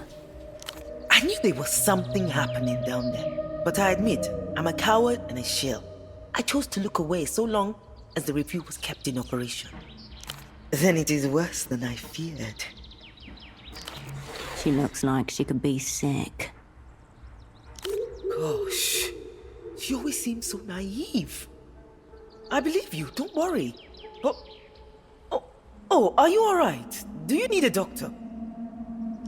Not once. I thought she was a stupid, innocent girl. But that doesn't matter. Are you hurt? You don't mean that, seriously. No one deserves that. Let's talk about something else. All of this is rather grim, and I fear it won't do us any good. It's a book of poems called Turned to Fruit. Not much good in it, I'm afraid. Undoubtedly a metaphor, though why they chose that one hasn't become any clearer after reading the majority of the contents. There's nothing wrong with them per se. It's more a matter of taste. When you have read as many poems as I have, it's easy to tire of anything that isn't completely fresh. It can be anything. Word combination, structure, the perspective. It could even be a single exquisite metaphor. As long as it's something I haven't seen before and it's done well, it will jump out at me. Of course, I have the time. Oh, probably due to you finding me away from my work for once. I'm taking a moment to relax now that the latest issue has wrapped. Well, I would be. Unfortunately, that issue won't be going to print. We've had our funding cut, at least for now.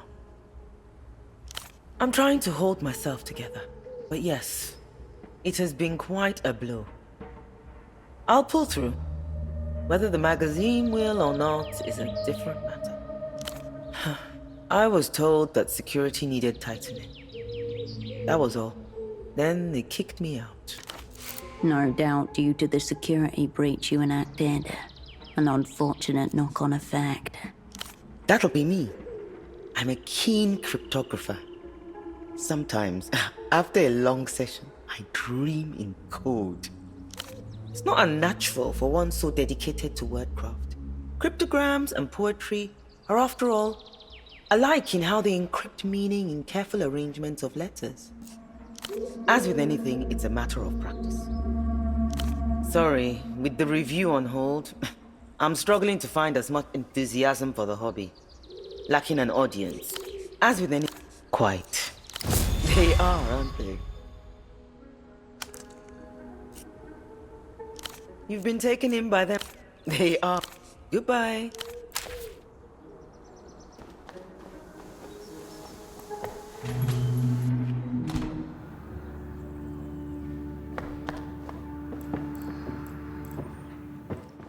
The brightly, you're in the clip. You repeat the same procedure as you turn away. The toilet is still hot. The bartender. Hello again. What'll it be? All right. Within the first hour, an evening comes and goes in the blink of an eye. You're getting the hang of it now.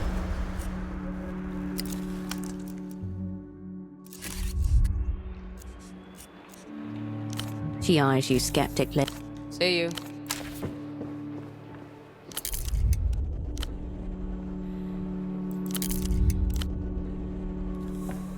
Tiny figure. The bartender.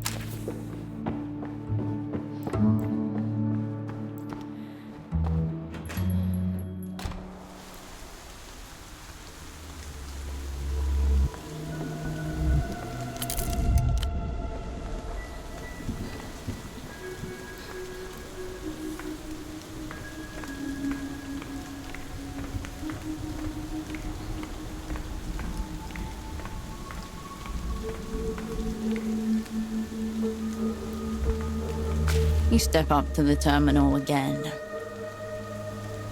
Line dial. Voltage. Perfect. Now activate pump. Tell terminal to make line. You're not sure how yet. You close the...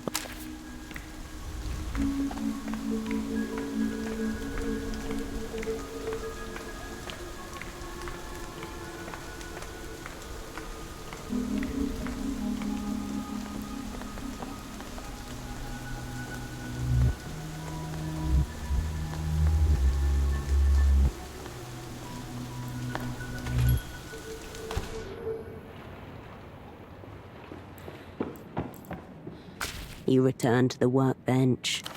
This now is a gunsmith's workshop, just waiting to realize itself. Your reason for being here is simple. Glue two pieces of a toy together. If only it were as trivial as that. Your dexterity may be severely tested. There's not much you can do to repair a single train wheel without the train. The instrument of death calls out from the future, begging you to bring it into being. You picture the mechanism of a firearm. Simple. The strike of a metal pin ignites the bullet's firing cartridge. Having nowhere else to go, the energy from that contained explosion pushes the bullet out of the gun's muzzle. You consult the Wang guide and rattle off the materials checklist. Plywood, glue, and tools, check. Broomstick, check. Pipe, check. All found among the junk in your near vicinity. Check. Check. 500 grams of molten plastic or epoxy. Check. One of the prized wolf cups. Completion rate, 100%. From the profoundest, most autistic depths of yourself, a sense of universal harmony and order wells up.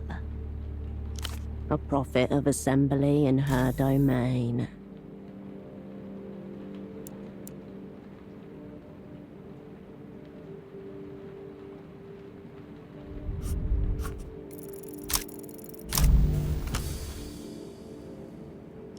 You get to work, tracing the outlines of the schematics onto the plywood and cutting it into shape, gluing the coin into place.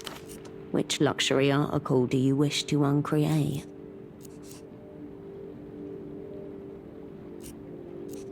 Soon the plastic is nothing but a nightmarish stew of toxic bubbles in ambiguous multicolour.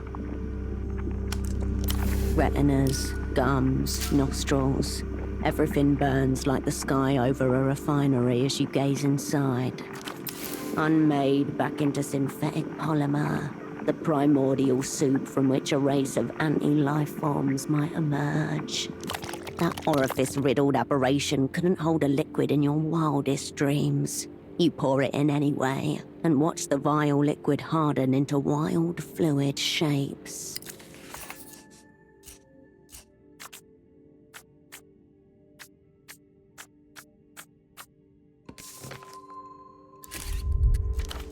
Bubbles of molten gun pop out between the corners in the plywood.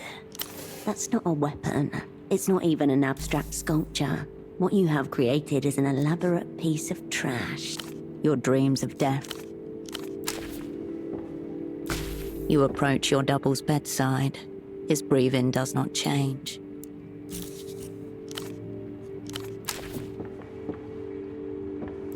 You approach your double's bed.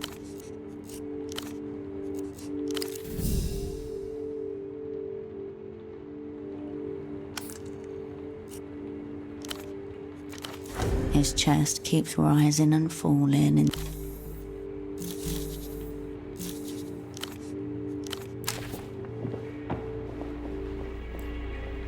Bagman gestures the sounds.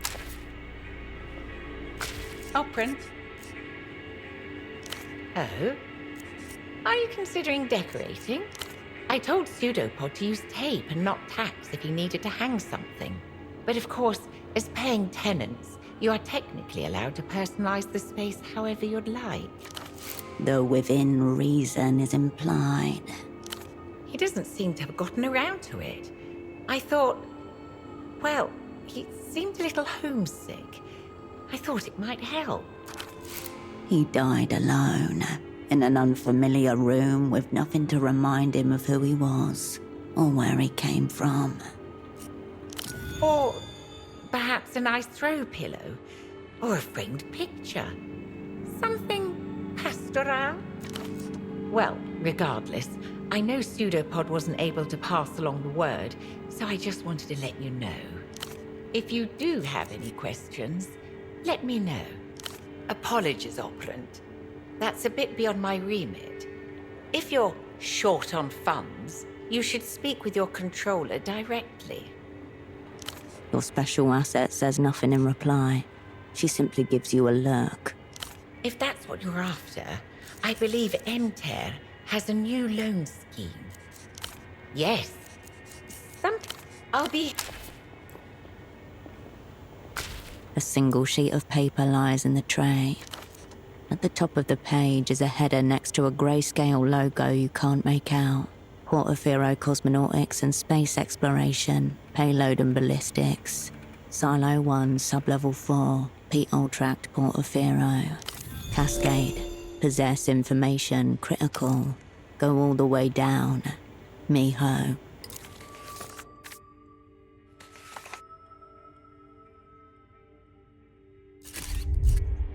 Miho. Who know? Likely an acronym, not a person. Malodorous, insufferable, humiliating onanism. Portaferro Cosmonautics and Space Exploration. Not a letterhead that sees much use these days. The site of the failed launch. It was abandoned soon after. These days, it's a wasteland of space metal and local myth. This Miho entity is waiting for you at the dark end of the silo. Your landlady glances up, then quickly looks back down with a non-committal shrug. You make short work of the cheap paper. Soon the sheet is a sodden ball of matter between your teeth. You swallow it down in one go, taking any secret image, you turn.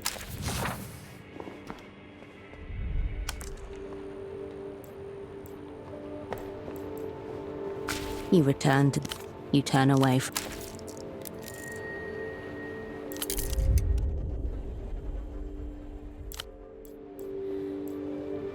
The stereo. You step away. The bed welcomes you. The darkness.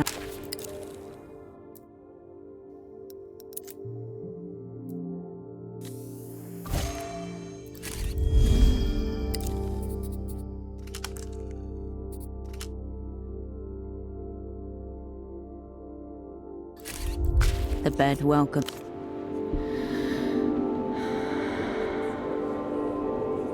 The stillness of the room quietens your mind as you settle down.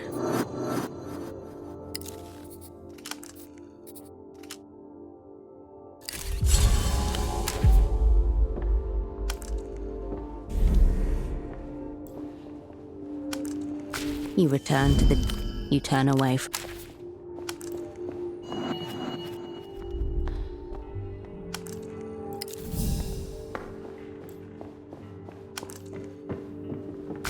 You approach your double's bedside, his breathing. You return to the workbench. The instrument of death calls out from the future. Your dreams of...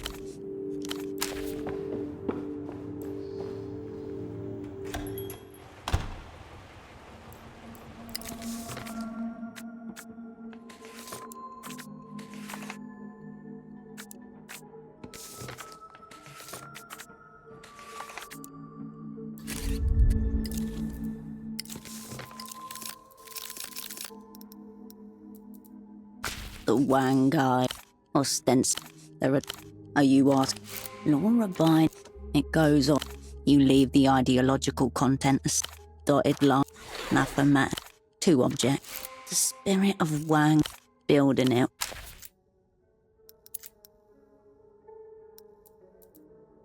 The pink paper tab is no bigger than a fingernail. One side is decorated with a simple illustration of a cockerel. More specifically, it's an anagadori, an ornamental rooster bred for its long tail. It may have something to do with the process. Onagadori have been painstakingly bred over centuries. Perfecting its specific features has become an obsession for many. The manufacturers of this arousal medicine probably want to favorably associate themselves with the dedication of those cock breeders. One has to imagine so.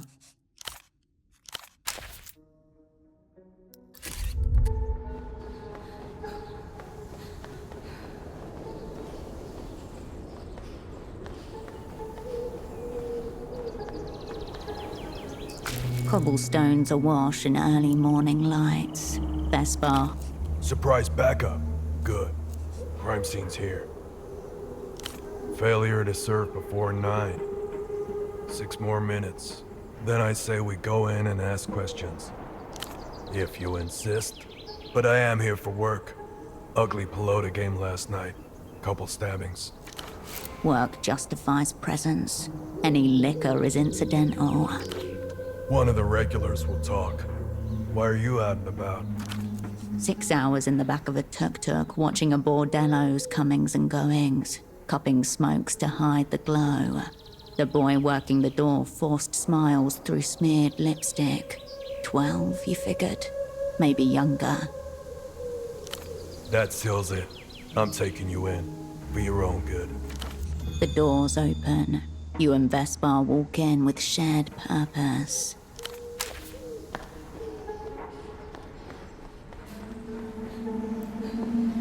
You're back, and you still look like that. Sure. You find your... Yes. Time pass. You let your vision... Nothing much happen. You leave the...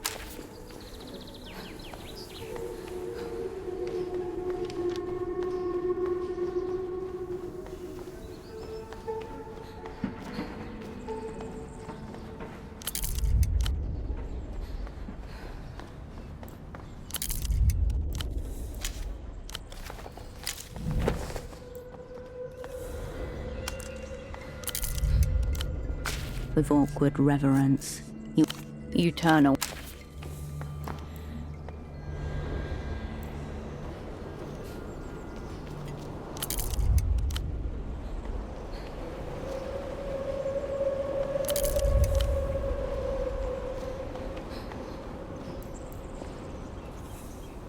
Marcia?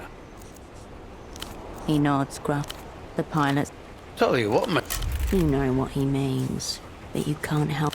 Wish I could say this. Until next. Effa red and black special editions are lined up behind the sheet of glass. So close, yet so and possible. Effa red and black. Nothing happened until the serpentine coil of metal jutters into life. Slowly, then all at once, the can of coffee is pushed forward and drops from its rack like a small dead animal. An old lesson hard learned. In the developed world, money is always the way forward. The coffee can feels like victory in your hand. Your business is done here. The vending machine awaits your selection, yet seems utterly in. The machine is. Eyes closed, the young man remains lost in his erotic fantasy. He whirls around and drops his voice to a hiss. If you know about those, then you should also know to keep your fucking voice down. Keep your voice down! If word gets around, it could unravel everything. Imagine the consumer hears that we're thinking of letting them buy losing goods legally. No more culture blockade. Do you understand how badly they want this shit? Look at the city. You see what happens when the blockade fails. Absolute market dominance by the Ministry of Mass Culture. The Lusians have the most desirable products in every market they've hit, at the expense of all else. I'm talking about the absolute collapse of the native industrial base. The total erosion of consumer choice. His eyes widen as he takes in your prize. Even the middle-aged female demographic has succumbed. I must redouble my efforts. If they are to be believed, an end to the reunion campaigns. No more military adventures against former Lusian territories. Do you even comprehend what reunion represents? The end of the rules-based order. The return of centuries of barbarism, the likes of which humanity isn't ready for. Especially him.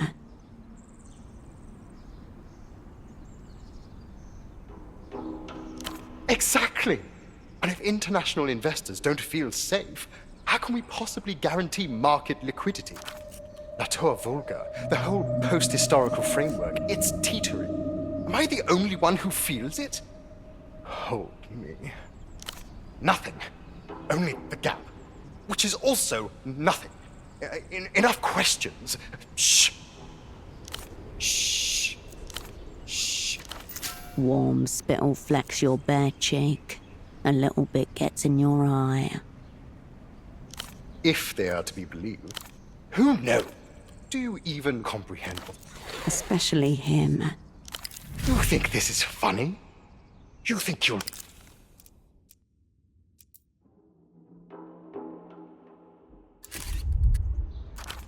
La Tour Volga. Understand, I am not exaggerating when I say I may be all that's standing between the shit-crusted rock and the One false word, You're still bleeding. Good. I have enough to... A half-second glance is all he gives the wheel presented to him, before turning back to his phone call. The wheel itself isn't distinguishing enough. It could belong to a number of high-end model sets. The rest of the model train is still out there, somewhere. Finding it might give you more leverage. Warily.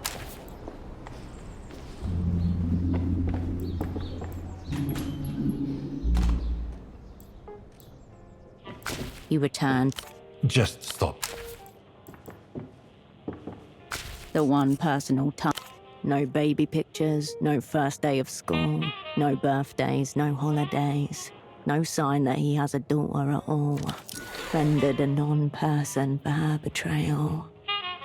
Those who never were can never hurt. Hello, again. You can see the resemblance now. Carolina has his eyes. Doctor, clinic, houseboat.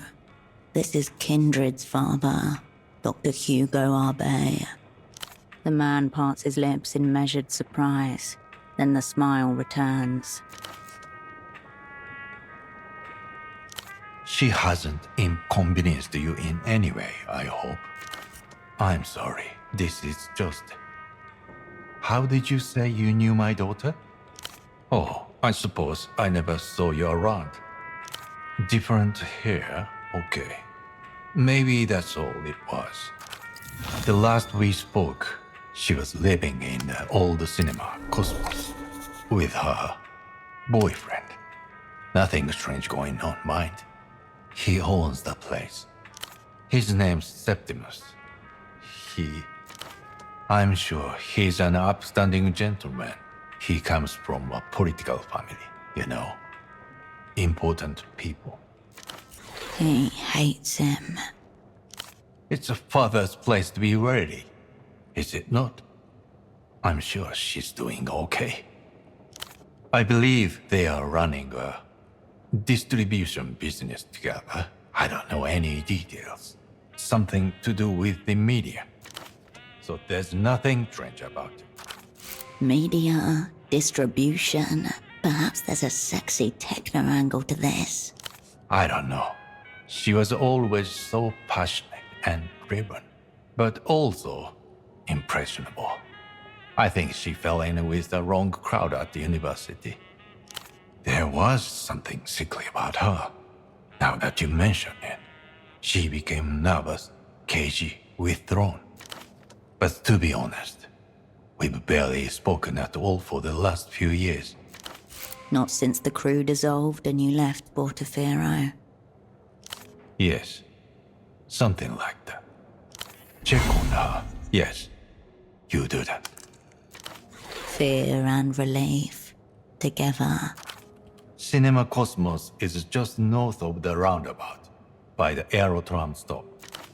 I just want to know that she's safe. You understand? Yes, I was running a dream study. She was a participant. That was a long time ago. Dreams are one of the least understood phenomena in nature. My colleague Gonzalo and I developed a novel technique for rendering our subjects' dreams as two-dimensional imagery. We received a generous grant through MTES Foundation for basic research, though I have to say it was an uneasy match. In so many ways.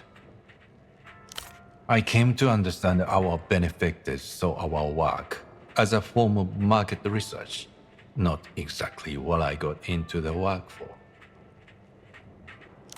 Gonzalo and I wanted to answer a very simple question. Are our subconscious minds connected at some deep level? It was a long time ago. I prefer not to dwell on these things. Equipment, mainly, designed and fabricated to our own specifications. Neuroimaging tools, REM inducers, separate monitors for blood flow, electrical activity, eye movement. It's only when taken together that coherent, dynamic pictures can form. An astounding custom rig. One you must get your hands on. It was far from perfect, mind you. Some of the imagery came out skewed. Whether that's the fault of the imaging or the underlying dream matter, we couldn't say. But these were early days. The potential applications, well, they were endless. Therapeutic. Metaphysical.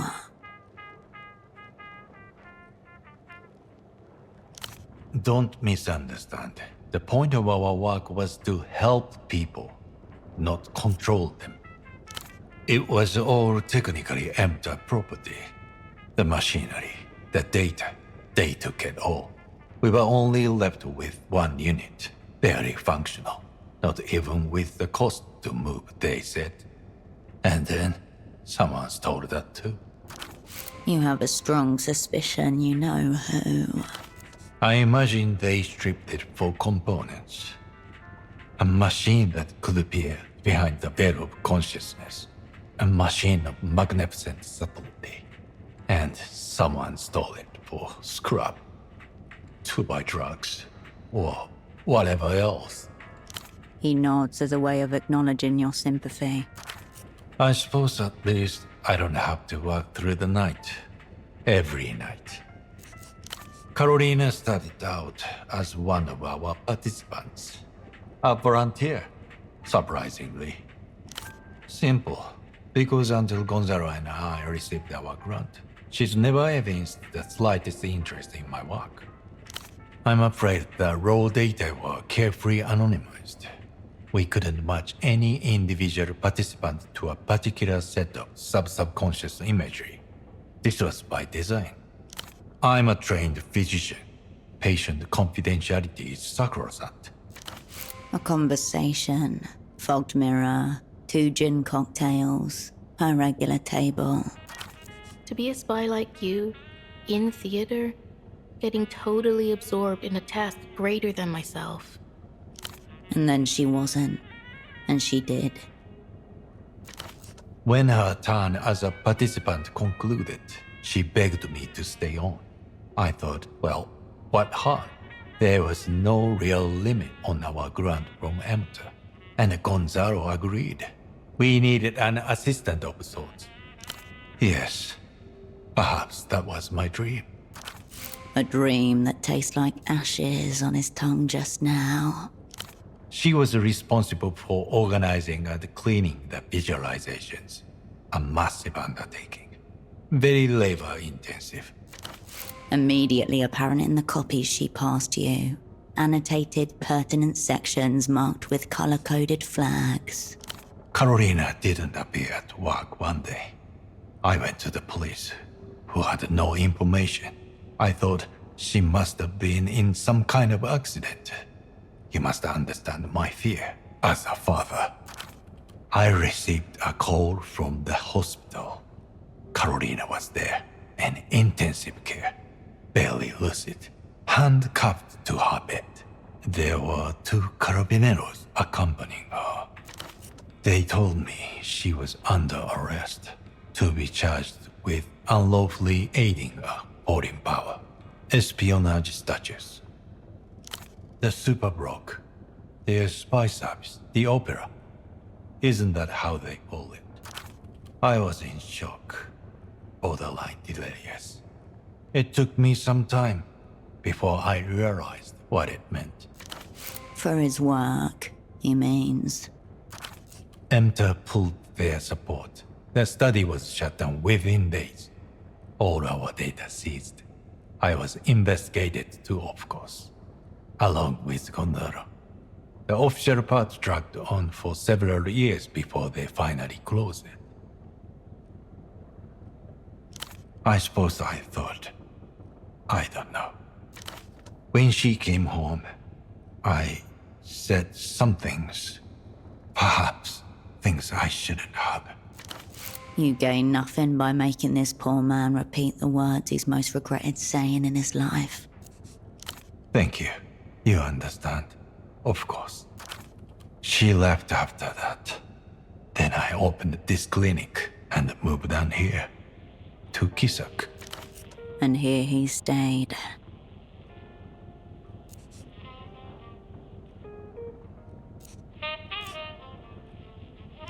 I understand. Karina didn't act alone. She was part of some kind of organized network. It's very odd that tricks the mind plays. There are times I nearly convinced myself it was my fault. Yes, something like that. In any case, that's all in the past. No changing it now.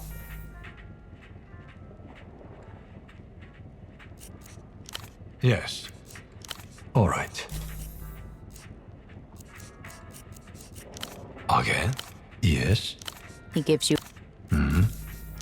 Tell Gonzalo he can forget about this plaything. I was clear last time he called. Only a fool would expect Gonza to be normal about anything. He didn't tell you what these effects are, did he? Typical. Technically, it is a medical training dummy. He had it custom made. What need does he have for it anyway? he shouldn't even be practicing anymore. That is not Gonz's. That's a legitimate medical training device. I keep Gonz's monstrosity well out of sight of my patients. Whatever pathology is at play, I won't know part of it. I wouldn't know anything about that. Whatever pathology is at. Gonzalo is many things. A narcissist, a junkie, whatever. That does sound like Gonzalo. I store it upstairs in the spare room, so I don't have to look at it. Yes, but I use it as more of a storage space, really. She's got her own place. I store it upstairs. I'm afraid not. I'm afraid not.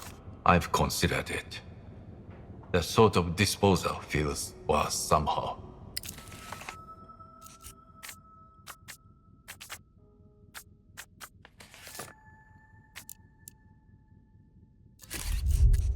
No, not a chance. It wouldn't be terribly hard to fetch it yourself later tonight. A little breaking and entering practice, for old time's sake.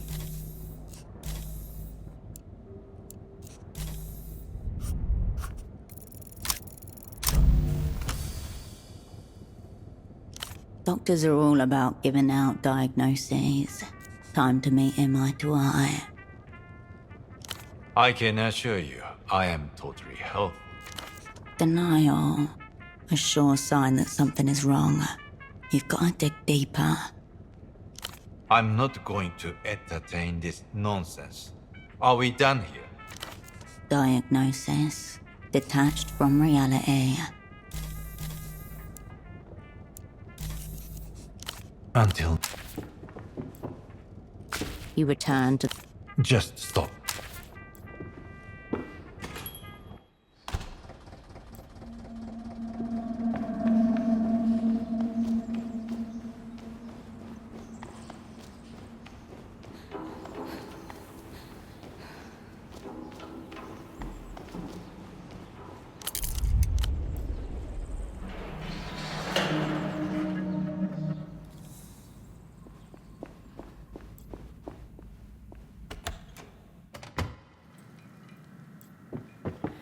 You have returned for trade. You return... The monkey bears his... He flexes... Dish up. Farewell.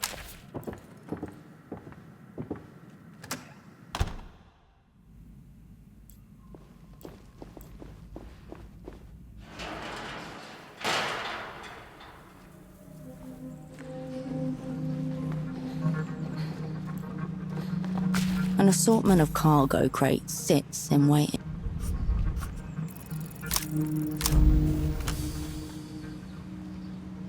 You try again to slow. It didn't happen before. You step away.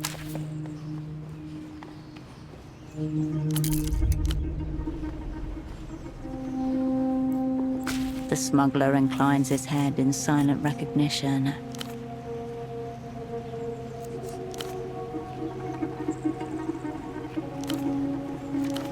Cowards.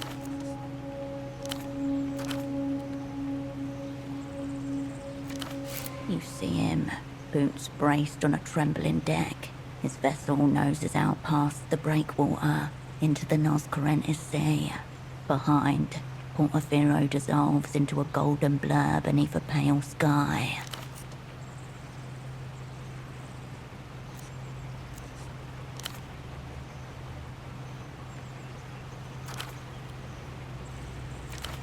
Tell him to not go into that office himself.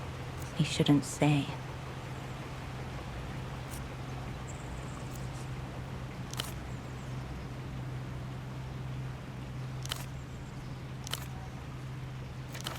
He doesn't have to like it, but his nights will be kinder for it.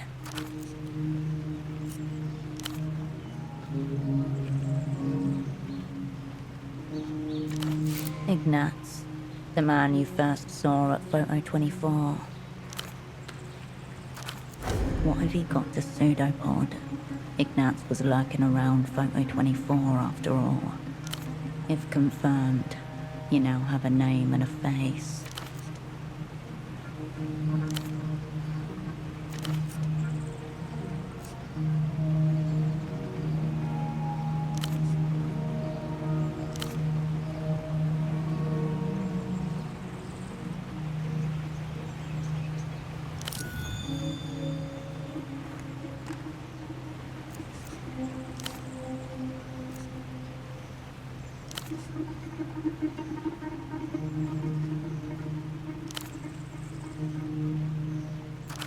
The Decreto de Recaptura Civica, a set of regulations from 81.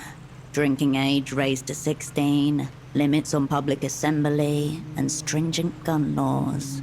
All tied to stabilization packages arranged by EMTA. The promised loans were later deferred. Portafirans are still paying for guns they no longer own.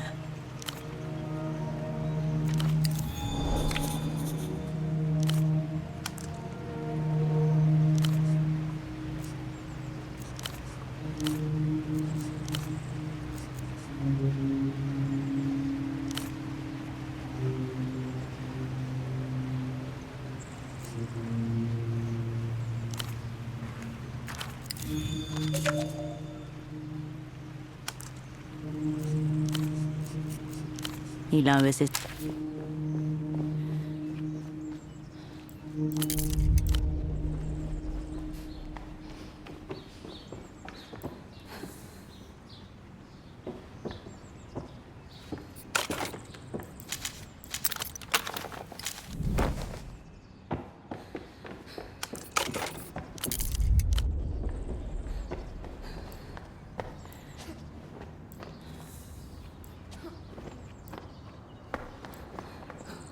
The gate stands before you.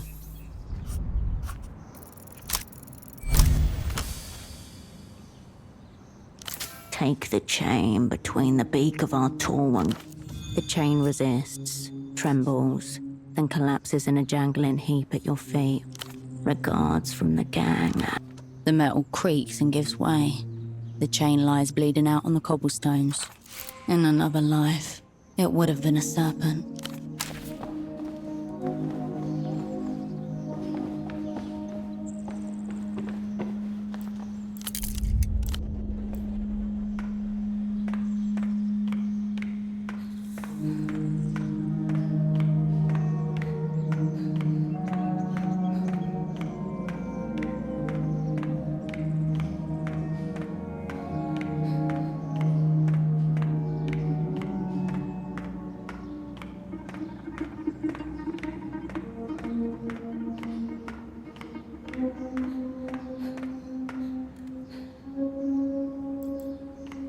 Quite the commotion down there.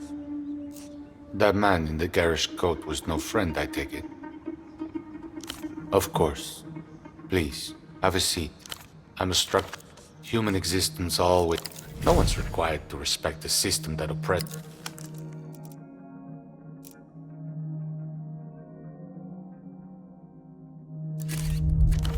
He glances. There's entropy. I'm a structural engineer. Human existence all... He glances. There's entropy in all systems.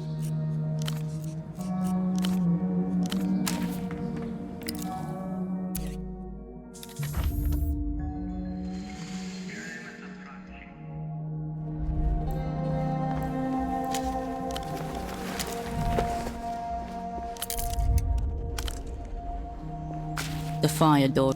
The door sits flush. Come on, come on.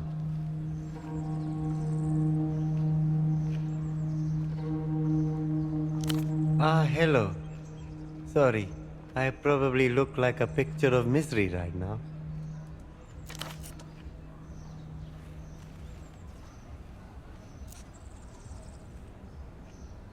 This time it's one of the arteries.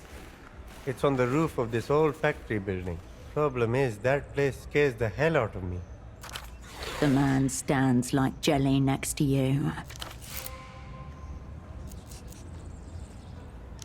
I have got myself into a bit of a predicament. Yes, I do need some help. You're right. I would just need you to go up to the roof of this building and run a standard check on the artery up there. Wonderful. You'll need this for starters.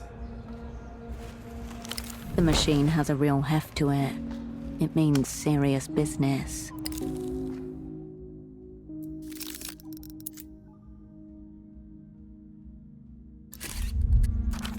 Just plug this device into the artery once the diagnostics program prompts you. It should do the rest. Just pay attention to the report it gives you. I'll be right here if you need anything. The fire door stands between you and the rest. Pray that the technician knows of an alternative way in. Why did you stop? Is there a problem? Oh dear, let me consult my notes. There might be another way inside. Ah, here we go. Oh no. Apparently there's a maintenance tunnel around the side. One of us will have to brave it and open the door from the other side.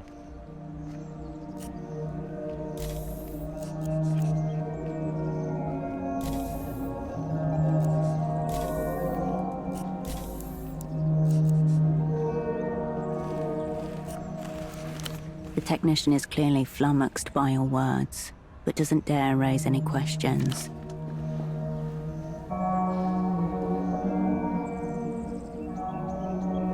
The tunnel was black as pitch. Cobwebs stick to your face and hair as you push through them, deeper into the darkness. As you inch forwards, your elbows and shoulders bump clumsily against the walls. The tunnel is getting narrower. Cool air fills your lungs. It's tight as hell in here, but don't panic, sis. We're definitely not panicking. Stop panicking.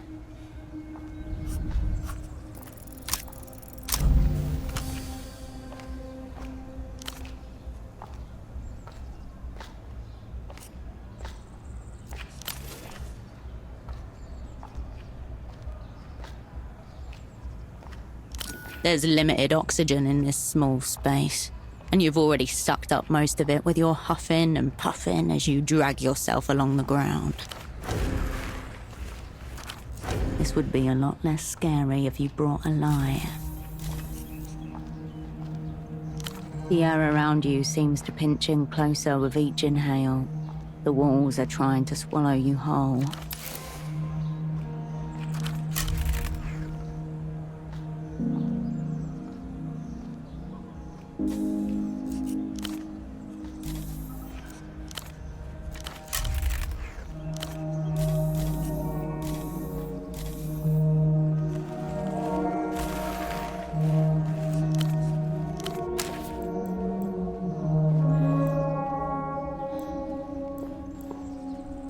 No point in chatting. The fire door is still tightly closed. The door sits. Wolf time.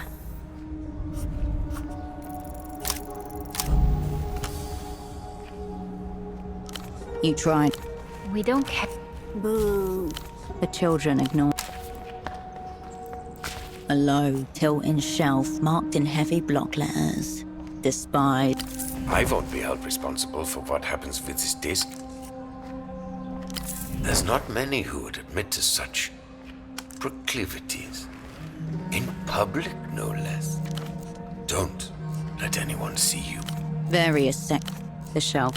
You turn your attention.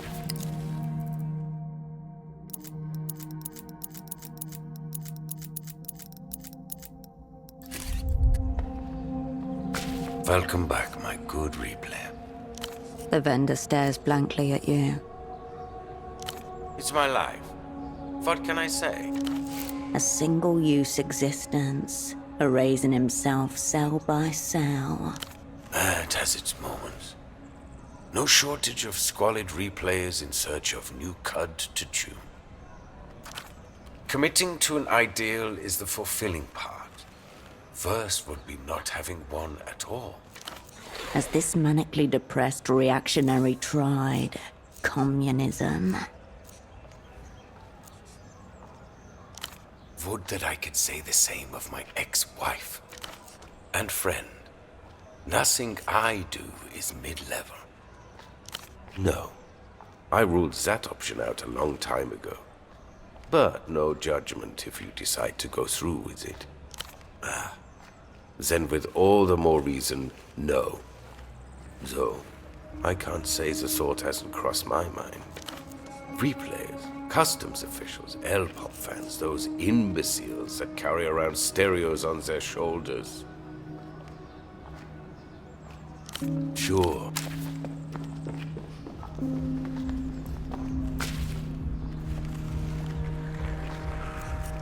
What?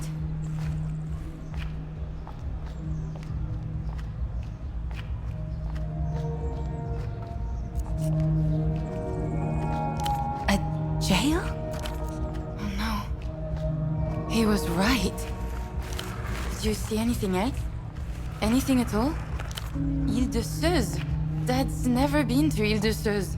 He's never even been out of Portofino. Did it? She's becoming hysterical. I can't talk right now. I need a moment. She turns away from you in her stand, burrowing deeper into her hoodie. Sorry,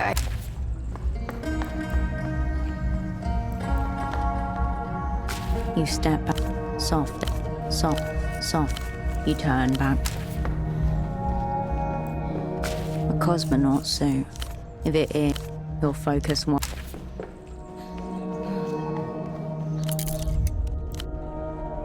The GM who's supposed to be keeping watch over there. Have you seen him? The one who's always scratching. His mother asked Carmunda to keep an eye on him for her. Make sure he's doing his job. Little Maurito. In trouble again.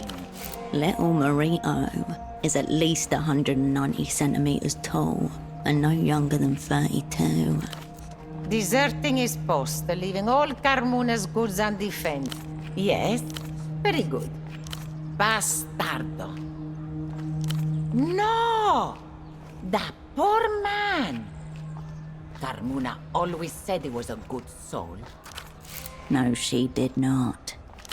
An affectionate term, friendly. He was a good man, always kind to everybody. Tempo's assistant. Carmuna never said anything about her being a hussy. Always liked her. Haven't seen her for a few days now. Must be hiding. Polari's protector. She said, hussy. The poor... A gun? Her wrinkles a fluctuating topography of outrage and suspicion. Why would you ask such a thing? You are a menace. Get out of here with it. The old woman's nostrils flare as she considers this. I'll mention it to Polaris, okay? Now get. Good day.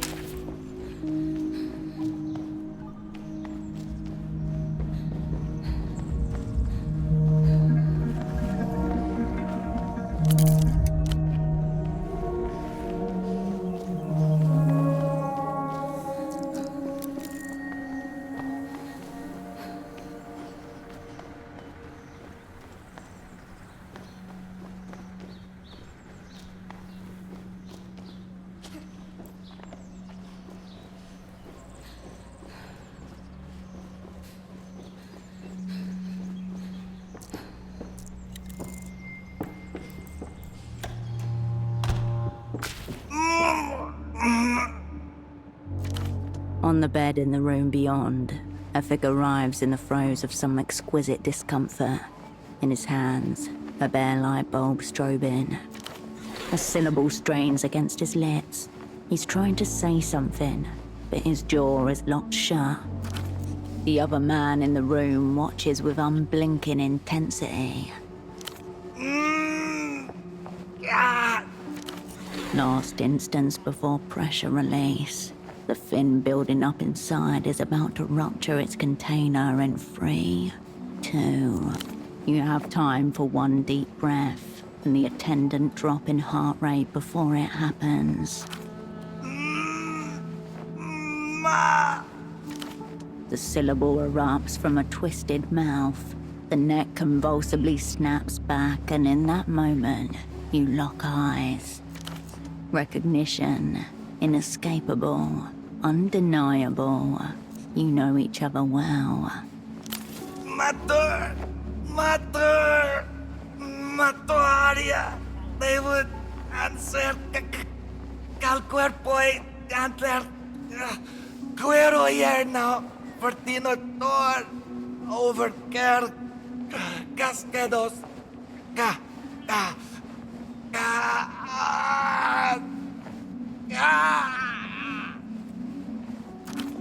Full body spasms rack him as a torrent of syllables falls from his mouth. You are not ready for this. Run. Run and don't look back. All right. I'm getting violence. Animal imagery. Masculinity, perhaps. In the midst of Ramses's involuntary gibbering and the bizarre musings of the spectator, you try to focus and understand what you are looking at. A visage corkscrewed with distress. 1, 2, dead. 1, 2, dead. A precise interval. The light bulb's not flickering. It's pulsing. Ramses is suffering a purposefully induced seizure of some kind. There is an arrangement with the other man.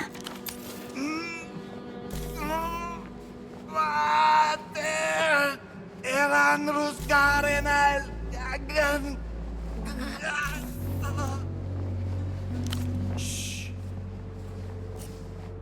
Did we double book? The man gives you an annoyed look, then returns to his spectacle. Na alago postlos suha kita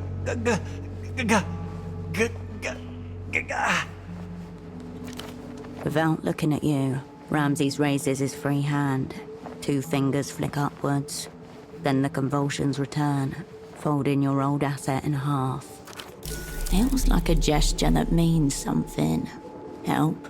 You cannot reliably tell.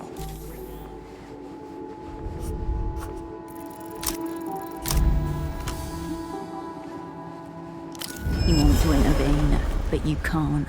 Your whole body is paralyzed in observation.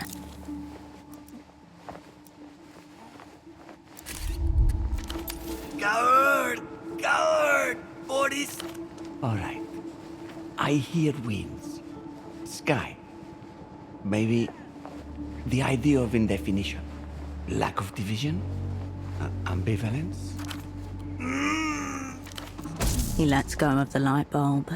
It stops flickering. You're fine. Your old friend, on the other hand, is not. His chest heaves as the spasms subside. What remains of the convulsions leaks out of him in a series of exhausted trembles. I see. Well, thank you. Yes, thank you. This was a private consultation. He brushes past you without another word. Payment. The price of Ramses's nervous system. Ramses's breaths come in staggered bursts. One arm braces against the floor as he tries to sit up. Slow and shaking, he winces. It is the future. Your old asset aged 100 years in the 5 that have elapsed. Jackhammer's in my fucking skull. But there's a nice groove to it. Ramses Tayed Al-Fatik Malloy, plague metal worshipper, pristine blunt roller, Rustamian refugee, ultimate warlock of chill. I'll get up in a minute. Trying to decide if I'm hallucinating you first. It's sinking in. It's the frown that gives it away. Strange days, Hirsch. The clothes hang loosely on a frame that has lost more than half its musculature. Timestamp. 5 years, 3 months since last contact. Been worse. In fact, fucking... just moments ago. It's just a gig, Hirsch. Good money. Exploitation money. reserved for those willing to undergo serious bodily harm for what they do. Just seizures, H. For some people, they come with a fucking verbal component. Not too many other lines of work available, you know? Shit. You don't know, do you? The weeping eye came for me. One by one, your crew was picked off while you were whisked away to safety. The flailing limbs of the body politic suffer while the head buries itself in the sand.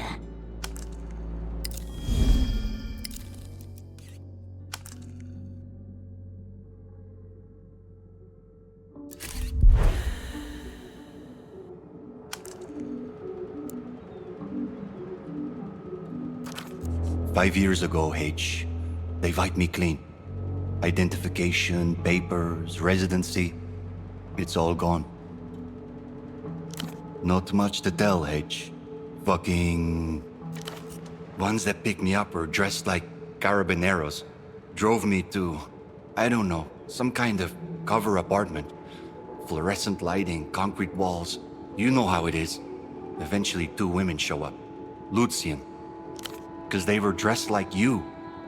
Fucking shiny new uniforms with tacky plastic badges. Looked more like strippers than anything else. No offense.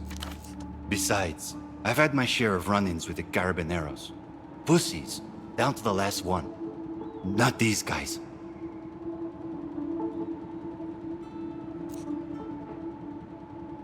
I've been in Portofino long enough. I've got the accents down.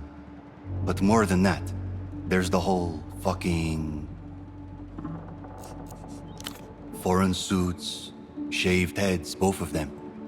Green eyes, I think. They were calm and polite. The weeping eyes interrogator class. Professional torturers, typically with shorn heads in order to honor the defector Belkov, from whom their training originates. Information about us, but what little I knew they already had. I don't know. I had assumed. They let me go about a day later. Came back to a ransacked boat. Power, water, phone line, all dead. Figured they'd broken shit for fun. Yeah, I made calls. My accounts were gone. The Casa de Registro had nothing under my name. Identification, work permit, all gone. They just fucking erased me, H. Pretty damn effectively, too. Conclusion. You are speaking to a phantom. More than once. I was informed Ramses Taid al-Fatik Molloy doesn't exist. I tried to argue that I'm me, on account of... fucking... Turns out presence is not proof of existence. I'm the wrong person to ask. I figured that was standard for, you know. You people.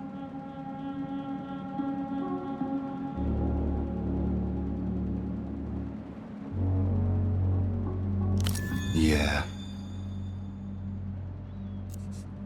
I'm the wrong... You people. Feels pretty fucking personal from this seat. For a while I was doing small gigs. Fixing old gear. Radios, instruments, that kind of stuff. But eventually...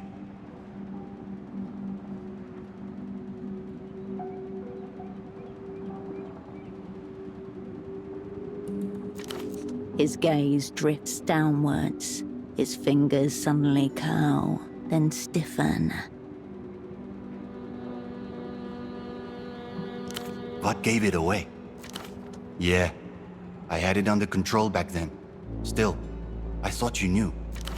Radiant. No mention of epilepsy found. Medical conditions. Left blank. Yeah, well, it was easier to hide back then. Meds kept me pretty clean. Anyway, that's the short version. You're looking at what's left of me. Let me guess. Knew it.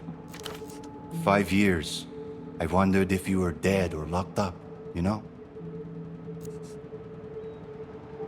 Even worse. Look, whatever this is, I'm not... I mean, you got eyes. Heh, yeah, if what you need is bait. Something for the wiring upstairs, H.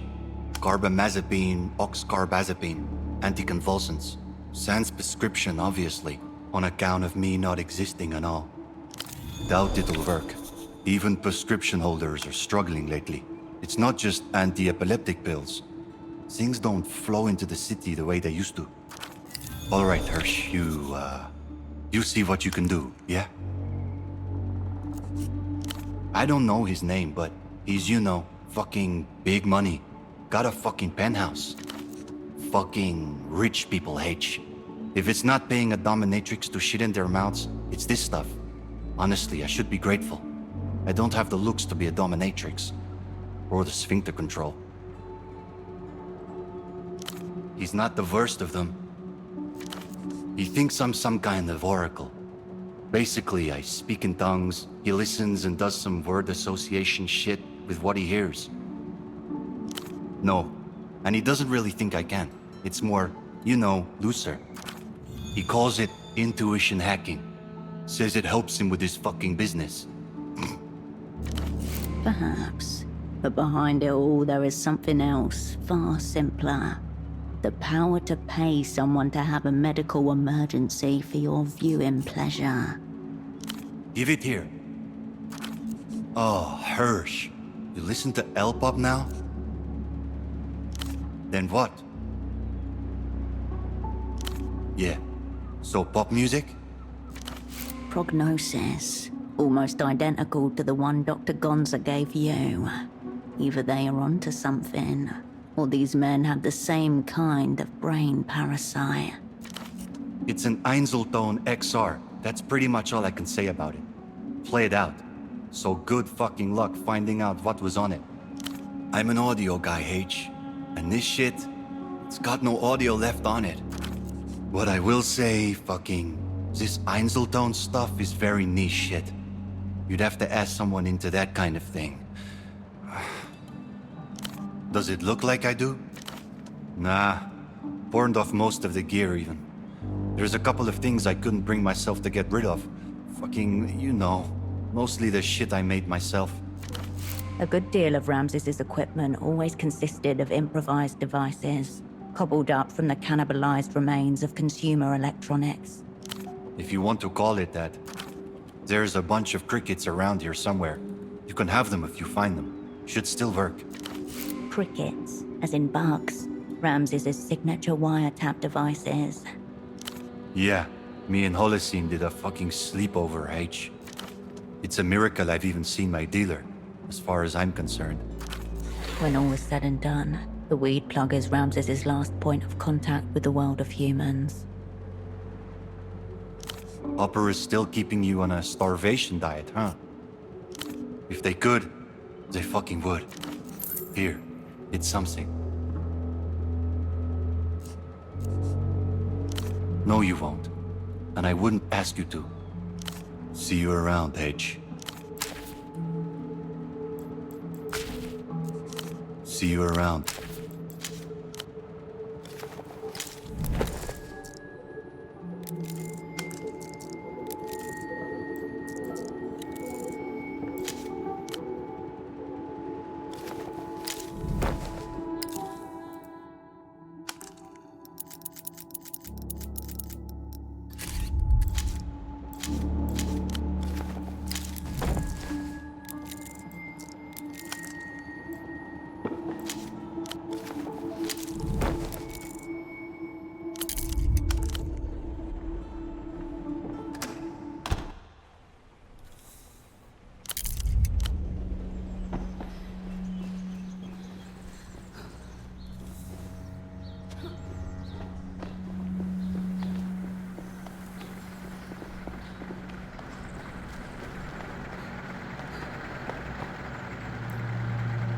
This your little tribute to Vespa.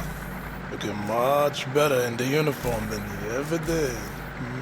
Why are you asking me? You went in there, didn't you? It's right across. I stay vigilant. So again, Why do you ask? I know I wouldn't have gone in there myself. That's all. I was asked to keep an eye on it not long ago. You know, just in case. The Azuri smelled something was off about it then. Baby girl, there are many questions I haven't asked you. Being a thoughtful, caring man. Just stay away from there. That's all I'll say.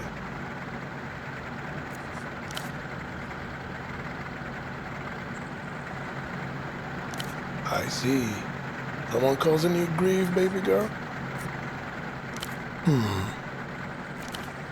Since you're not local, let me explain something. B-Town's not like other places. Yeah, there's guns around, but you don't get one easily. The laws are tight. Carabineros roll out these gunpowder sniffing hounds and go on walks a couple times a year. You know, to remind people what's what. The dogs are a mean foreign breed. No hair, all teeth. My cousin, Alishba, lost a chunk of her calf to one. I'm sure she was, but she's still not walking right a decade later. My point is, you don't walk armed around here. Nah. I'm saying, show me your palms. Hold them out, side by side, even. My great-grandmother, back at Rustam, she was a strega. Saved 3 men from suicide. She married a Bostanji and made him quit. A high-ranking member of the military, sworn to protect the Rustamian head of state, back when the dream of Rustam still was a state.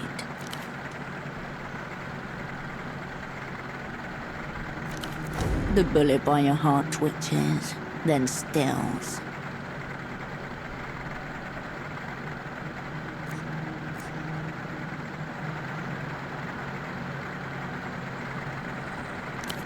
I'm sorry. Your love line is split clean in two. About midway, like you were cut off for a while. First time seeing this. I can see you're barely shaking. Suddenly, his posture straightens and he looks up. The soft warmth emanating from him dissipates. All right, you're good. We can talk. Maybe if I take you out to dinner one night. You, me, lamb tagine, slow cooked in saffron and cinnamon, fluffy couscous, drizzled butter, honeyed eggplant for dessert. But for now, business. Just say the word. All right, let's start with the big picture. What kind of protection are we talking about? Elegant, cold, a bit curvaceous. Just one move and bam, right through the chest. Like when I first saw you. Steel or polymer? At the Novessa greenhouse, you and the other would-be operants were trained on steel. There's something comforting in the familiarity. That's my girl. Now, this one's crucial. Safety switch, or you ride and roll. Sure, I can respect that. Plus you get the satisfaction of taking it off. For you, I'll even throw in an add-on. Gratis. You got a particular in mind? Clean frame, clean soul. I'm starting to think we're really meant to be. Oh man, I'm excited for you. Give me 2 months, and it's yours.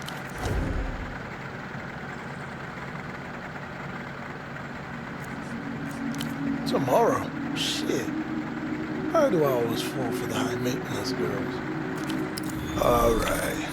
It won't be a dream piece, but it'll be good. Only thing is, I need cash up front. You sure about this? You could just make your dream piece instead. The factory issue, fresh out the crate. Likely to be a 9mm. No paper trail, serious crap. I know your weapon the second I'll see it, but quality and quick turnarounds don't come cheap. I thought you needed something quick. But alright, tell me when you're good and I'll handle the rest.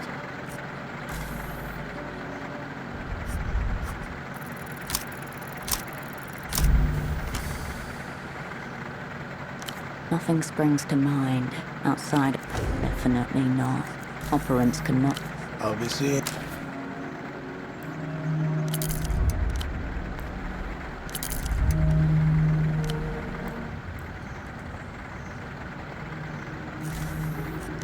I'll be seeing you.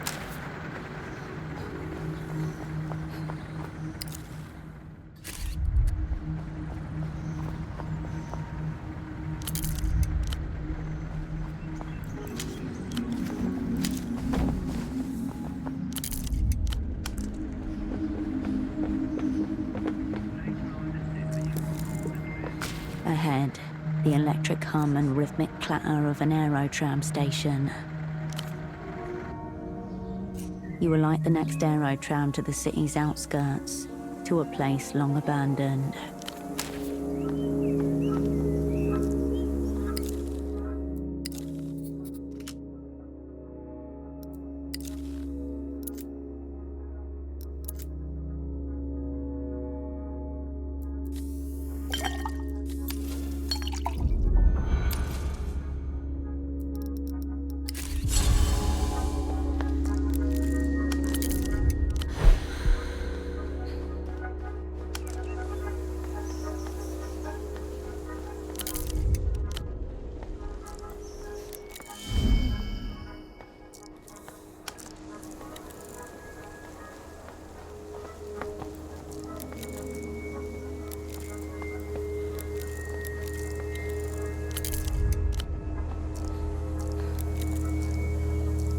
Sunlight strikes the peat-old tract in harsh lines.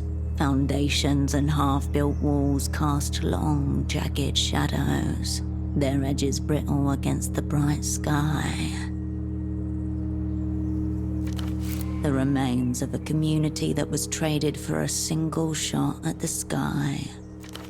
In the distance, an old rocket silo bores into the soil, a void outlined in concrete. The vestiges of Portafero's disastrous 77 space program. This is the place you saw on television back then. And where the mysterious facts told you you'd find Miho. Your footsteps crunch along the dirt and gravel.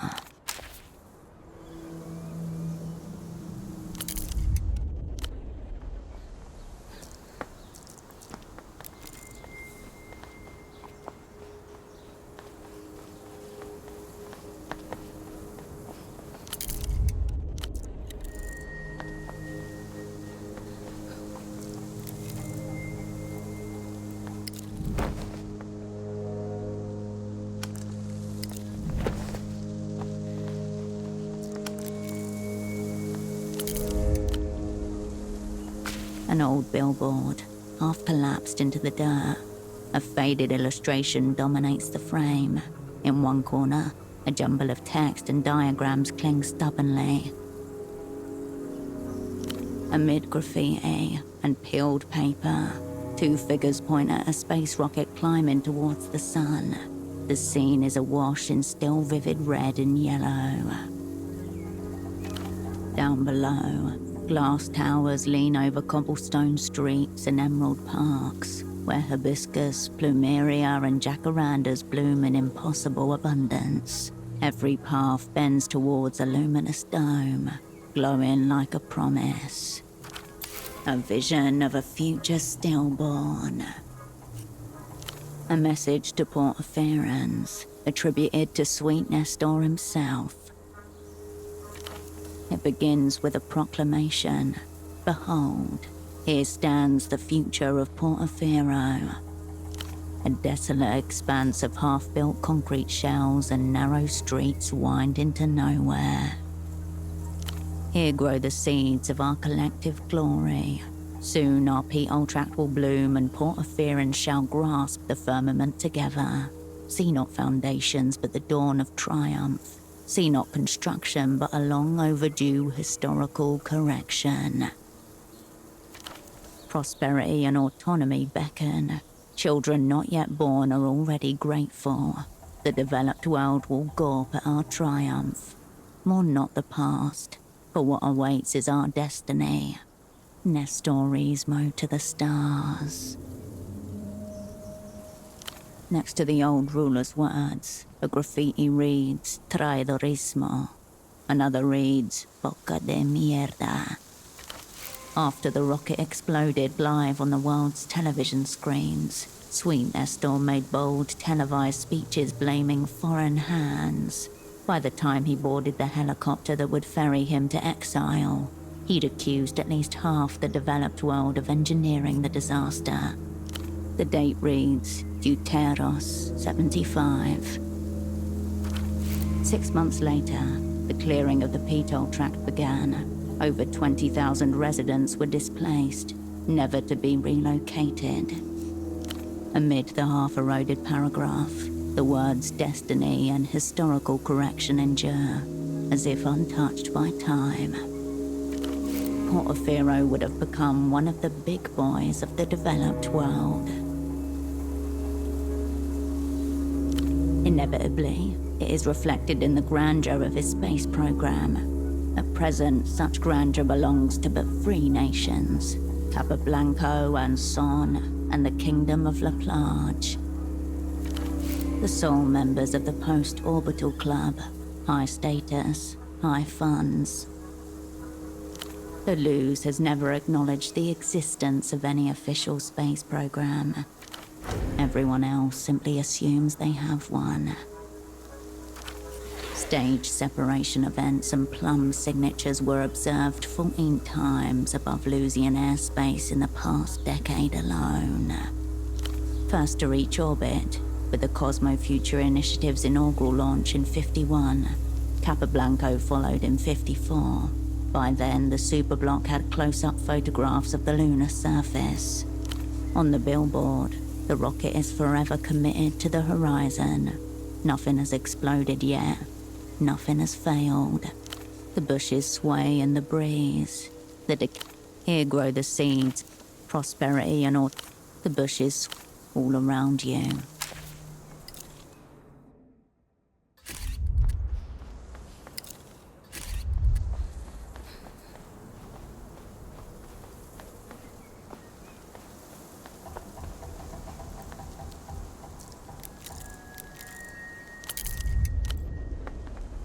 Are you here for the copper? If so, you're late. All the copper has been claimed. Yes, all of it. Yes. A giddy smile creeps into her face, like she's outsmarted you. You can't have copper, but if you want, you can help me. I can pay you. Yes, I can pay you well. Suddenly, she reaches into the pockets of her shorts and pulls out fistfuls of crumpled bills. False money. Here. Have some, have some.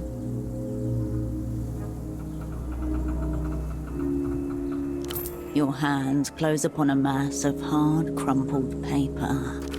There is nothing false about that money. Yes, false money. Keep it. I have more. She pulls out further fistfuls to demonstrate. A few bills roll away, but she doesn't even seem to notice. This is more money than you've seen since you arrived in Portofino. The roll's subject dissonance is too much. Your brain is incapable of processing it.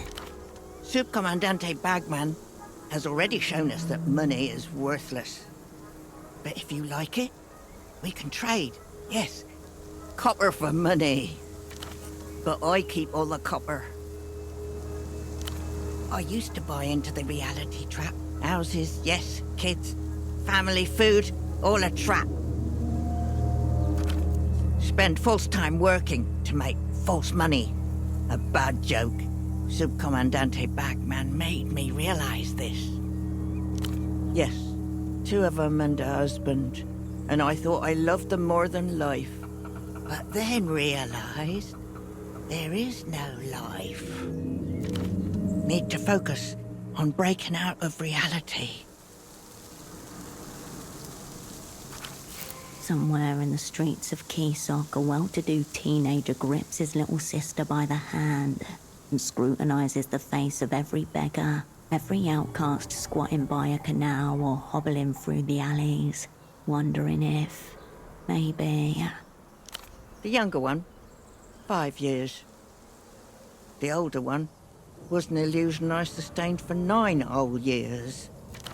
Aha, Juan was his name. This is what remains after you have ripped out all attachments by the Rue. No, you're right. He never was, aha, never. Nor was I. No. No sacrifice. They don't exist, so nothing to sacrifice. I don't exist either. You.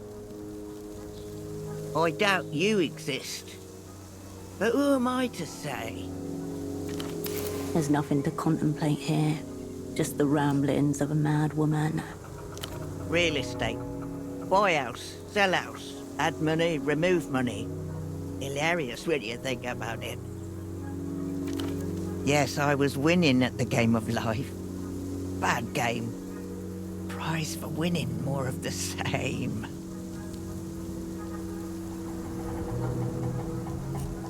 Not living, trying to break out. Aha, yes. Many of us suspected. Gnawing feelings late at night. But nothing to do with this feeling. Have you ever noticed the thing about time? Subcomandante Bagman made me notice this. Yes. Changes everything. Stop. Right now. Look at your clock. Is it moving? Your brain recoils from the question with the terror of a Paleolithic huntress wondering what lies beyond the horizon. A second? Or a sentence? Look more closely. They say time flows, but does it flow? Or does it stutter, skip, jump ahead? Jump. Jump. You are not understanding the thing about time yet, but you are close. Yes, I can tell you are close.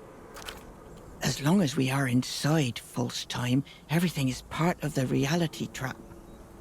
False time reinforces reality. Escape false time, escape reality. Then we will know. Then we will see.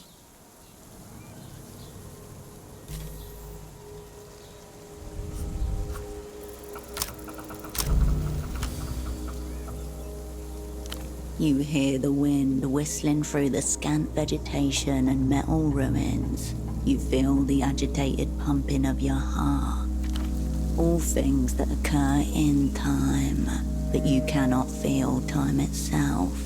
Ah, you are too deep inside the trap. Yes, you are. Believe everything is as it seems. Not your fault. The Revelator, the Brown Phantom, host of the reality situation. Watch him. Then you'll see. Then you'll understand. She laps from the same pool as Malin's father, who got himself kidnapped after hearing about the phone that makes people disappear on this same show. Miss Bagman is the fibre of the web connecting all paranoia in Portofino. The reality situation plays every single afternoon. You should watch him, at least once. Hopefully you understand. She laps from the... Miss Bagman is the... The reality situation... Awareness breeds anxiety. Why? Something flares in her eyes. The same sheen of keen paranoia, brightened threefold. You are thinking of going in there? Very few go down there. Fewer still from curiosity. Breed, yes, of course. You know what is down there, don't you? The things they breed in the darkness. Dolphin-human hybrids. A tortured species originally bred for deep space exploration, abandoned as inviable.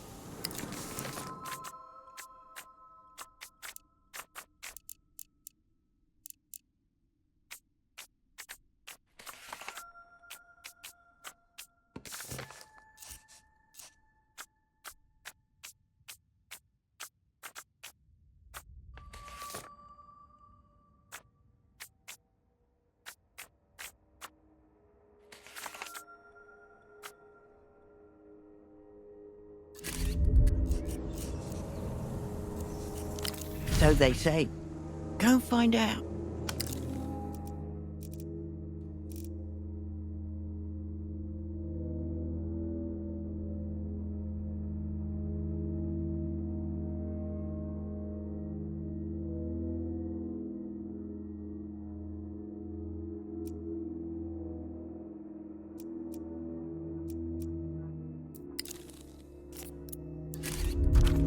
She really wants you to explore the silo for her. Subcomandante Bagman has never talked about anything like that. Sounds like a government program. Aha! This is why you are so curious, yes? Go and find out what they have for you. I will be waiting, yes, to hear what you find.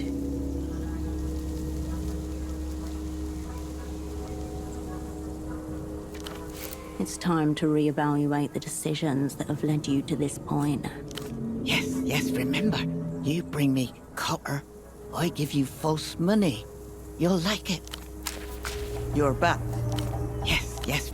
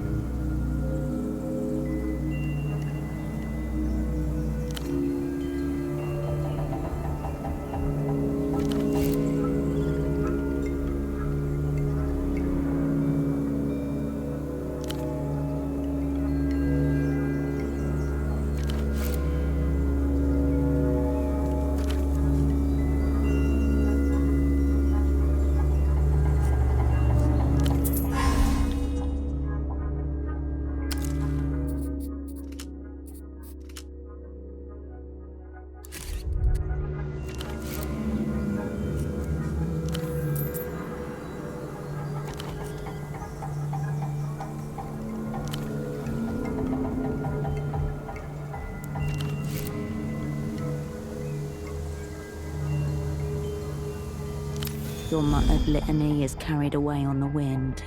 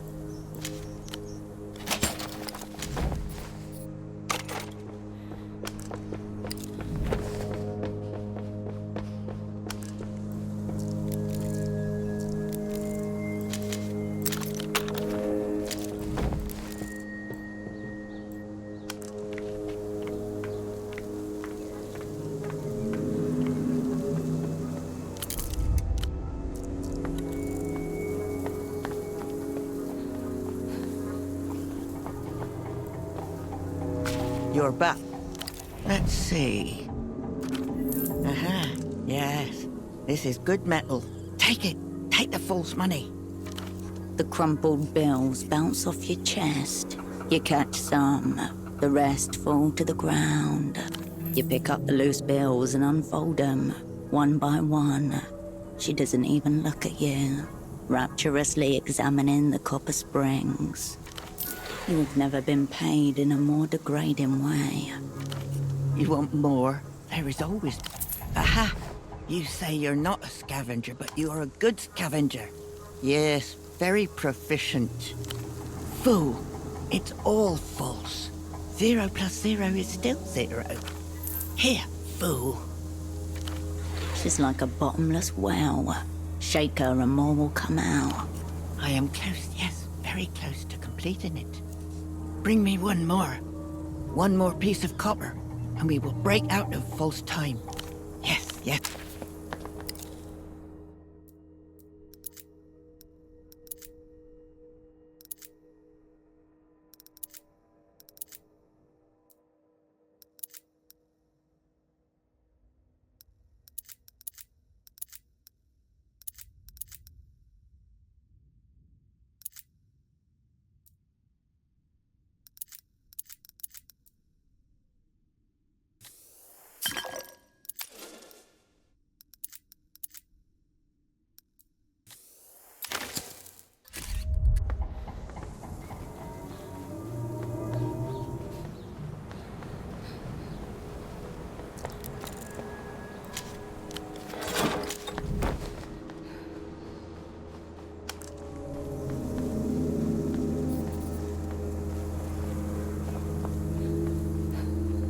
You're back. What now? Ah, yes. Oh, yes. Yes, this is all I need. An insane sun rises from behind her eyes.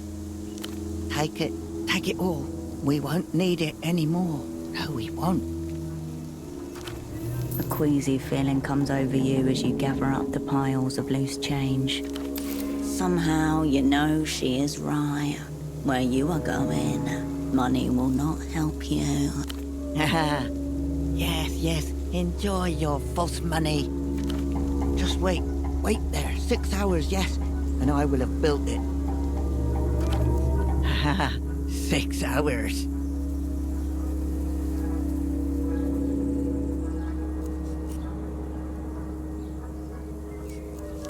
Aha. Time, she says.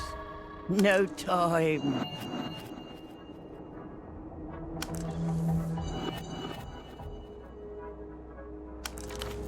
Over her shoulder, you suddenly notice that in the sky, bright with midday light, just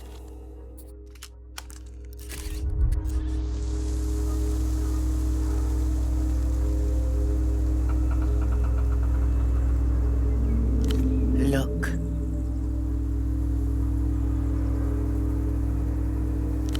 It's not a hat, but nice, yes, nice.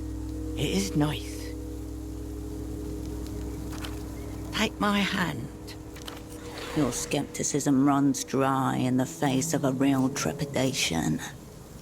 Her leather hand clamps shut upon yours. You feel nothing. If you expected a surge of energy, a rush, that is not where this was going. And yet... Look at your clock. Welcome to true time. The revelate. She laps from the... This bagman is the... The reality situation. Aha, yes. Just as time is false, if you what? Strip enough illusions away, and you will be left with nothing. Not even the barest trappings of personhood. Subcomandante Bagman. Hopefully, the revelate. She laps from... This bagman is the... The reality. Hopefully you... Yes.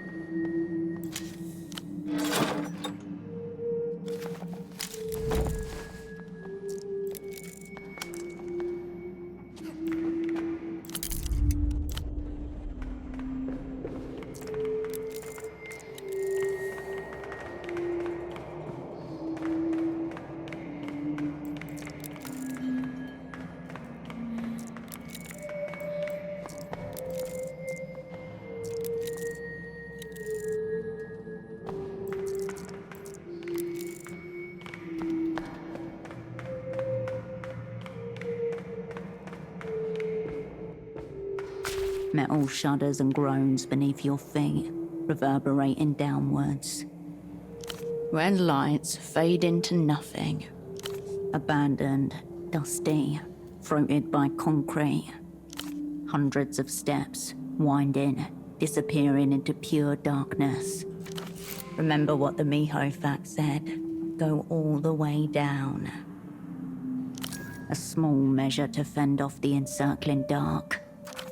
You look at the metal between your feet, a square grid that cannot contain the emptiness that surrounds you.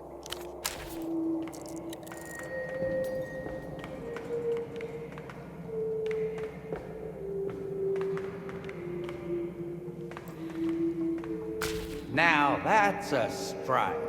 That's a grand stride. Right there. Up and down 6 times. Could go another 10, I'm sure. Oh, hey, bud. Now, how'd a friendly face like yours end up here? Working on myself, but I'm all about done for now. That means the stairs are all yours, bud. Down and down they go. Greatest stairs I ever saw. You ought to give them a try. You know, it's nice to have company. A good chinwag helps stimulate metabolic ignition. Beautiful place, isn't it? I come here regularly. This here's the perfect spot to run mitochondrial apoptosis drills. Nicely observed, bud. See, concrete's great for radial gut flow optimization. Plus, all the empty space helps with glucose reverberation. No better way to torch all that nasty glycogen. Really. I am practicing full-spectrum autophagic cardio incineration. Pump up the heart rate until weak organelles and grief proteins burn right up. Full somatic reset just by running. Okay, that's how you make the voices go quiet. Get rid of those, and the 4th aperture opens wide. Makes you appreciate beauty all over again. Hardly anything he said makes medical sense. It barely makes linguistic sense. Biology. Biology wants you on the couch, letting the thoughts in. Biology tells you you're done at 40. It'll never tell you to obliterate yourself, but as the saying goes, pain is just the body flushing out stories it shouldn't have been told. Pain is a nociceptive signal, a response triggered by actual or perceived tissue damage. That's from the tough cycle full system flush. Sweat, cry, piss, shake, ascend. No wonder you're hoarding emotions in at least 6 zones. I'm a bit worried about you, bud. You remind me of the old me back when I was working. And that's no way to live. No way to live at all. Miho? I knew a Miho once. Big-time negotiator from West Codia. Put away brandy like a man. Unlikely, I'd say. She dropped dead at 60. Heart attack. On account of the brandy. Yes it is. I was an interzonal man right up until 81. Consultant class. 2 decades in foreign hotels and meeting rooms. Harmonizing standards for partners. Getting Portofino ready for the big leagues, you see. Joining the developed world at long last. Decades of work. Sweet Nestor set it all in motion. One could say it's still in progress, but I had a small part to play. Oh, I noticed. Bags under the eyes, awful complexion, vending machine died, I'm guessing. For me, that all ended when I heard Rimtuff speak. No need to be childish. Fringe health theorist, frowned upon by most medical bodies in the People's Republics and the developed world. Owns dozens of wellness centers across Soon's Ark and millions of followers. I didn't fall for anything, did I? Just found one of his discs in my hotel room. Figured it would fill the silence, so I put it on. That's when I heard. You don't have a body.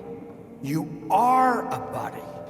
Within minutes, I was doing lunges across the carpet. I kept listening, and that's when it happened. I smiled. Middle of a lunge, legs shaking, sweat pouring down. Half a mini bar bottle still in hand, just smiling. Next morning, I called the boss, told him I was done.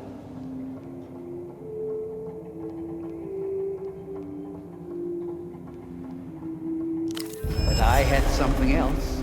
I just didn't know it yet. Slumped thoracic spine, for one. That's grief pooling in the vertebrae. You're a bit pale, too. Capillaries holding on to despair. But the biggest problem's obvious. It's your lungs. You're dealing with a lot of anticipatory shame, aren't you? That stuff pools up in the alveoli. If only. There's plenty of past shame, too. Situation's worse than I feared then. I hope you don't take umbrage at my words, bud. I remember the days when bad thoughts slipped in right through the weak fiber. That's how we make sense of the world. There's no need to fall for it. I understand. I spent many years in the throes of denial myself. This is an old man coping with existence by clinging on to a nonsense routine. Let it be. I'm glad to hear it. Of course, if you have any doubt, we could put those to rest with a little sprint around the loop.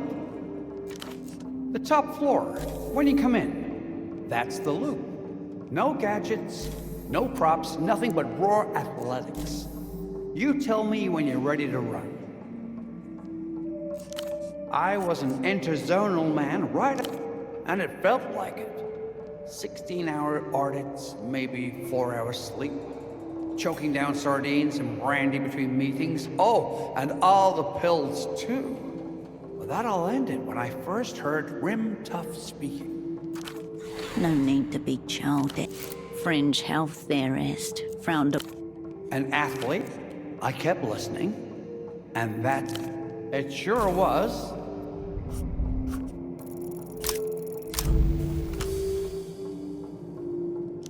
Warning, you are going to die.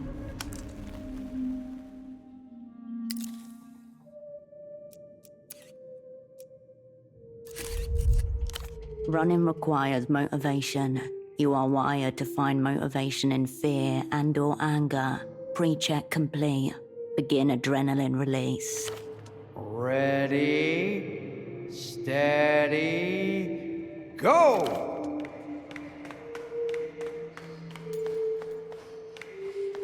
Warning, vertical drop approaching. Propulsion lacking. You are actually going to die.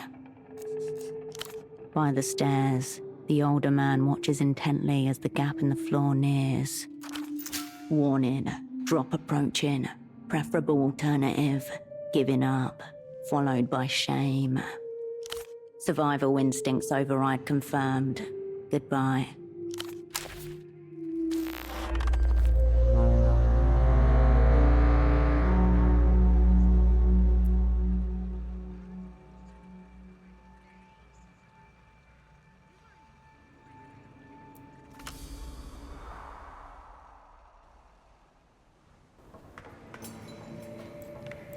Now that's a stride.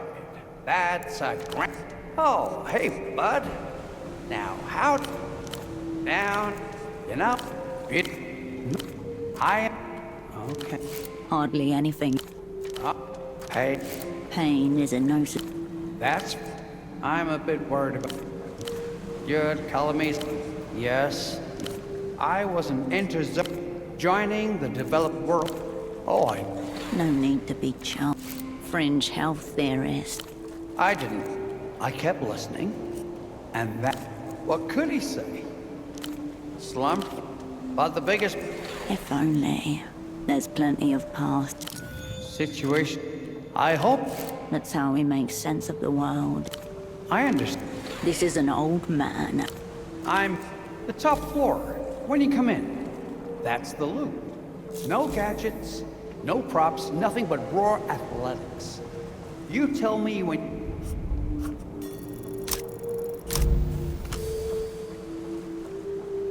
Warning, you are going to die.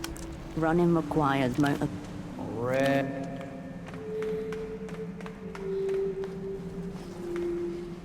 Warning, the giving up followed by great shame.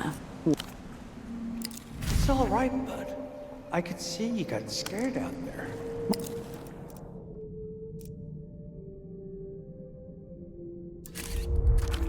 Wrong. It's all shame now. You are a shame-based life form. Not me, of course. I'm just saying, not everybody's built for pushing through. Oh well, I still don't mind the company. If something's on your mind, keep you moving, you'll be fine.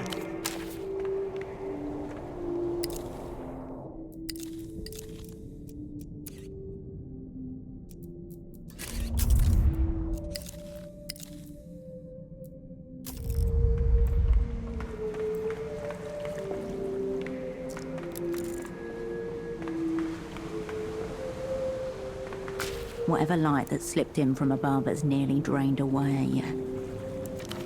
You're entering the abyssal zone now, and your thoughts darken accordingly. In a windowless room far below, a thing crawls out of its tank. Slick grey skin over limbs too long, webbed hands. And on its back, a blowhole. A half animal like you. A being with the strength of a bodybuilder combined with the echolocative powers of a cetacean. They do too. They've been terribly lonely down here. Rumor has it they were bred for space. The mind of a human with the insulating blubber and extended lung capacity of a dolphin. The perfect cosmonaut. Don't forget why you're here. Who, or whatever this Miho is, still awaits you. All the way down. The air grows cooler and mustier with each level you descend. There are many, many levels still to go.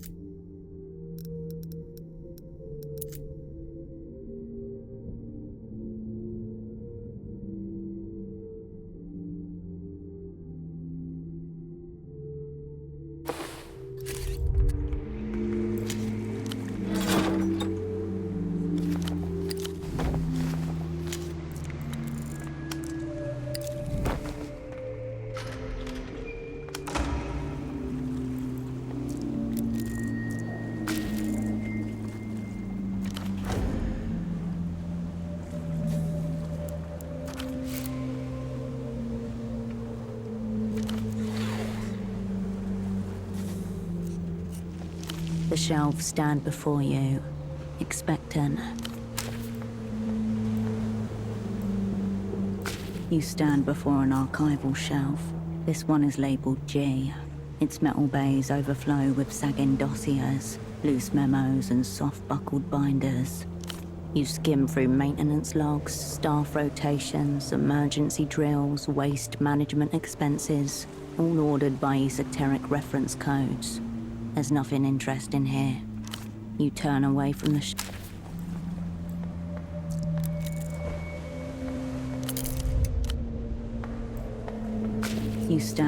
You turn away.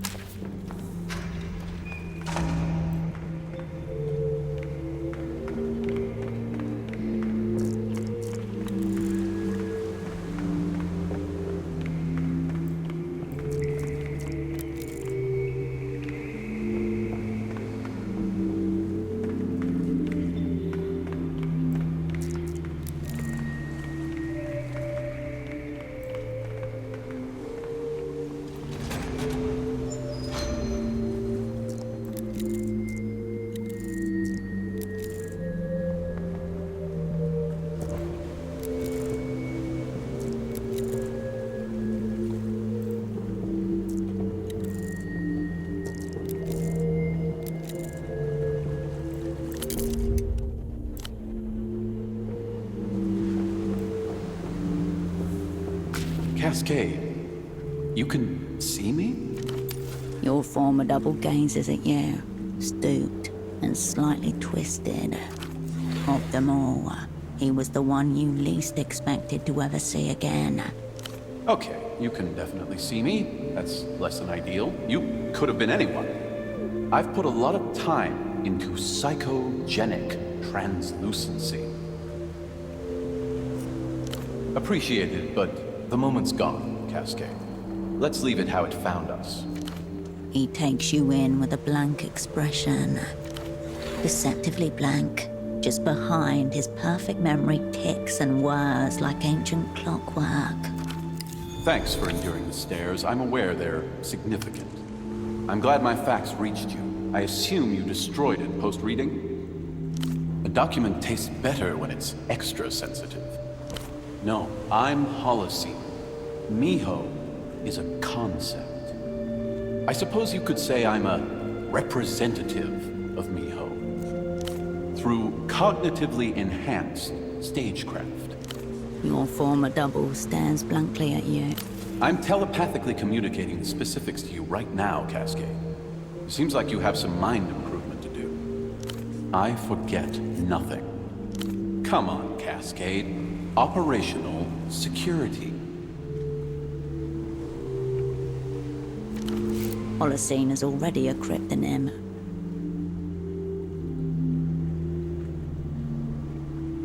Conceptually secure. Functionally fraught. We should get to it. The dreaming glass is already mid-tilt. It's good to see you, by the way.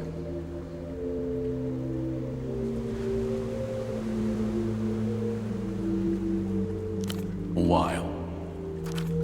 A hollowness to him. A ghost whose ectoplasm has run out. It's just a short-term arrangement. Joylessly. I also considered suicide, but, you know, the sixth type of ambiguity is my least favorite. Sixth type. Something really, really, really, really, really, really ambiguous. A statement signifies nothing, which forces the reader to invent their own meaning. Likely at odds with the author's intent, if indeed intent was present in the first place. It is very good to see you, Cascade. Much too busy getting in. What does midnight alone feel like down here? Your former double gauges you. The right side of his face twitches. When I was a child, I had a book about a monstrous dragon that lived in an ancient well and only emerged to devour rainbows. After it ate them, the dragon became the rainbow. I read that book 53.5 times. I don't know why that memory just came to me. Then again, I rarely do. The dragon without color. And the dragon was called Sakura. Because I was an idiot 6-year-old who wanted to know why the dragon was eating rainbows. Through 53 retellings, I got no answer other than this. Some dragons are driven to devour rainbows, and given the chance, they will. Halfway through the 54th analysis, it suddenly felt like the right time to move on to other material. This. I had to escape the Weeping Eye's blast radius, so I reckoned with our dismantling by going silo-solo.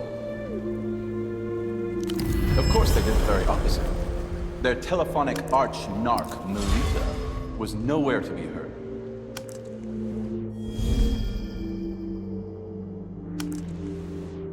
You'd have to ask them, and then assume the opposite of whatever they tell you. Abortive dreams of space conquest. That's about it. But all entry points are monitored, if that's what you mean. I have the description of every individual who has made it down here since my arrival. The stairs are often deemed too long by those short of volition. The sheer tedium of reaching the bottom outdoes other, far more expensive security measures. Look around you, Cascade. Not many catch-ups going on 200 feet sub terra. Alive? I assumed he would have killed himself by now, given his condition. Highly suspicious that he hasn't. That's disconcerting. I always thought his survival drive was finally home. That's disconcerting. I always thought his survival drive was finally home. Or maybe that's what he wants you to think. He's a cop, so inherently untrustworthy by nature. You may recall I objected to bringing a cop on board in the first place. That is quite the something, yes. The specifics are irrelevant. You've been sniffing the opera's glue again, Cascade. They've got you on a new assignment already. I can practically smell your singed ion channels. And you didn't think to question this. I apologize for being dismissive yet accurate. Why have you accepted this almost certainly doom-sealed assignment from the Operant Bureau? A set of tastefully chosen apology cards would have been easier. The cosmic point. My own loyalty to the opera is irretrievable. I wrote a thesis on this exact subject, actually. You should read it. He rummages briefly, then produces a formidable stack of jaundiced paper, the size of a small cat's coffin. It has 3. Opera Furiosa, a close reading of the Operant Bureau and its contradictions, or Strewn in Constellation, Second Thoughts on the Collective Frontier. The third title is cipher encrypted. Don't worry, the rest is plain text. As you've probably gathered from its aura, this is a thermobaric-grade explosive document. Do not let it fall into the hands of its very subject. I don't care for meta-texts. Whatever gave you that idea?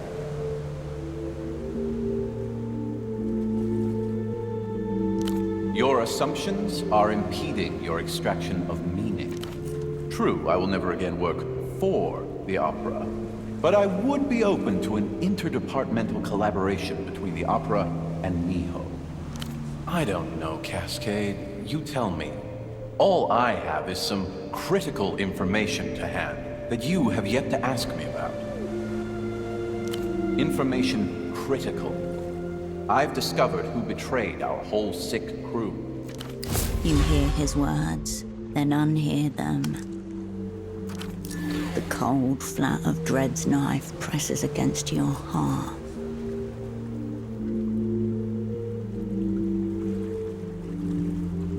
All too real. All too late. He closes his eyes and tilts his head, as if in pain. You?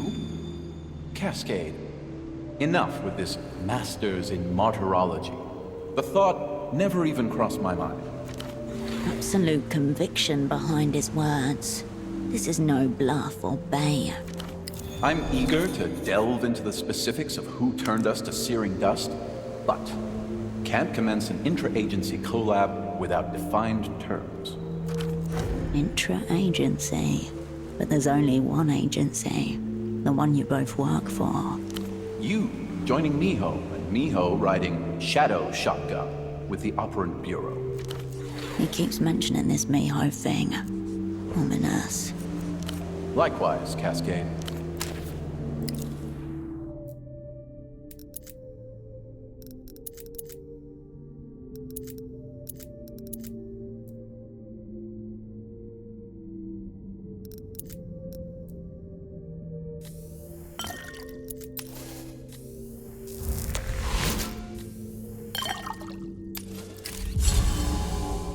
Cascade. Monaxial Intelligence and Hermetic Operations. Your former double stares at you. It's an acronym? Very good. Acronyms are important. A poor acronym can single-handedly ruin a legitimate operation. That was very much front of mind during the concepting phase. Genuinely the worst acronym I've ever heard was FLEG. Say it aloud. It's like the ugliest series of letters possible. And They didn't take the easy win with FLEG. They actively pronounced it FLEG. The Foreign Legion of Egalitarian Grandmothers. A human rights unit of retirees who entered active war zones with knitwear. They got chemical bombed in '87. Vaporized to a grandmother. FLEG wipeout. Miho is a brand new counterintelligence agency. One devoted to the pursuit of absolute reality through supracognitive espionage. No lies. Net zero deception. Imagine it, Cascade. The world as it is, disreflected. Not remotely. He's taking this seriously. You should too.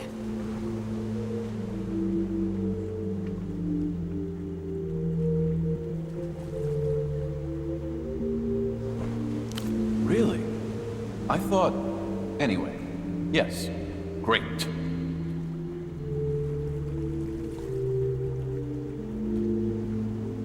From the Operant Bureau's grimoire. Advanced is doing a lot of heavy lifting there. They should drop that, and maybe drop the cognitive part too while they're at it. I mean, come on, Cascade, it's the opera. But sure, do tell. I presume you mean you blended in? Not that you engaged full invisibility? No, I'm glad the opera's baby invisibility served you well. Miho will certainly take it into account. Miho is all... I presume you... Nice. Good for you, Cascade. Miho will certainly... You are speaking with its director, yes. Due to security and communication concerns, Miho's director is also its sole representative. It keeps things secure. I can declassify documents just by thinking about them. You are speaking... Due to security and communication concerns, it's a practical... You are... Due... Just me. For now. It keeps things secure. Please, elaborate. Maybe he should have been better at spying, then. I've heard of sonic torture apparatus, of course, but never a complete zero-out kit contained within a disc. Unlikely. At its zenith, astral assassination won't require a disc, or any medium. Miho's Disembodiers division are close to a breakthrough on that front. Though, I'm now irksomely curious about what may have been on this disc. The children's musical entertainer. Interesting. The long shadow of Cicatriz Frontera finds us even here. This could indeed be some prime illusion schemery. If you have time, please submit a full report to Miho Command. Please, cool color. I've heard of sonic torture apparatus, but such devices wouldn't be on a consumer style. Though, I'm now irksomely curious. Well, if you have time, please submit... Please, maybe he should... I've heard of... But such... Though, now... If you have time, please submit a full... How do you mean? Well, to be honest, Cascade, Miho's development, while advanced, has stalled somewhat. But maybe that's why you've appeared. The H stands for hermetic, as I said. Also, I do not recognize Herschel as a standalone entity. I concur.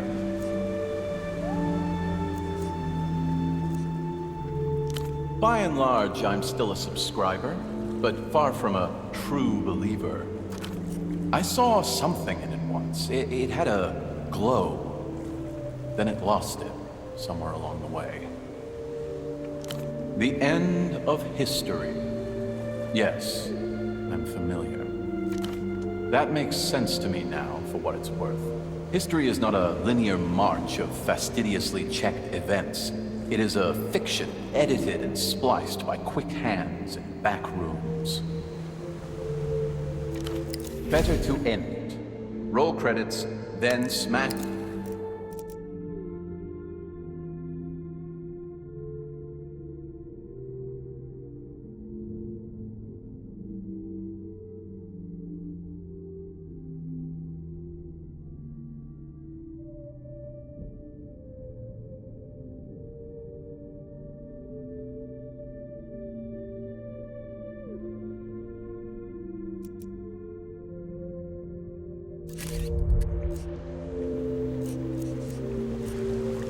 Because we're spies. We can't change anything anyway.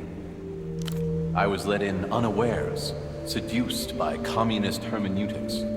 Let me put it like this. I wouldn't be who I am if I hadn't once been a communist. But now that I am who I am, I can never be one again.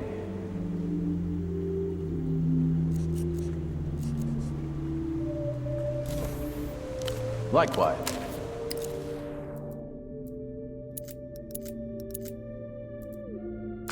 Opera Furiosa, a close read. Looming behind the cover page, a dense 800-page slab. Like any serious text, it begins with an epigraph.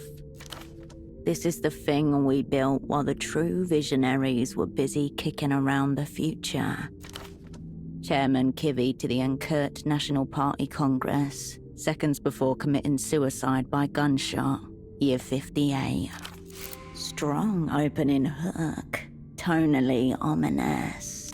The impenetrable block of text shows no clear way in, no stepping stones towards legibility. Black bars of redactions beset you at all sides. Numerous lines of inquiry, all of which, however, can be distilled down to a single question. To what can we attribute the Operant Bureau's relative lack of projection power compared to agencies of a similar budget and manpower? Put simply, why is the Opera not mopping the floor with our so-called competition? The Opera has unofficially been considered the last come, last served among the world's 3 leading intelligence agencies for at least 2 decades. By default, yes, thanks to the sheer landmass of the superblock. You flip a few dozen pages on and pluck out a paragraph that seems relevant. As though seeking to remake the agency in his own image, under Twichitov's leadership, the Operant Bureau transformed into an onanistic organization. That is, one that exists solely to satisfy its own circular pleasures, chief among which are hunting for flipped assets and excommunicating its most competent operants. Roger Klaus Twichitov, Director General of the Operant Bureau from 58 until his untimely death in 87. Opera? More like slopera. Mixing metaphors between cannibalism and masturbation, Holocene paints the picture of an Operant Bureau consuming itself via its obsession with uprooting moles. As for operant excommunications, Holocene is a case in point. All intrinsic to the self-propagating nature of containment mania. In layman's terms, if the Opera were a human being, a psychiatrist would diagnose them as being addicted to self-sabotage, a true master of own goals. Internal opacity, even when necessary, devolves into bureaucracy with mathematical certainty. It follows that an agency run by a being such as Twichitov, a vision-bereft bureaucrat at heart, regardless of assent, would view ever-accumulating clearance levels, recursive encryptions, and sanctioned erasures as signs of progress. Unlike cancer, neurodegenerative disease, and rigor mortis, things that actually progress, they are, in truth and practice, portents of institutional paralysis. Appendix B, apparently, is wholly dedicated to eviscerating Twichitov. The text seems genuinely uncertain of what it is more interested in doing, getting to the heart of the opera's problems, or delivering the former director a literary pummeling. A development whose terminal stage is the adversary within. That is, a psychic limbo in which the operant is forced to treat all information, even, and perhaps especially that which is opera-provided, as de facto malified, an auto-suspicious routine, a territory from which no assurance is powerful enough to rescue anything. Distrust as a replicating sickness. Holocene is electing to keep secrets from the world, and maybe you, and possibly himself. Why would someone redact something they wrote from themselves? Big thesis, big secrets. You'd have to ask Holocene. It's clearly personal, as well as professional.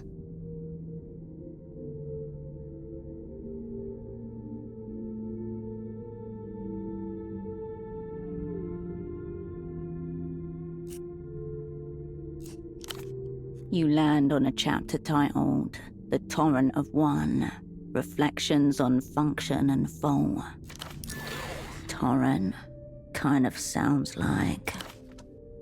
This section, spanning 20-odd pages, drills down, focusing on a single operant. Holocene considers the career, decisions, and strategic patterns of Operant C. Your skin prickles, caused by sudden static. Over their career, Operant, henceforth known as Operant C, demonstrated an innate faculty for the craft and tremendous capacity for leadership. Accordingly, the Operant Bureau tasked them with setting up a network in... He wrote a case study about you. Operant C's talents, regrettably, are only matched by a tremendous capacity for self-sabotage. A chronic self-auditor, prone to bouts of guilt and melancholy. Operant C internalizes consequences drastically, at times anticipatorially, and resorts to endless confessions and apologies. Insulation from the radical necessity of change. A melancholic air of permanent regret, and an insistence on taking everything upon oneself alone. But Operant C was not alone. They had people beside them. I do not wish to indict a fellow operant, but to cement a larger point, one that affects all operants. The Operant Bureau itself is to blame for what I call professional deformations. This claim does not absolve Operant X as such. One's psyche is their own responsibility ultimately, but it does indicate that the opera can't and won't do the work for you. The ideal agency, one worthy of trust, could amplify competence and care for ailing pathologies. But here, what starts as aptitude or temperament quickly curdles. Let us give the opera credit where due, as it has mastered something, after all. Producing the long-term casualties that prop up its own structural monstrosity.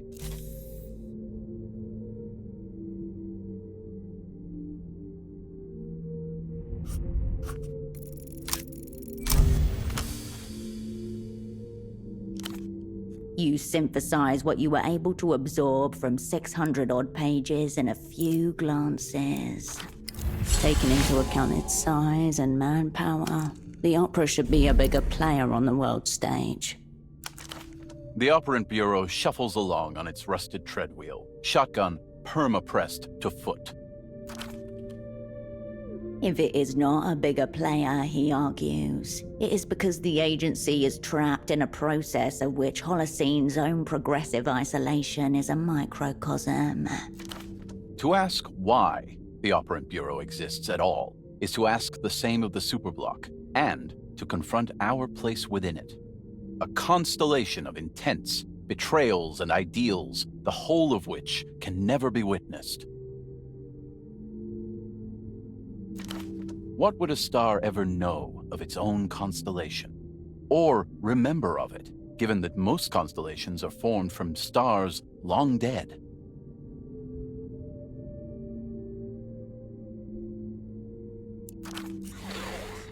It reads like he's mourning.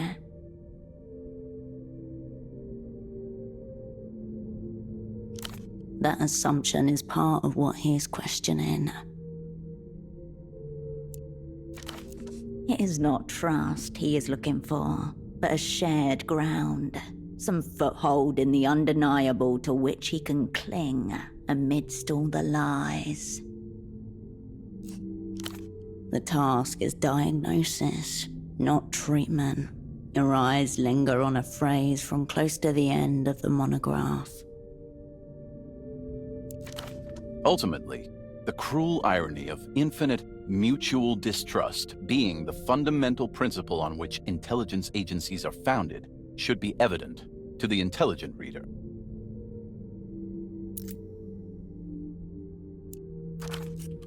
An endless spiral of mirrors, all facing inwards, none of them reflecting the world. The thesis makes no mention of Miho, or what Holocene hopes it will achieve. At heart, he is a poet spy. He holds curiosity for the world and its layers, even if it has been deeply corroded by intelligence work. The conclusion spans 40-odd pages, a heavily redacted maze of paragraphs, diagrams, schematics, and footnotes. Its opening lines read, The opera's failings traced herein are unforgivable.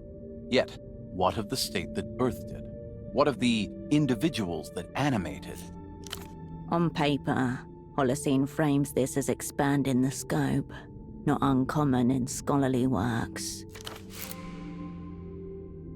A convenient framing, allowing him to foment his own distrust at apparently everything. The People's Republics dream of a kinder world. The opera dreams of revealing it. The operant dreams of dreams. All fantasies in waiting, yet to be given memory. With that, the thesis ends. It folds.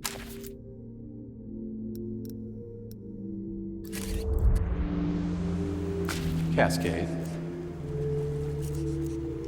You did. I'm sure you have questions. Clown number 1 at the Circus Central. Recall the era we joined the opera. Twitchitov was director, means of ascent unknown. Sometime before I was initiated, I assume he must have done something useful. You never met Twitchitov, but you were always aware of his presence on some unknowable higher level. I was conducting internal intelligence on behalf of the Remembrancer Division, and followed Twitchitov to a card game with a cabal of other high rankers. One of the wives there bluffed them all 3 times in a row. By the 4th round, Twichitov's hands were shaking. He was terrified, utterly dismantled. I never forgot that. I think he was just desperately lost. So yes, Cascade, I rag hard on Roger Klaus Twitchitov.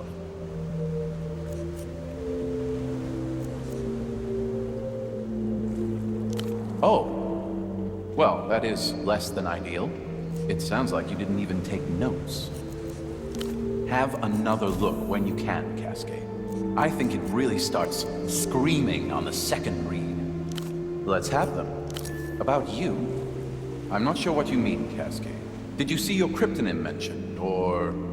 Oh yes, the Torrent of One. Reflections on function and fault. Your former double gazes at you. I can conjure no response to that question. I believe the chapter you're talking about is deliberately and adequately redacted.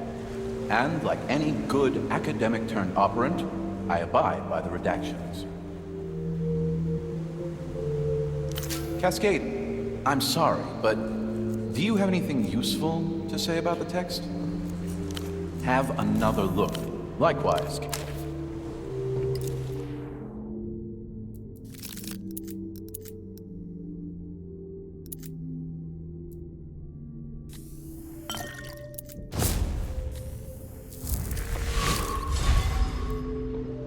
Cascade.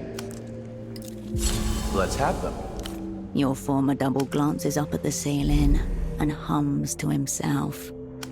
You'd have to ask the censors, but I'm almost sure they wouldn't tell you. Please, I'd be delighted to hear your summation, Cascade. Not sure about the metaphor there, Cascade, but yes. Pretty much that's what I was going for. What you know as the Operant Bureau is nothing but a metaphysical conceit. Know this. If there is an opera, there is also an inner opera. The negative image of its outer intention. Silver salts burned by light, then stained with dark. Fog and dream. I fear I know I might be too. Have another look when you can, Cascade. Please make them... I concur.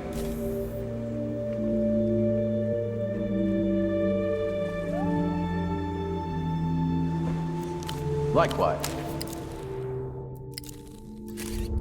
Cascade.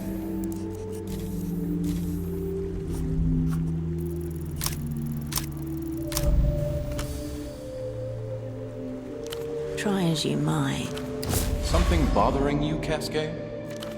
Exactly as you find him now. Excellent idea, Cascade. Miho would assist you in completing the assignment, while you would join Miho as the agency's first special asset. Liminal class. A shocking demotion. Rung number 1 on the ladder of being. I would act as assignment lead for Miho, you would act as assignment lead for the opera, and therefore assignment lead for the assignment. We will never once speak of our collaboration. Of course. Then our two agencies can freely share any self-hold information. Your former double looks beyond you and goes completely still for a long moment. A familiar tick, like he's caught a glimpse of an alternate future and can't look back. Likely the assassination of a major political figure. Lucian, I would venture, one of their photocopied ministers. But I've already said too much. Good thing I brought all my chips. There is my proposition. An interdepartmental collaboration. You join Miho as a temporary asset. Miho lends its full force to the opera.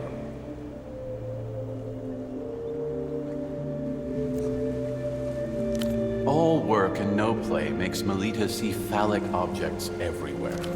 We're almost set. Of course, we can't kick off collaboration with our base of operations in such a state. It seems largely fine. So, here's my first directive, Special Asset. Get cleaning. I did not create the tyranny of hierarchy, Cascade, but I remain oppressed by it. It's not even messy.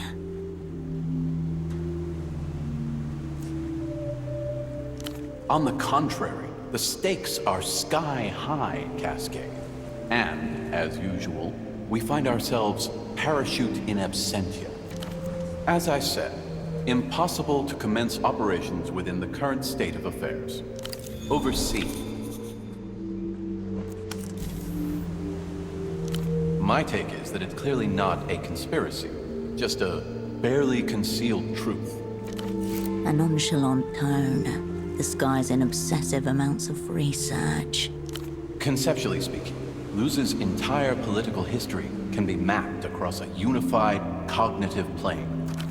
There are divergences, of course. Any mind will inevitably turn against itself, given enough time and ideas. But, broadly, it can be close-read as a unanimous cerebral process. Terrifyingly. I'm most intrigued about the memory. Does any of it carry over? Does it corrode? Or are these imprints simply haunted houses with any memories constructed by suggestion? And, consider this, Cascade. What must their dreams look like? In your own time, Captain. A dark patch of glistening mold curls out from... The mold has a vague and irregular shape, like black splotches of malignancy on an X-ray. Slime class, if you were to guess. Educated mold guess. Not really. Nothing observable, at least. Quiet calculations, chemical negotiations, feeling the terrain. Just mold stuff.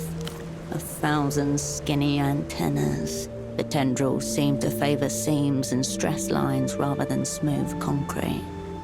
Solid operant instincts. The denser part sits low, where the floor dips slightly. From there, its growths fan out and up, thinning into forking strands. Tucked into the upper corner, an old ventilation grill, square and rust-rimmed. Definitely came from there. It's just a little coward patch, nestled in the corner like it's hiding from you. You try to conjure up cross-sections and ductworks, but come up with nothing. It's not an infestation, just a lonely smudge of dark damp with zero ambitions.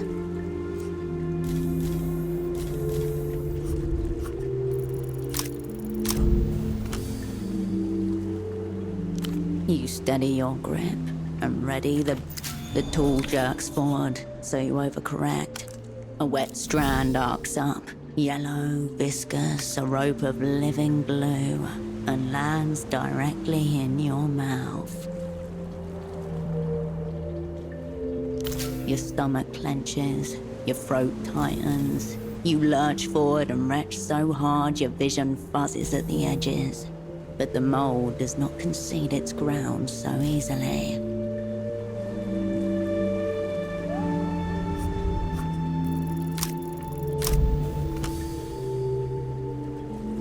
Your angle is off again. The multi-tool slips and severs a fresh piece of mold from the mother mold.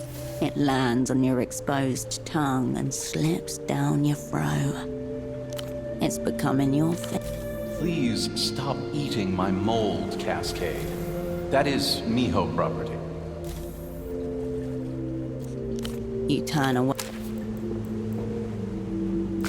A silver brick, foil wrapped and creased with factory precision.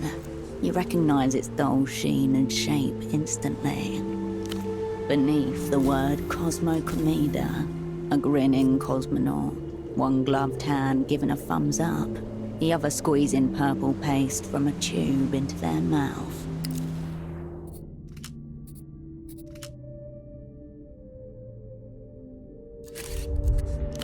Vanguardia 79 claims to be the food of the future. Technically, yes, due to the violent contractions of space-time. Tossed in the corners, clotted beneath furniture, dozens upon dozens of silver packs, glinting in the half-light. This is not a short-term solution. 5, to be precise, ever since the crew's blowout. You went east, he went south. Your former double glances back at you, pushes his glasses up his face, then turns away. Even though Cosmo Comida claims to be the food of the future, small print on the packet reads, Best by Hebdomus 84, 12 years ago. He's subsisting on these alone. He found himself a little world, newly terraformed, all his and no one else's. Every operant for themselves. You were a full world away, counting down days in cigarette stubs, a thick curtain drawn over Novessa, watching a phone that never rang. A familiar room, yes, but mentally, a hostile foreign shore. Heat stamped in pale blue, weight, pack date, and manufacturer details. A company called Lockley & Refnor. Precision engineered beyond the coasts, a triumph of international cooperation.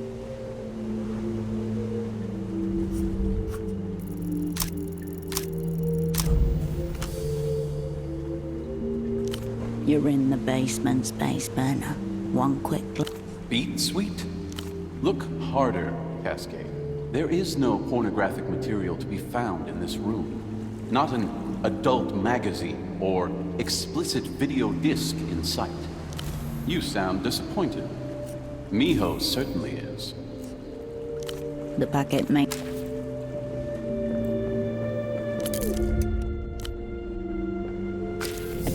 page lies upside down in a stack of similarly formatted files. The cover reads, Remote Viewing Testimonial, N28. It feels like a...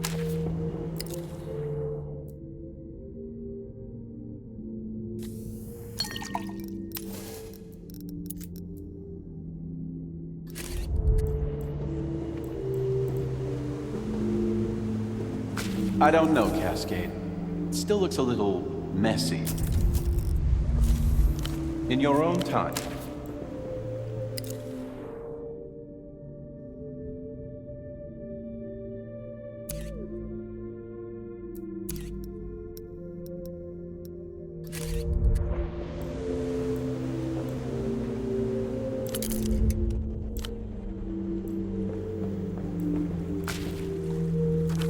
Below the stamp, a heading, Project Eschaton.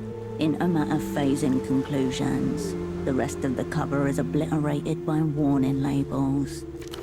Eschaton, a day after the end of time, a final turning of divine machinery. Exactly what it implies. Solid matter moving through other solid matter by phasing with it on a meta-dimensional plane.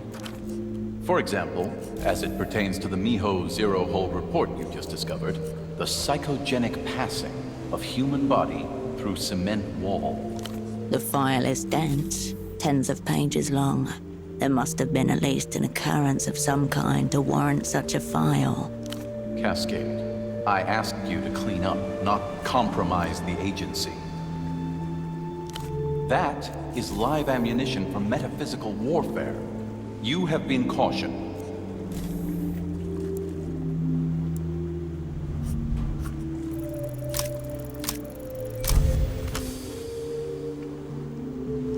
This is not about cleaning. It is not even about this room. Of course, there is a room behind this one, locked within your former double's head. Curtains twitch at the windows. Inside, stacks of dogged dream and memory contaminate each other. You'll need a key. He wants you to find something he cannot give you. It is disguised but not hidden. So probably something like that piece of paper right there. Maybe he can't, or believes he can't. This is not about cleaning. It is not even about this room. It is about that single slip of paper, and whatever is written upon it. You feel Holocene's eyes on your back.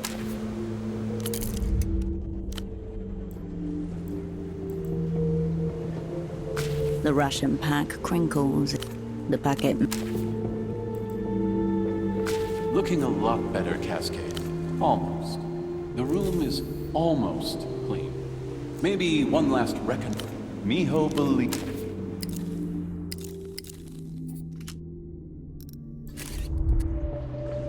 The mold's tendrils rise. You turn away. A sheet of thick paper lies on the floor, folded in half and partially covered by shadow. Impossible consonant clusters assault your mind's ear. Milvorchskova, a cryptograph. One glance, and you know it is. Almost certainly. Right now?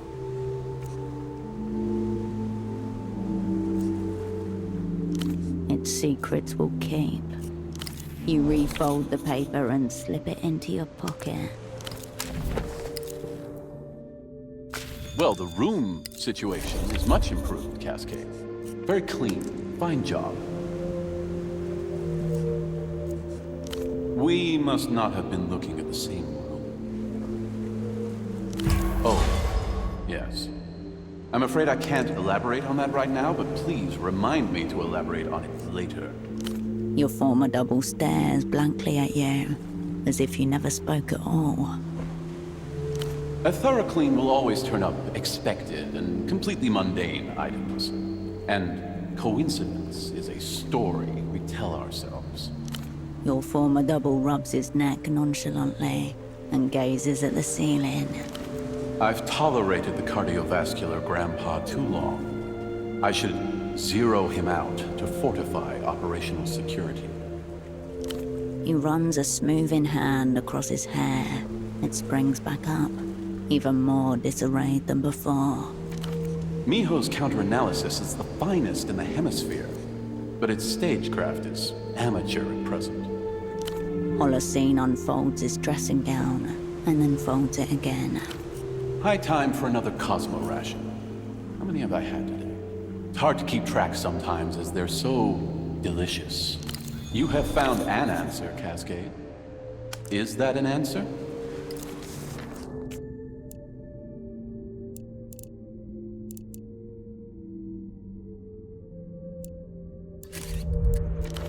I sense our collaboration is already off to a strong start. Now, please, in your own time, get out and let me enjoy my nice clean room. With a firm hand, he motions to the silo door and stares at it. We'll get to all that. At this moment, I have directorial matters to attend to, preferably in solitude.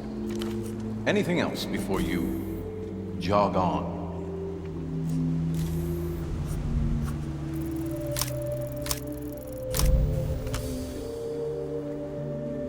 Don't know. Stop. Go for it, Cascade. But please interact with any agency debris you've discovered far away from our operational headquarters. Miho believes it.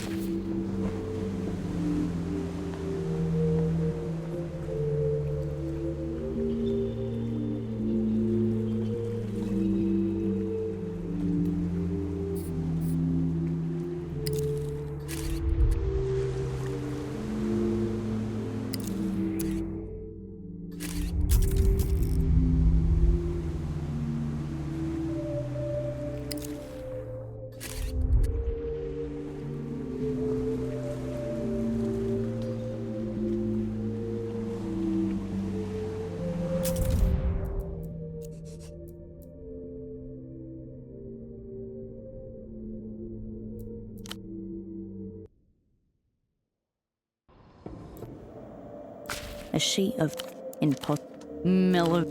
cryptograph.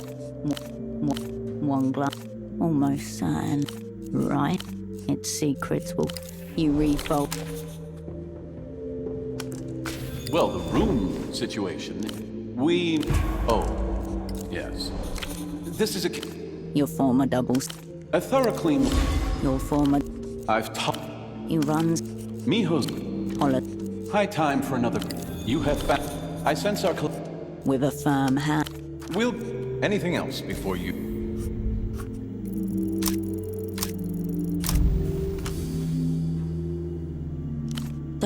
Joylessly. Oh, you know. He winces. The thing. It remains unclear. Speak freely. Go for it, Cascade. Miho believes.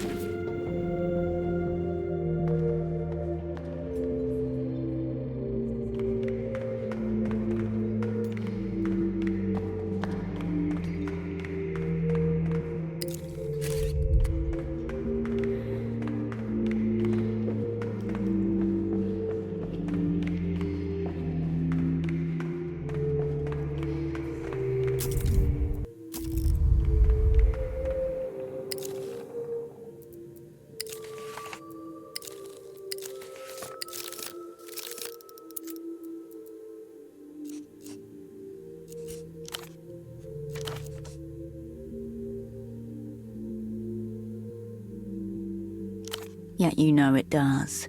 You're trained in this patented nonsense too, if you care to sharpen your rusted mental tools.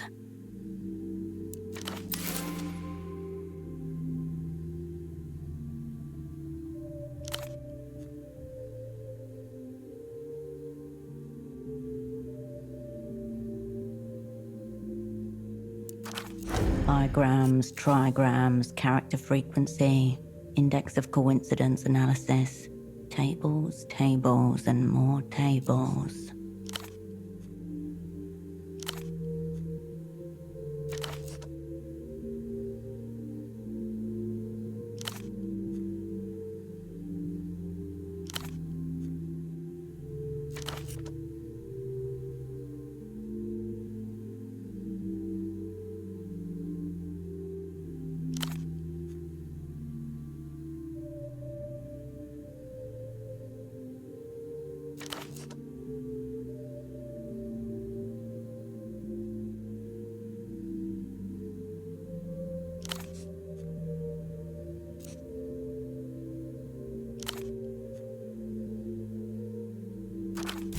Yet.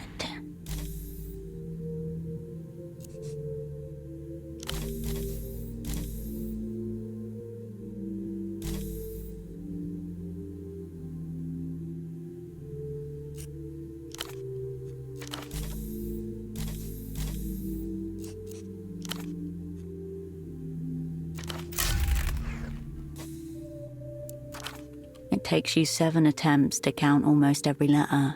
The letters that appear most often are H and T, with 20 occurrences each. Take H as an example. In a text with 291 characters, that's about 7%, which is more than double the number you would expect to get if it were entirely random. 1/26th, or roughly 3%.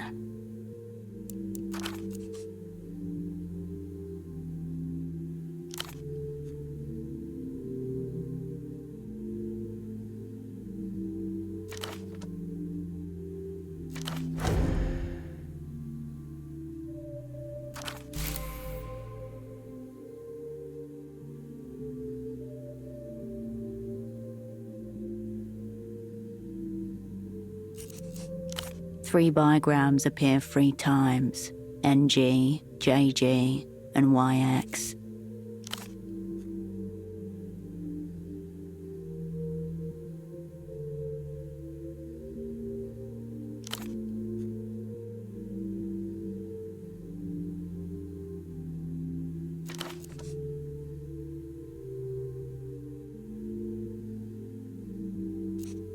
On the page, the letters gibber insanely, crying NG, JG, YX.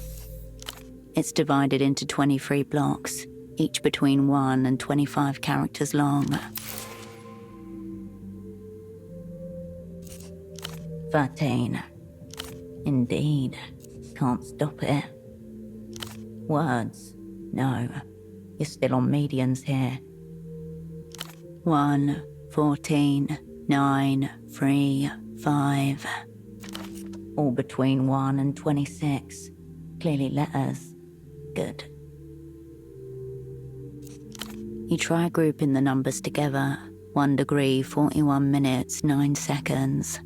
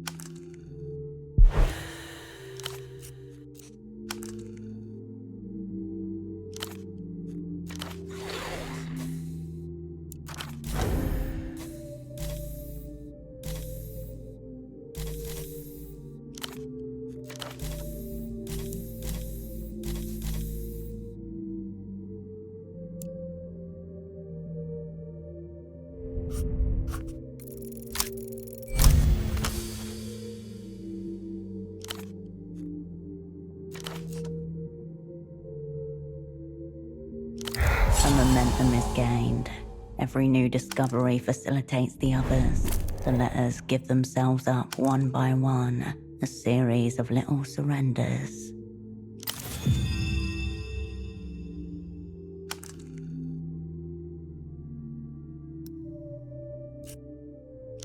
Emphatically not accomplished via meditation. You have transcended to a rarefied realm of language shared by exactly one other person.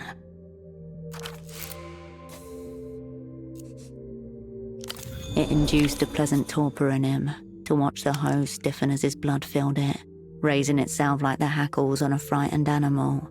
Suddenly, however, he detected a sensation at first unexpected, then terrifying. Counterflow. A portion of his blood was swimming upstream, a swarm of red-black clotted eels trying desperately to remain inside of him.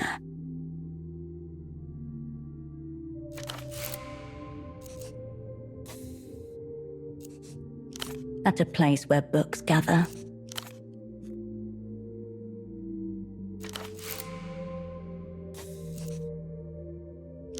Find the book. The text was only part of the cipher, the meta layer.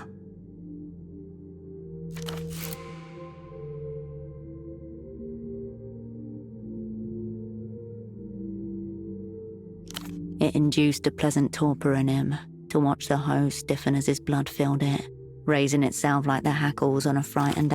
Eerily familiar now, the text...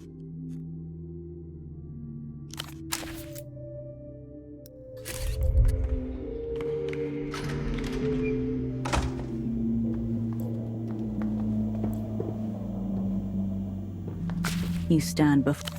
You skim through maintenance... You turn away...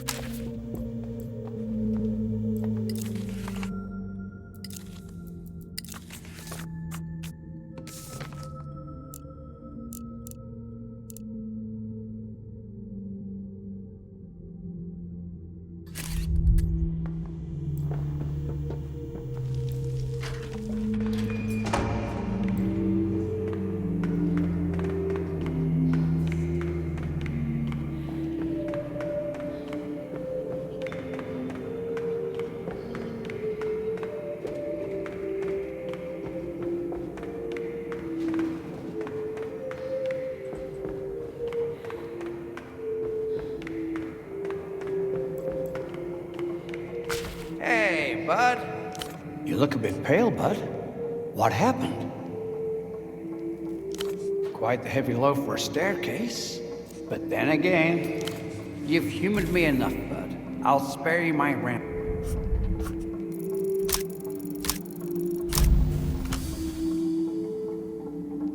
You don't need his fairy. Failure waves? What are those? I'm sorry, but keep you moving.